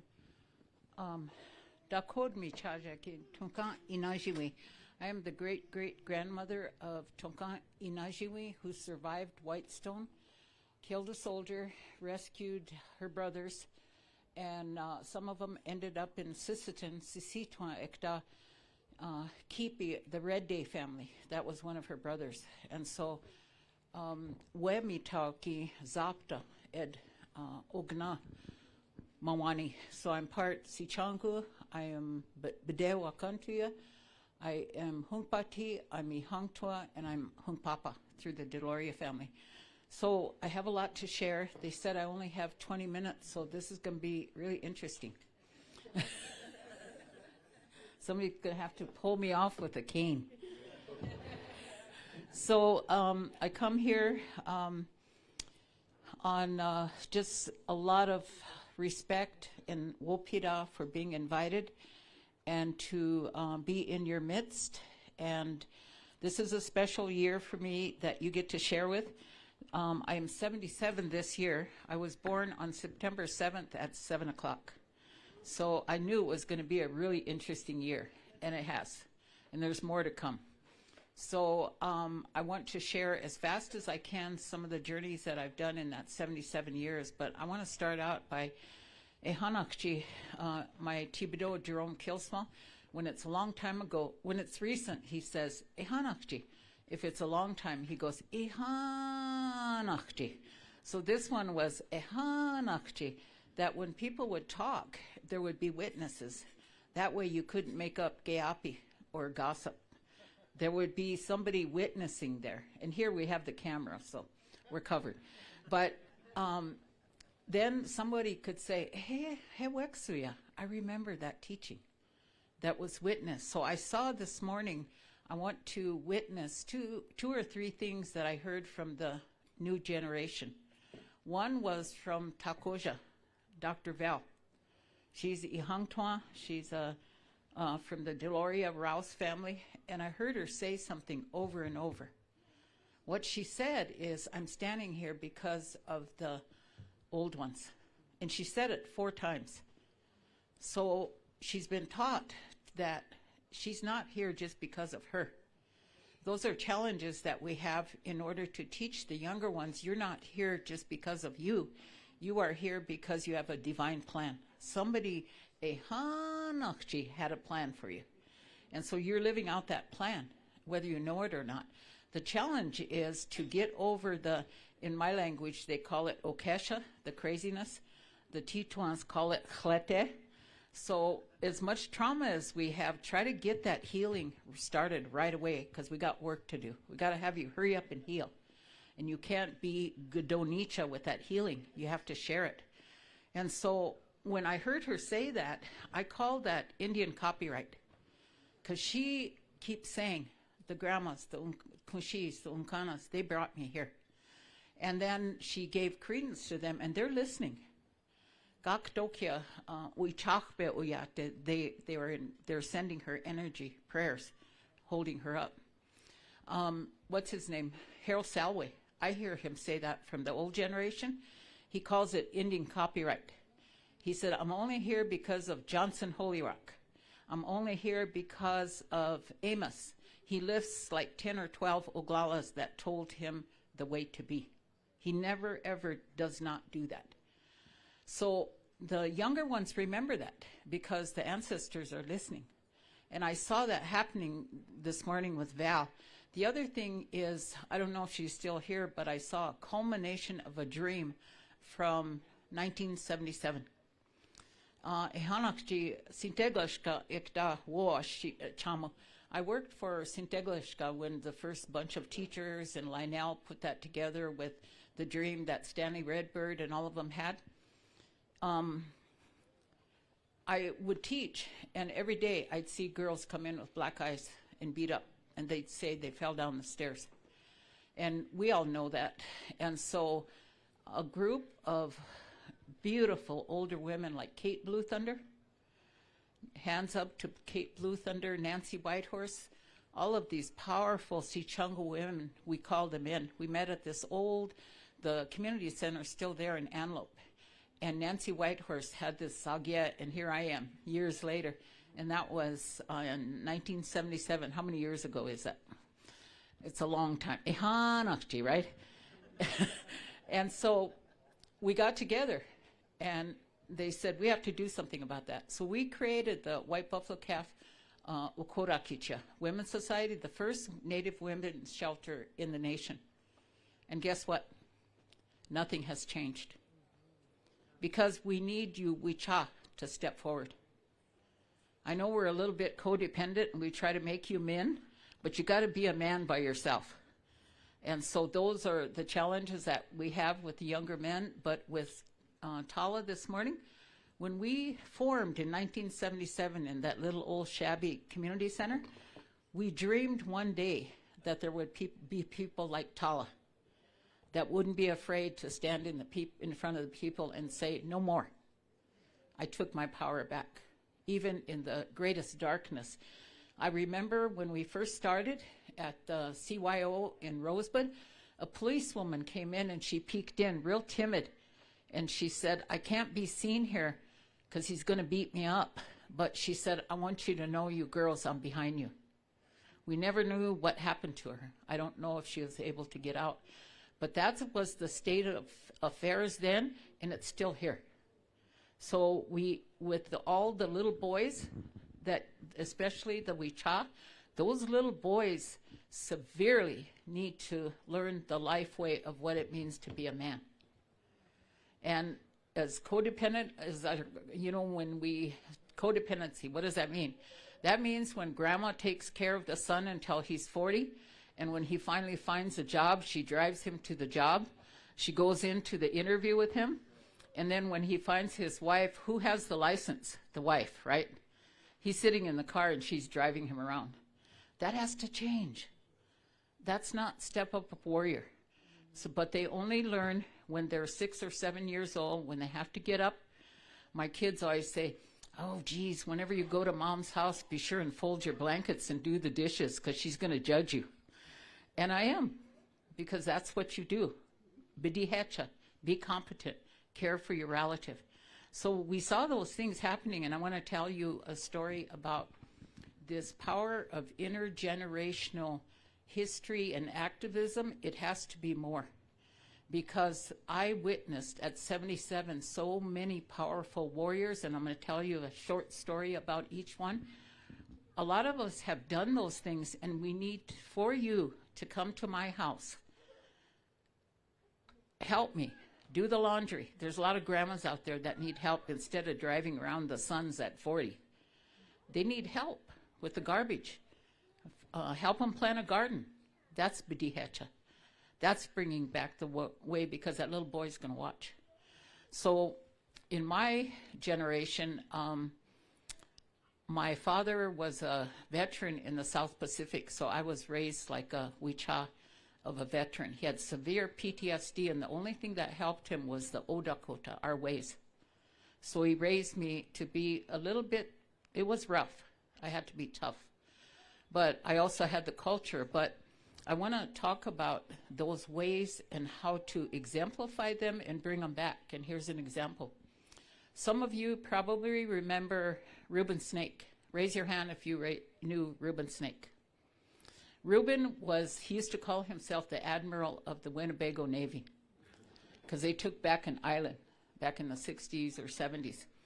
And when I first met him, I was trying to hitchhike to Wounded Knee because I overslept and they left me. I didn't have wochungs in those days. I could talk loud, but I didn't always come through. So he drove up and he said, "Get in, Indian girl." And so I got in with him, and I thought, oh, I wonder who this guy is. He looks like he might be safe. So we drove all the way to Kyle, and he was going to do a speech, and he talked to me all that way. Got to Kyle, and people were talking, and he was sitting back there. He was sitting there nodding out, and I thought, who is this guy? He's falling asleep. We're supposed to be doing important things here. Wounded Knee's going on. I got to get over there. And here, the meeting went on, and all of a sudden I saw something happen with Shka, sacred energy. He went like this.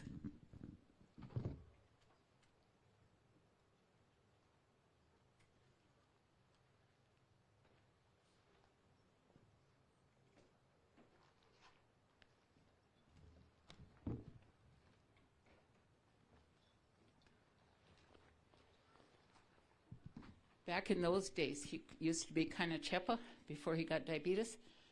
But what he was doing is he was gathering all of that shka, and I saw something magical happen. When he stood up, went like that, everybody in the room turned around. Didn't even say anything, no introductions. They all turned around. He said, "Mitakuyapi." And then he went into this amazing, amazing speech. The guy that I thought was boring, I thought, oh my God, how did he do that? So, learning from the elders. Last year, the Black Hills National Forest was courting the tribes to do what Biden said to make co-stewardship and co-management agreements. So, where's my little papers here? That one. If you could hold this up. I figured out, after working against KXL for 15 years, DAPL, and now the Redstone Movement, I figured out that our camps are really, really broken. We all know that, but we have to have graphics, we have to name it, and we have to change the behavior. This one is that one that Braveheart and our treaty committee came up with.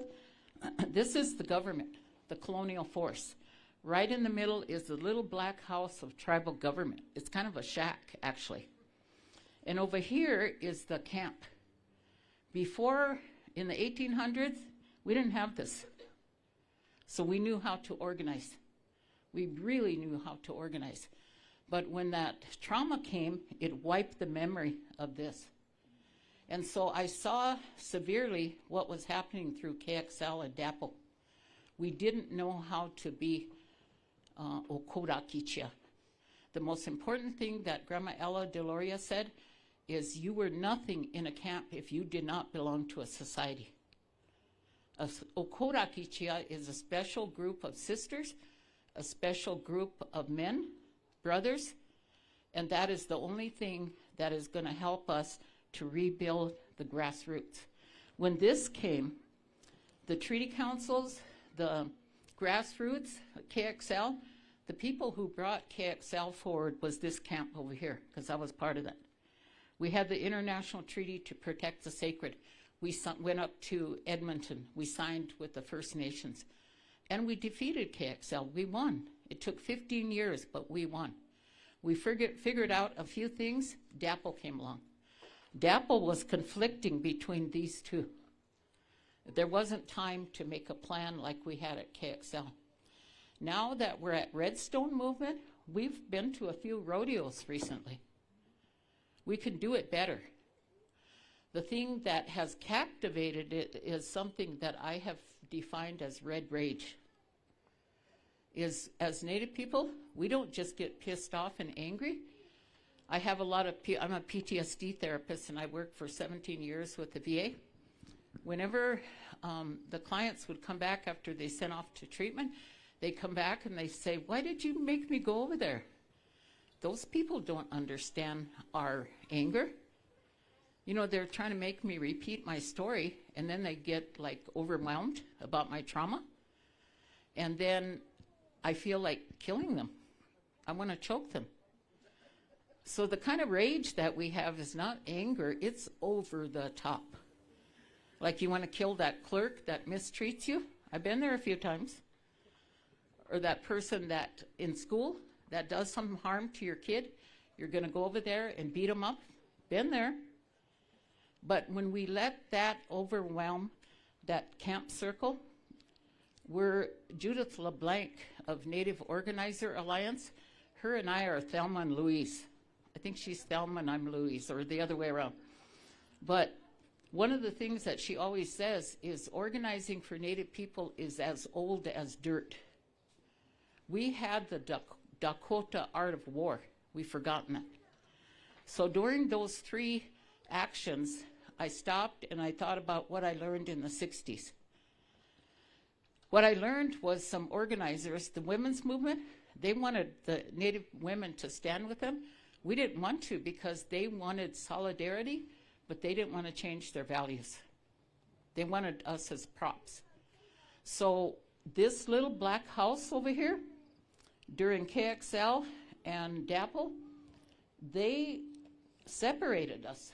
because they have a rule that when they're going to meet with somebody, they have to have the tribal president there.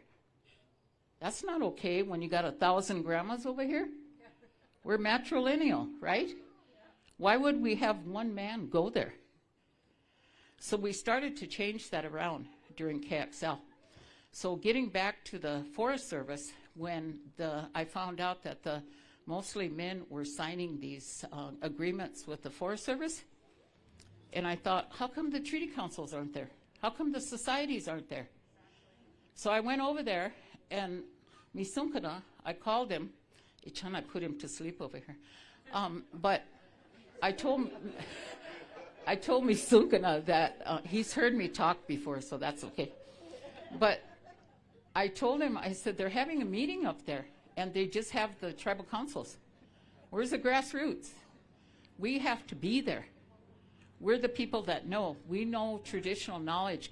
And I looked at that agreement that they were going to sign, and it said that the tribes would consent that traditional knowledge would be shared with the Forest Service. Hell no. That's our knowledge. We're not going to give it away. And so we went to the meeting, and what I told you that Reuben did, several tribal chairmen was there, my Toshka, Peter Lenke. I said, give me the floor, because I know how some of these men are. They're very misogynistic, and they want to talk first and have the women come later, and I kept nudging. Star comes out. I said, are you going to let me have the floor? He said, hold on. And then I called Peter. I said, Toshka, you were going to let me talk. And he said, oh. And so I thought, I know how to do this. I saw Reuben do this. So I got up, and I went in front of the room, and I did Reuben's thing. I gathered up the shkan. And I stayed up in front, and I stood up. And they turned around, and the Forest Service guy said, Miss Paradigo, do you have something to say? And I thought, it worked. Those things work. And so what I said is that, and they not let us, we kind of made them, but Misunkana and myself, we signed that cooperative agreement. The grassroots have to be represented in all of those, even if they don't want you there. It's probably a good thing that my grandma gave me a good self-esteem. I was a beloved child, so I don't take no very easily. I just think of my kushi that killed a soldier's horse. And so when I heard those girls talking this morning about what they've done, those are the kind of dreams that we're allowing to come true when we unify. Now with the Redstone movement. So what happened was, give you back on Pipestone. My great-great-grandfather struck by the Ree, many of our grandfathers, refused to sign the Treaty of 1858 unless Pipestone was in the reservation. So it is part of the reservation, and of course we lost it with the Supreme Court, but we still, by that camp over there, we said we still own that. Perpetuity is what the treaty said. And so with my son and my daughter, sometimes I really have compassion for them to have me as their mother, because they're always at these meetings. Somebody asked my daughter, Brooke Mahbia, they said, how is it to have faith as your mother? And she said, well, I went to see the movie Pocahontas and I ended up protesting it. She said, I had to protest against John Smith. So that's how, but at the same time, if somebody could help me with those posters, part of the intergenerational work that we have to do, not everybody is lucky enough to have a mother, a grandmother, or a grandpa who made them a beloved child. So when we came out here, what I'm going to show you is, as Braveheart Society, 31 years ago, we came out and we asked for guidance to bring back a former Okorakicha to fight back, like the Dakota art of war. So we realized when we went home and the spiritual doors started to open, a lot of these young people do not have mothers, fathers, grandparents who were sober. So we became surrogates. Look at this picture here. This one here. These are Ishnati girls. When we got home from the Black Hills and formed the society, the first thing that we did is the coming of age, Okoraki, or Ishnati Awicha Doampi. We now have over 200 girls who are Ishnati. Some of them have doctorates. Some of them have masters. Some of them are still struggling with domestic violence. Others are doing it however they can. You become very, very creative and strong when you live in poverty. We're not tapping their knowledge of how it is to live on $200 a month. But this is them. This is last year's group. This is one of our role models, Zinkana Shah. She was a storyteller. She left our res, and she was a boarding school survivor, and she wrote books that preserved our history, along with Ella Deloria. Those are our teachers, and we incorporate, if you haven't read The Dakota Way, read it. It's a history of how you live as a good human being. The other picture over here, by the way, this graphics was created by one of the Ishnati girls. She's a photography. But here again, look at those beautiful girls. This is our camp along the Missouri River. 4 solid days of being a beloved child. Everybody in that camp is for you when you're there. The girls tell me that, down here, can you hold it higher? This is Tui, Mary Louise Defender, right here. She's 95 years old. She refuses to let us help her. When she gets up from a chair, she says, Hunta, get away. I could do this myself. That's the vision of Bedihecha. But look at her, 95 years old. And we bring these grandmas together to interrelate with the young ones. She was also the first Miss Indian America in Sheridan in 1954, still going. The other thing I want to say about the Redstone movement, and I only have 5 minutes, is that when I looked at what happened at Dapple, I thought I saw a lot of okichis. I saw a lot of fighting because of that black house. You can put them down now. Because of that black house. And so we made up our mind when the pipeline started to come at Pipestone, we're not going to do it that way. We're not going to have an occupation. You can put them down. We are going to use this and mostly this and this. But we're not going to go into red rage. We're not going to fight each other. We're going to really think this out. And if you haven't read, I don't entirely agree with it, but the Chinese had the art of war down. It was brutal, but there are some things in there that you can use that I have used with the Army Corps of Engineers, and it works. So we sat down, we started meeting, and my wonderful, wonderful niece helper, Ikdomi, she was the backbone of most of the Braveheart staff and the grandmas, the volunteers, and we made everybody at the Redstone movement sign a confidentiality form that they would not post anything on Facebook bragging or doing selfies. Because this was going to be a top secret mission. We were going to develop strategy before we went to Facebook, rather than just taking pictures. And so what we did, we had to have a name for this movement. So we called it, one of the grandmas, we had a contest, and they selected Redstone Movement. It's about 2 years old, and what we have done very quietly, some of the young people, especially the wonderful AIM kids out of Minneapolis, they kept raring to go. You got to do something. We got to have actions. We got to have protests. And I said, hold on. We don't have our battlefield ready. One of the things that the Art of War says, when your enemy creates a battlefield, don't go there. Create your own battlefield.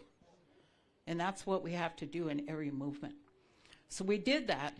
And the other thing that we have done, I am so tired going to consultations, submitting comments, going to Congress, and letting them make us cry. and our trauma surfaces. We get angry. The red rage comes out. I don't like that. And so I said, from now on, when I was born, my grandma told me something. She said that, this is not bragging, it's part of the divine plan. She said, I have 2 of these whirlwinds on the top of my head, so I have a twin somewhere, and I have 2 brains. And she said, use it. So what we did is, I kept thinking when I'd go to these consultations, they'd have 100 engineers. They'd have 50 hydrologists. And we'd be sitting there with what? Our cultural knowledge is powerful, our prayers are powerful, but we need different kinds of weapons like we had a long time ago, which is here and here. So at Braveheart, we made up the mind that we were going to raise money and we were going to hire doctorate level, culturally competent Native people. At this point, we're working with 4 doctoral level Native people, hydrologists, engineers, we have master's level people, and then we have our organizers, but they're our troops. We just don't go protest, hold signs, holler around. We have a plan. So what we did with the Redstone movement, and I really compliment the young people in Minneapolis and other places that wanted to occupy and raise hell, I said there's going to be a time. That time is now. So the comments have been put off to the 22nd. Remember I talked about Thelma and Louise? The first round at Pipestone, Judith and I got together with Native Organizer Alliance, and their listserv sent 35,000 comments to the PUC. It overloaded their email. That's how it works. So the PUC said, where are all these people coming from? And so we wrote an essay called All Spirit Roads to Pipestone, all across the country. We submitted it. My daughter, who has a doctorate in anthropology, she dispelled the destructive template of Western archaeology. And you know how she did that? She said, these people are very, very good at dividing us. What happened in Minnesota, there was an Army anthropologist that came to Minnesota. He worked with the Ojibwe, and he told the Ojibwe, and no offense against Ojibwe, it's just their methods, but he told the Ojibwe people they were smarter than the Dakota. So what do you think that caused? It divided a war. They manipulated us. And she found out the actual research. And so it happened again at the PUC meetings, or the meeting with the company that stepped in, and the PUC said, do not survey until you get MIAC. The Native organization will get a contractor, and that's who we'll go with. They didn't listen. They did the same thing that they did in the 1800s, and they said, and I think Ikitomi was in the room when they said that, they said they went with the survey because they didn't think we were skilled enough to do a survey. 1800s, doing that now. So she wrote a paper dismantling white archaeology. Those are the kind of things that we have to do from here. And when she was 16, we were in court, a NAGPRA case, and they brought in this white lady who was a doctorate. She influenced the judge because she had a doctorate, and she makes policy. And my Brooke said, I'm going to do that. I'm going to be a doctor. I can do policy. And she did. And so we have Dr. Alexis Archambault. Any Hunkpapas in here?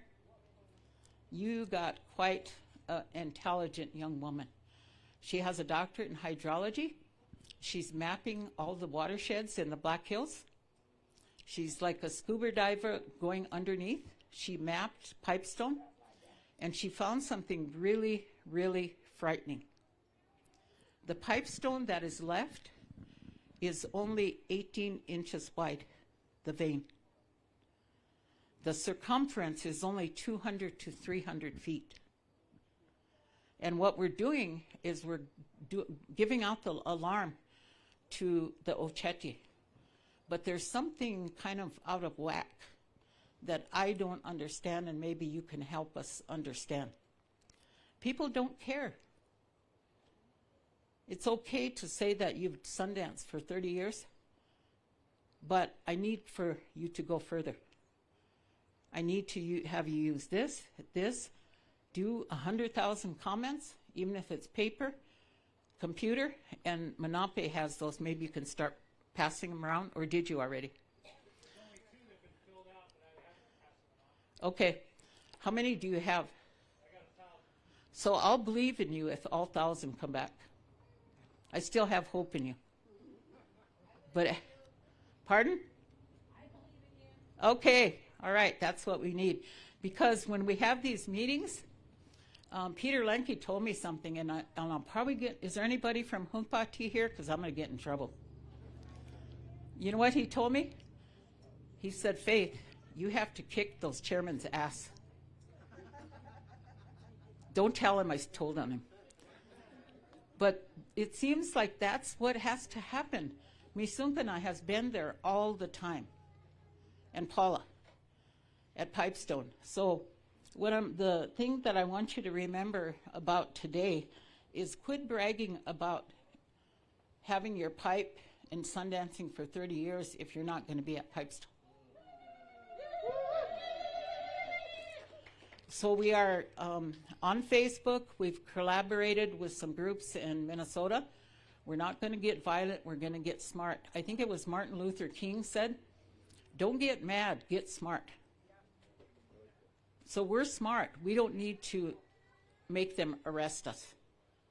We might end up getting them arrested because they're doing illegal things. So we switcheroo, and there has to be that cooperation. I'm going to tell you one more story. Please put up with me. Is Rosalie Little Thunder's name was brought up. She didn't always agree with you guys, so I need to talk to you. But she told me, and we were with her when Misunkana helped her with that 500-mile walk to Yellowstone. She was telling me that she tried to get people involved. So I think what's happening is that we're kind of in a trance with historical trauma. See? But anyway, she told me at one of those early meetings, the ranchers were there, and they're mad at the Indians for promoting buffalo. And this guy started, like, verbally attacking her. And he said, oh, Miss Little Thunder, are you going to tell me that you think that you have the DNA of the buffalo and that you came from that animal? You know what Rosalie's response was? This is being smart. She said, well, I heard you guys think you're from the monkey. That's being smart. Some swear words came out after that. So I'm going to ask you to read The Art of War. We have our own way of the Dakota Art of War, but come to the Redstone Movement. We're still strategizing our game plan. We have until August 22nd. We need, last time we got 35,000 comments. We need 100,000. August 21st, okay? Can you promise me that you'll comment? Raise your hand. Thank you. Well, Peter.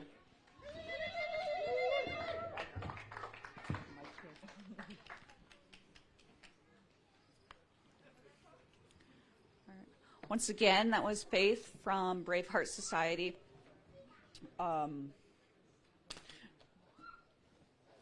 We have something very special that just came in, and I would like to bring my dad up here to accept it. And also, along with my dad, can I ask Stanley Bluehorse to please come up? Bet you're wondering what he has.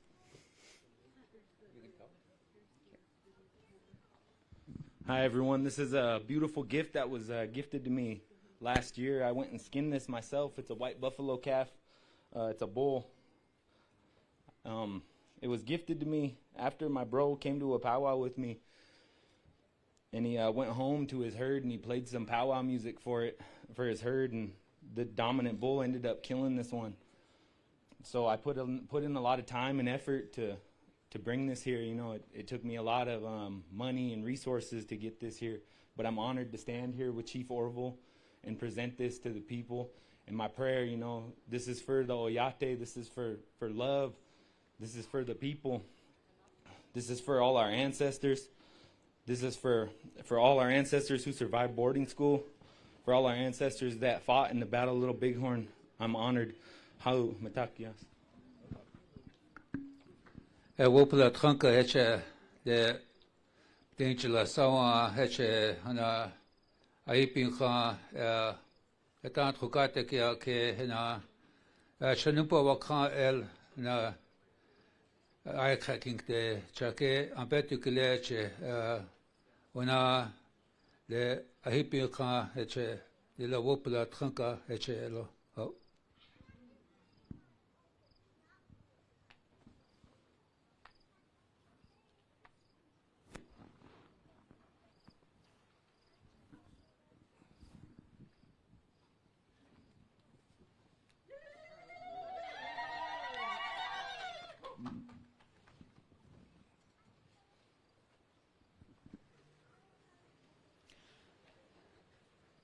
That was a surprise, even for me.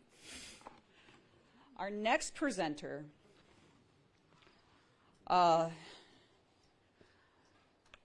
we call him Uncle. He was born in Greenland, 1947, is a sacred ice and water protector and a respected elder, traditional healer, spiritual teacher, storyteller, and carrier. He was raised in a remote village on the western coast of Greenland, and he's here to share some of his wisdom, some stories, and share himself. And if I could ask you to please come up. I can. Is which one? Yes, that's good.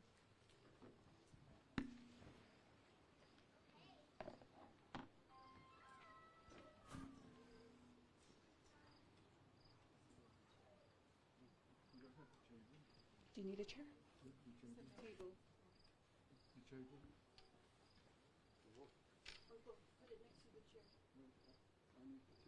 Okay. And the table.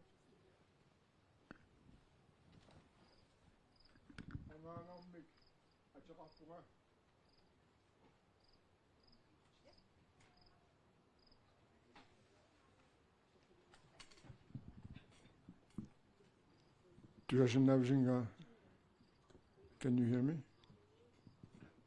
Holy shoot, I don't even have to yell.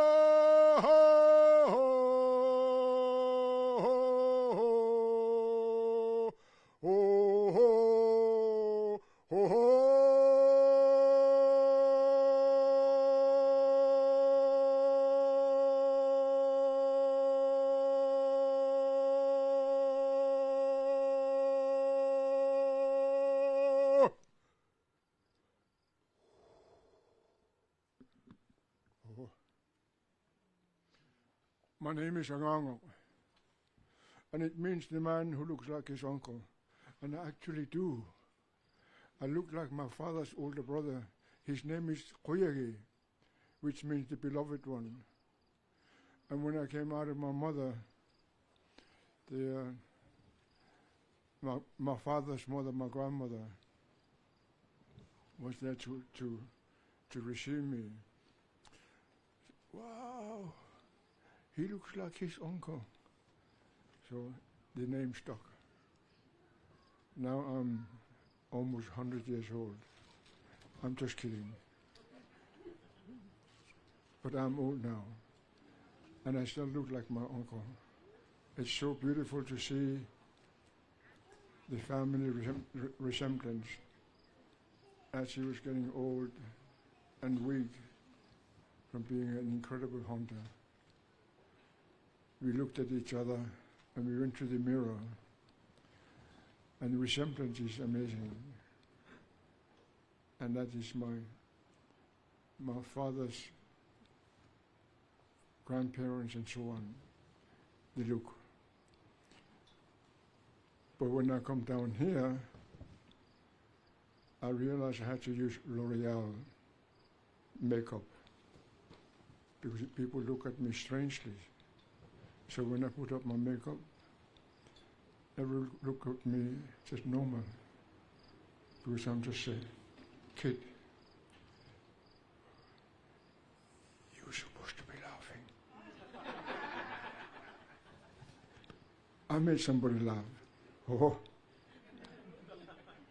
My name is Anganga, and it means the man who looks like his uncle. I'm from Greenland. The leader, I think, is he a leader from this country? The one with the red or orange hair?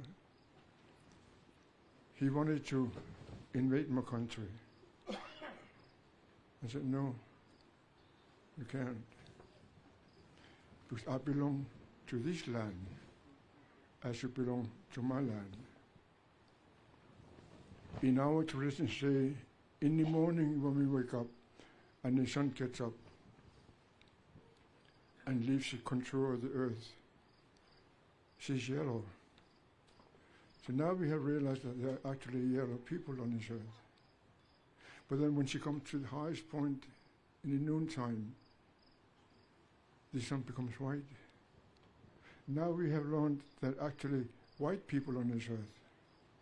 And then in the west, when the sun sets, she becomes red. Now we know that we are the red people. Then at night, it's black. Now we know that there are black people on this earth.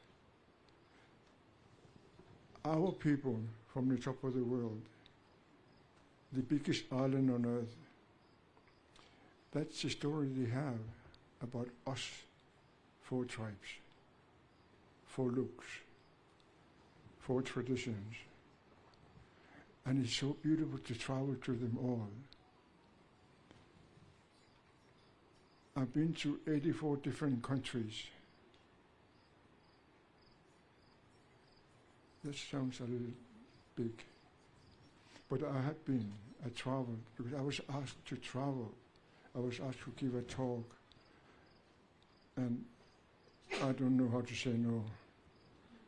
So I traveled and I saw the world. It's an incredible world. Coming here, for me, it's like coming home. It's like you look so much like an Eskimo family. There's no difference. Your beauty is shining in this rainy day. So I'm really happy to be here. I don't know how people found me, but the moment they invited me, I said yes, before they had a chance to change their mind. And I wanted to do my drum. This is the style of the Eskimo drum. But because of a small company very small company called Greenpeace. I don't know if you heard about it. It's a very small company. They didn't want me to use the stomach of the seal, stomach skin of the seal, into my drum. So they didn't want me to hunt the seal. So I looked at them, and on the CBC radio in Baffin Island. I said, oh, isn't it interesting? These people don't want me to hunt seal because of my drum and the food. That means that there will be too many fish, and the balance of the ocean will fall apart. And the CPC people said, what are you talking about? I said, if you don't hunt the seal, the people of the Pope cannot eat fish on Fridays because there's not going to be fish. So they look at me, are you for real?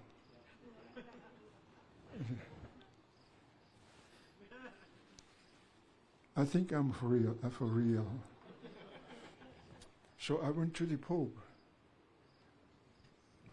The Pope has his own country.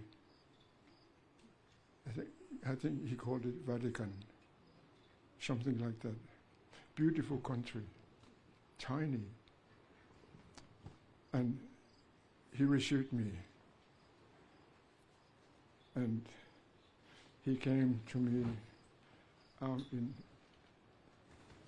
in front of him with his hand. And I wanted to give him a hug. But the police said, because I was standing there, wanted to receive him. So we shook hands. Then he took with his other hand, took my wrist. So I took his wrist. And we looked at each other. And he smiled. How beautiful. That's the first word he said. He didn't say, how are you? What's your name? That's beautiful. All I did is a traditional greeting. So tradition are ancient traditions, just like you, your traditions, just like mine. So, and we are a gift. You are a gift. You prepared the world so people can settle here. And now they have settled. How many people in these countries? 1 million or more? In the United States of America? How many? 400. Holy shoot.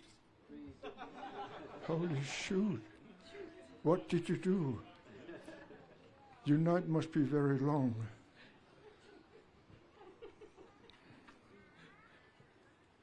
We had the same problem at home because in the winter the sun doesn't get up. So we had to stay in bed. And most beautiful things happened. Most beautiful things. My oldest uncle, my father's older brother, gave birth, his wife gave birth 12 children. And as she was getting old, we said, holy shoot, because he was born before electricity. Wow, the night must be very long. And he says, oh yes, I love it. He had 12 kids. And it was not something you hide. It's just a normal talk relating to each other as family. Because what we did and what we do and what they do around the world is exactly the same. Just like Eskimo tradition in the morning, the light is yellow, white, red, and black. And now it's a matter for you and I to live together peacefully. I come from the only land on earth where people live where there has never been war. My people do not know what war is. We are the only people in our own land where there has never been war. Imagine, talk about peace. Peace is not just no more war. Peace is in how you and I, we relate to each other, how we are with one another, how we honor and respect each other, how we accept the way you are. We never put you down. With every word and action, we do our best to lift people up. So we can walk tall and powerful as we are meant to be. So we can walk tall and powerful as we are meant to be. That's peace. One day, the wars will stop existing. Our grandchildren and great-grandchildren will begin to live in peace with each other.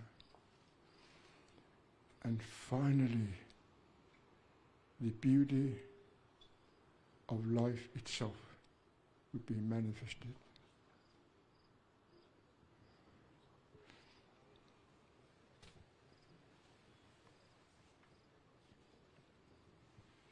That's an Eskimo drum, very loud in our language, an instrument from the great sky. But because of Greenpeace, I could not use stomach skin of the seal. I use the white man's skin. So we call it white man's skin because he invented it, the nylon. So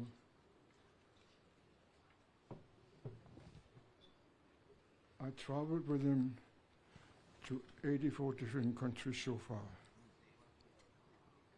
and talk about us. The respect towards us has shrunk. Time has come for you and I to lift the spirit with each other and around the world. If you can do that, the prophecies of the past will become living again.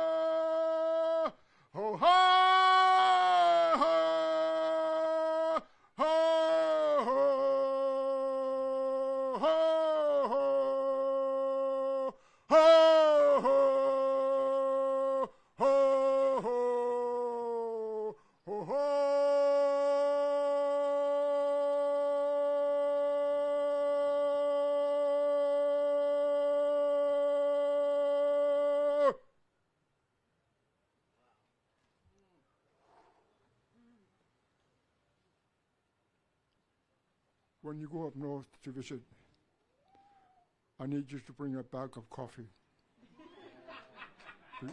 Because they don't grow up there. And we have become addicted to coffee. So the only way we can have it is you need to bring at least 4 packs of coffee. That will last about a month. So I welcome you to my home. Come and visit. You will see a world you've never seen before. And the big ice of Greenland, when I was born, close to 80 years ago. Do I look very old? Say no. Say no, please. I don't look very old. Almost 80 years ago when I was born, that big ice was about 5 kilometers thick, 5,000 meters. That's 10 inches or more. I don't know. It's very big. But now it's melting really badly because of climate change. And your families on the coast, I hope you have room in your house here. Because you're going to be inundated by water, and millions upon millions will have to flee the coast. Think of it, not here, in here. Because you and I are going to have to become prepared for the changes coming up. When? I asked my grandmother when I was young, will I be able to see that time of change? She looked at me. Yes, you will. So I'm now almost 80 years old. And I'm still expecting that I will see the big change. And I can help you and guide you. My greetings to your families. Oh.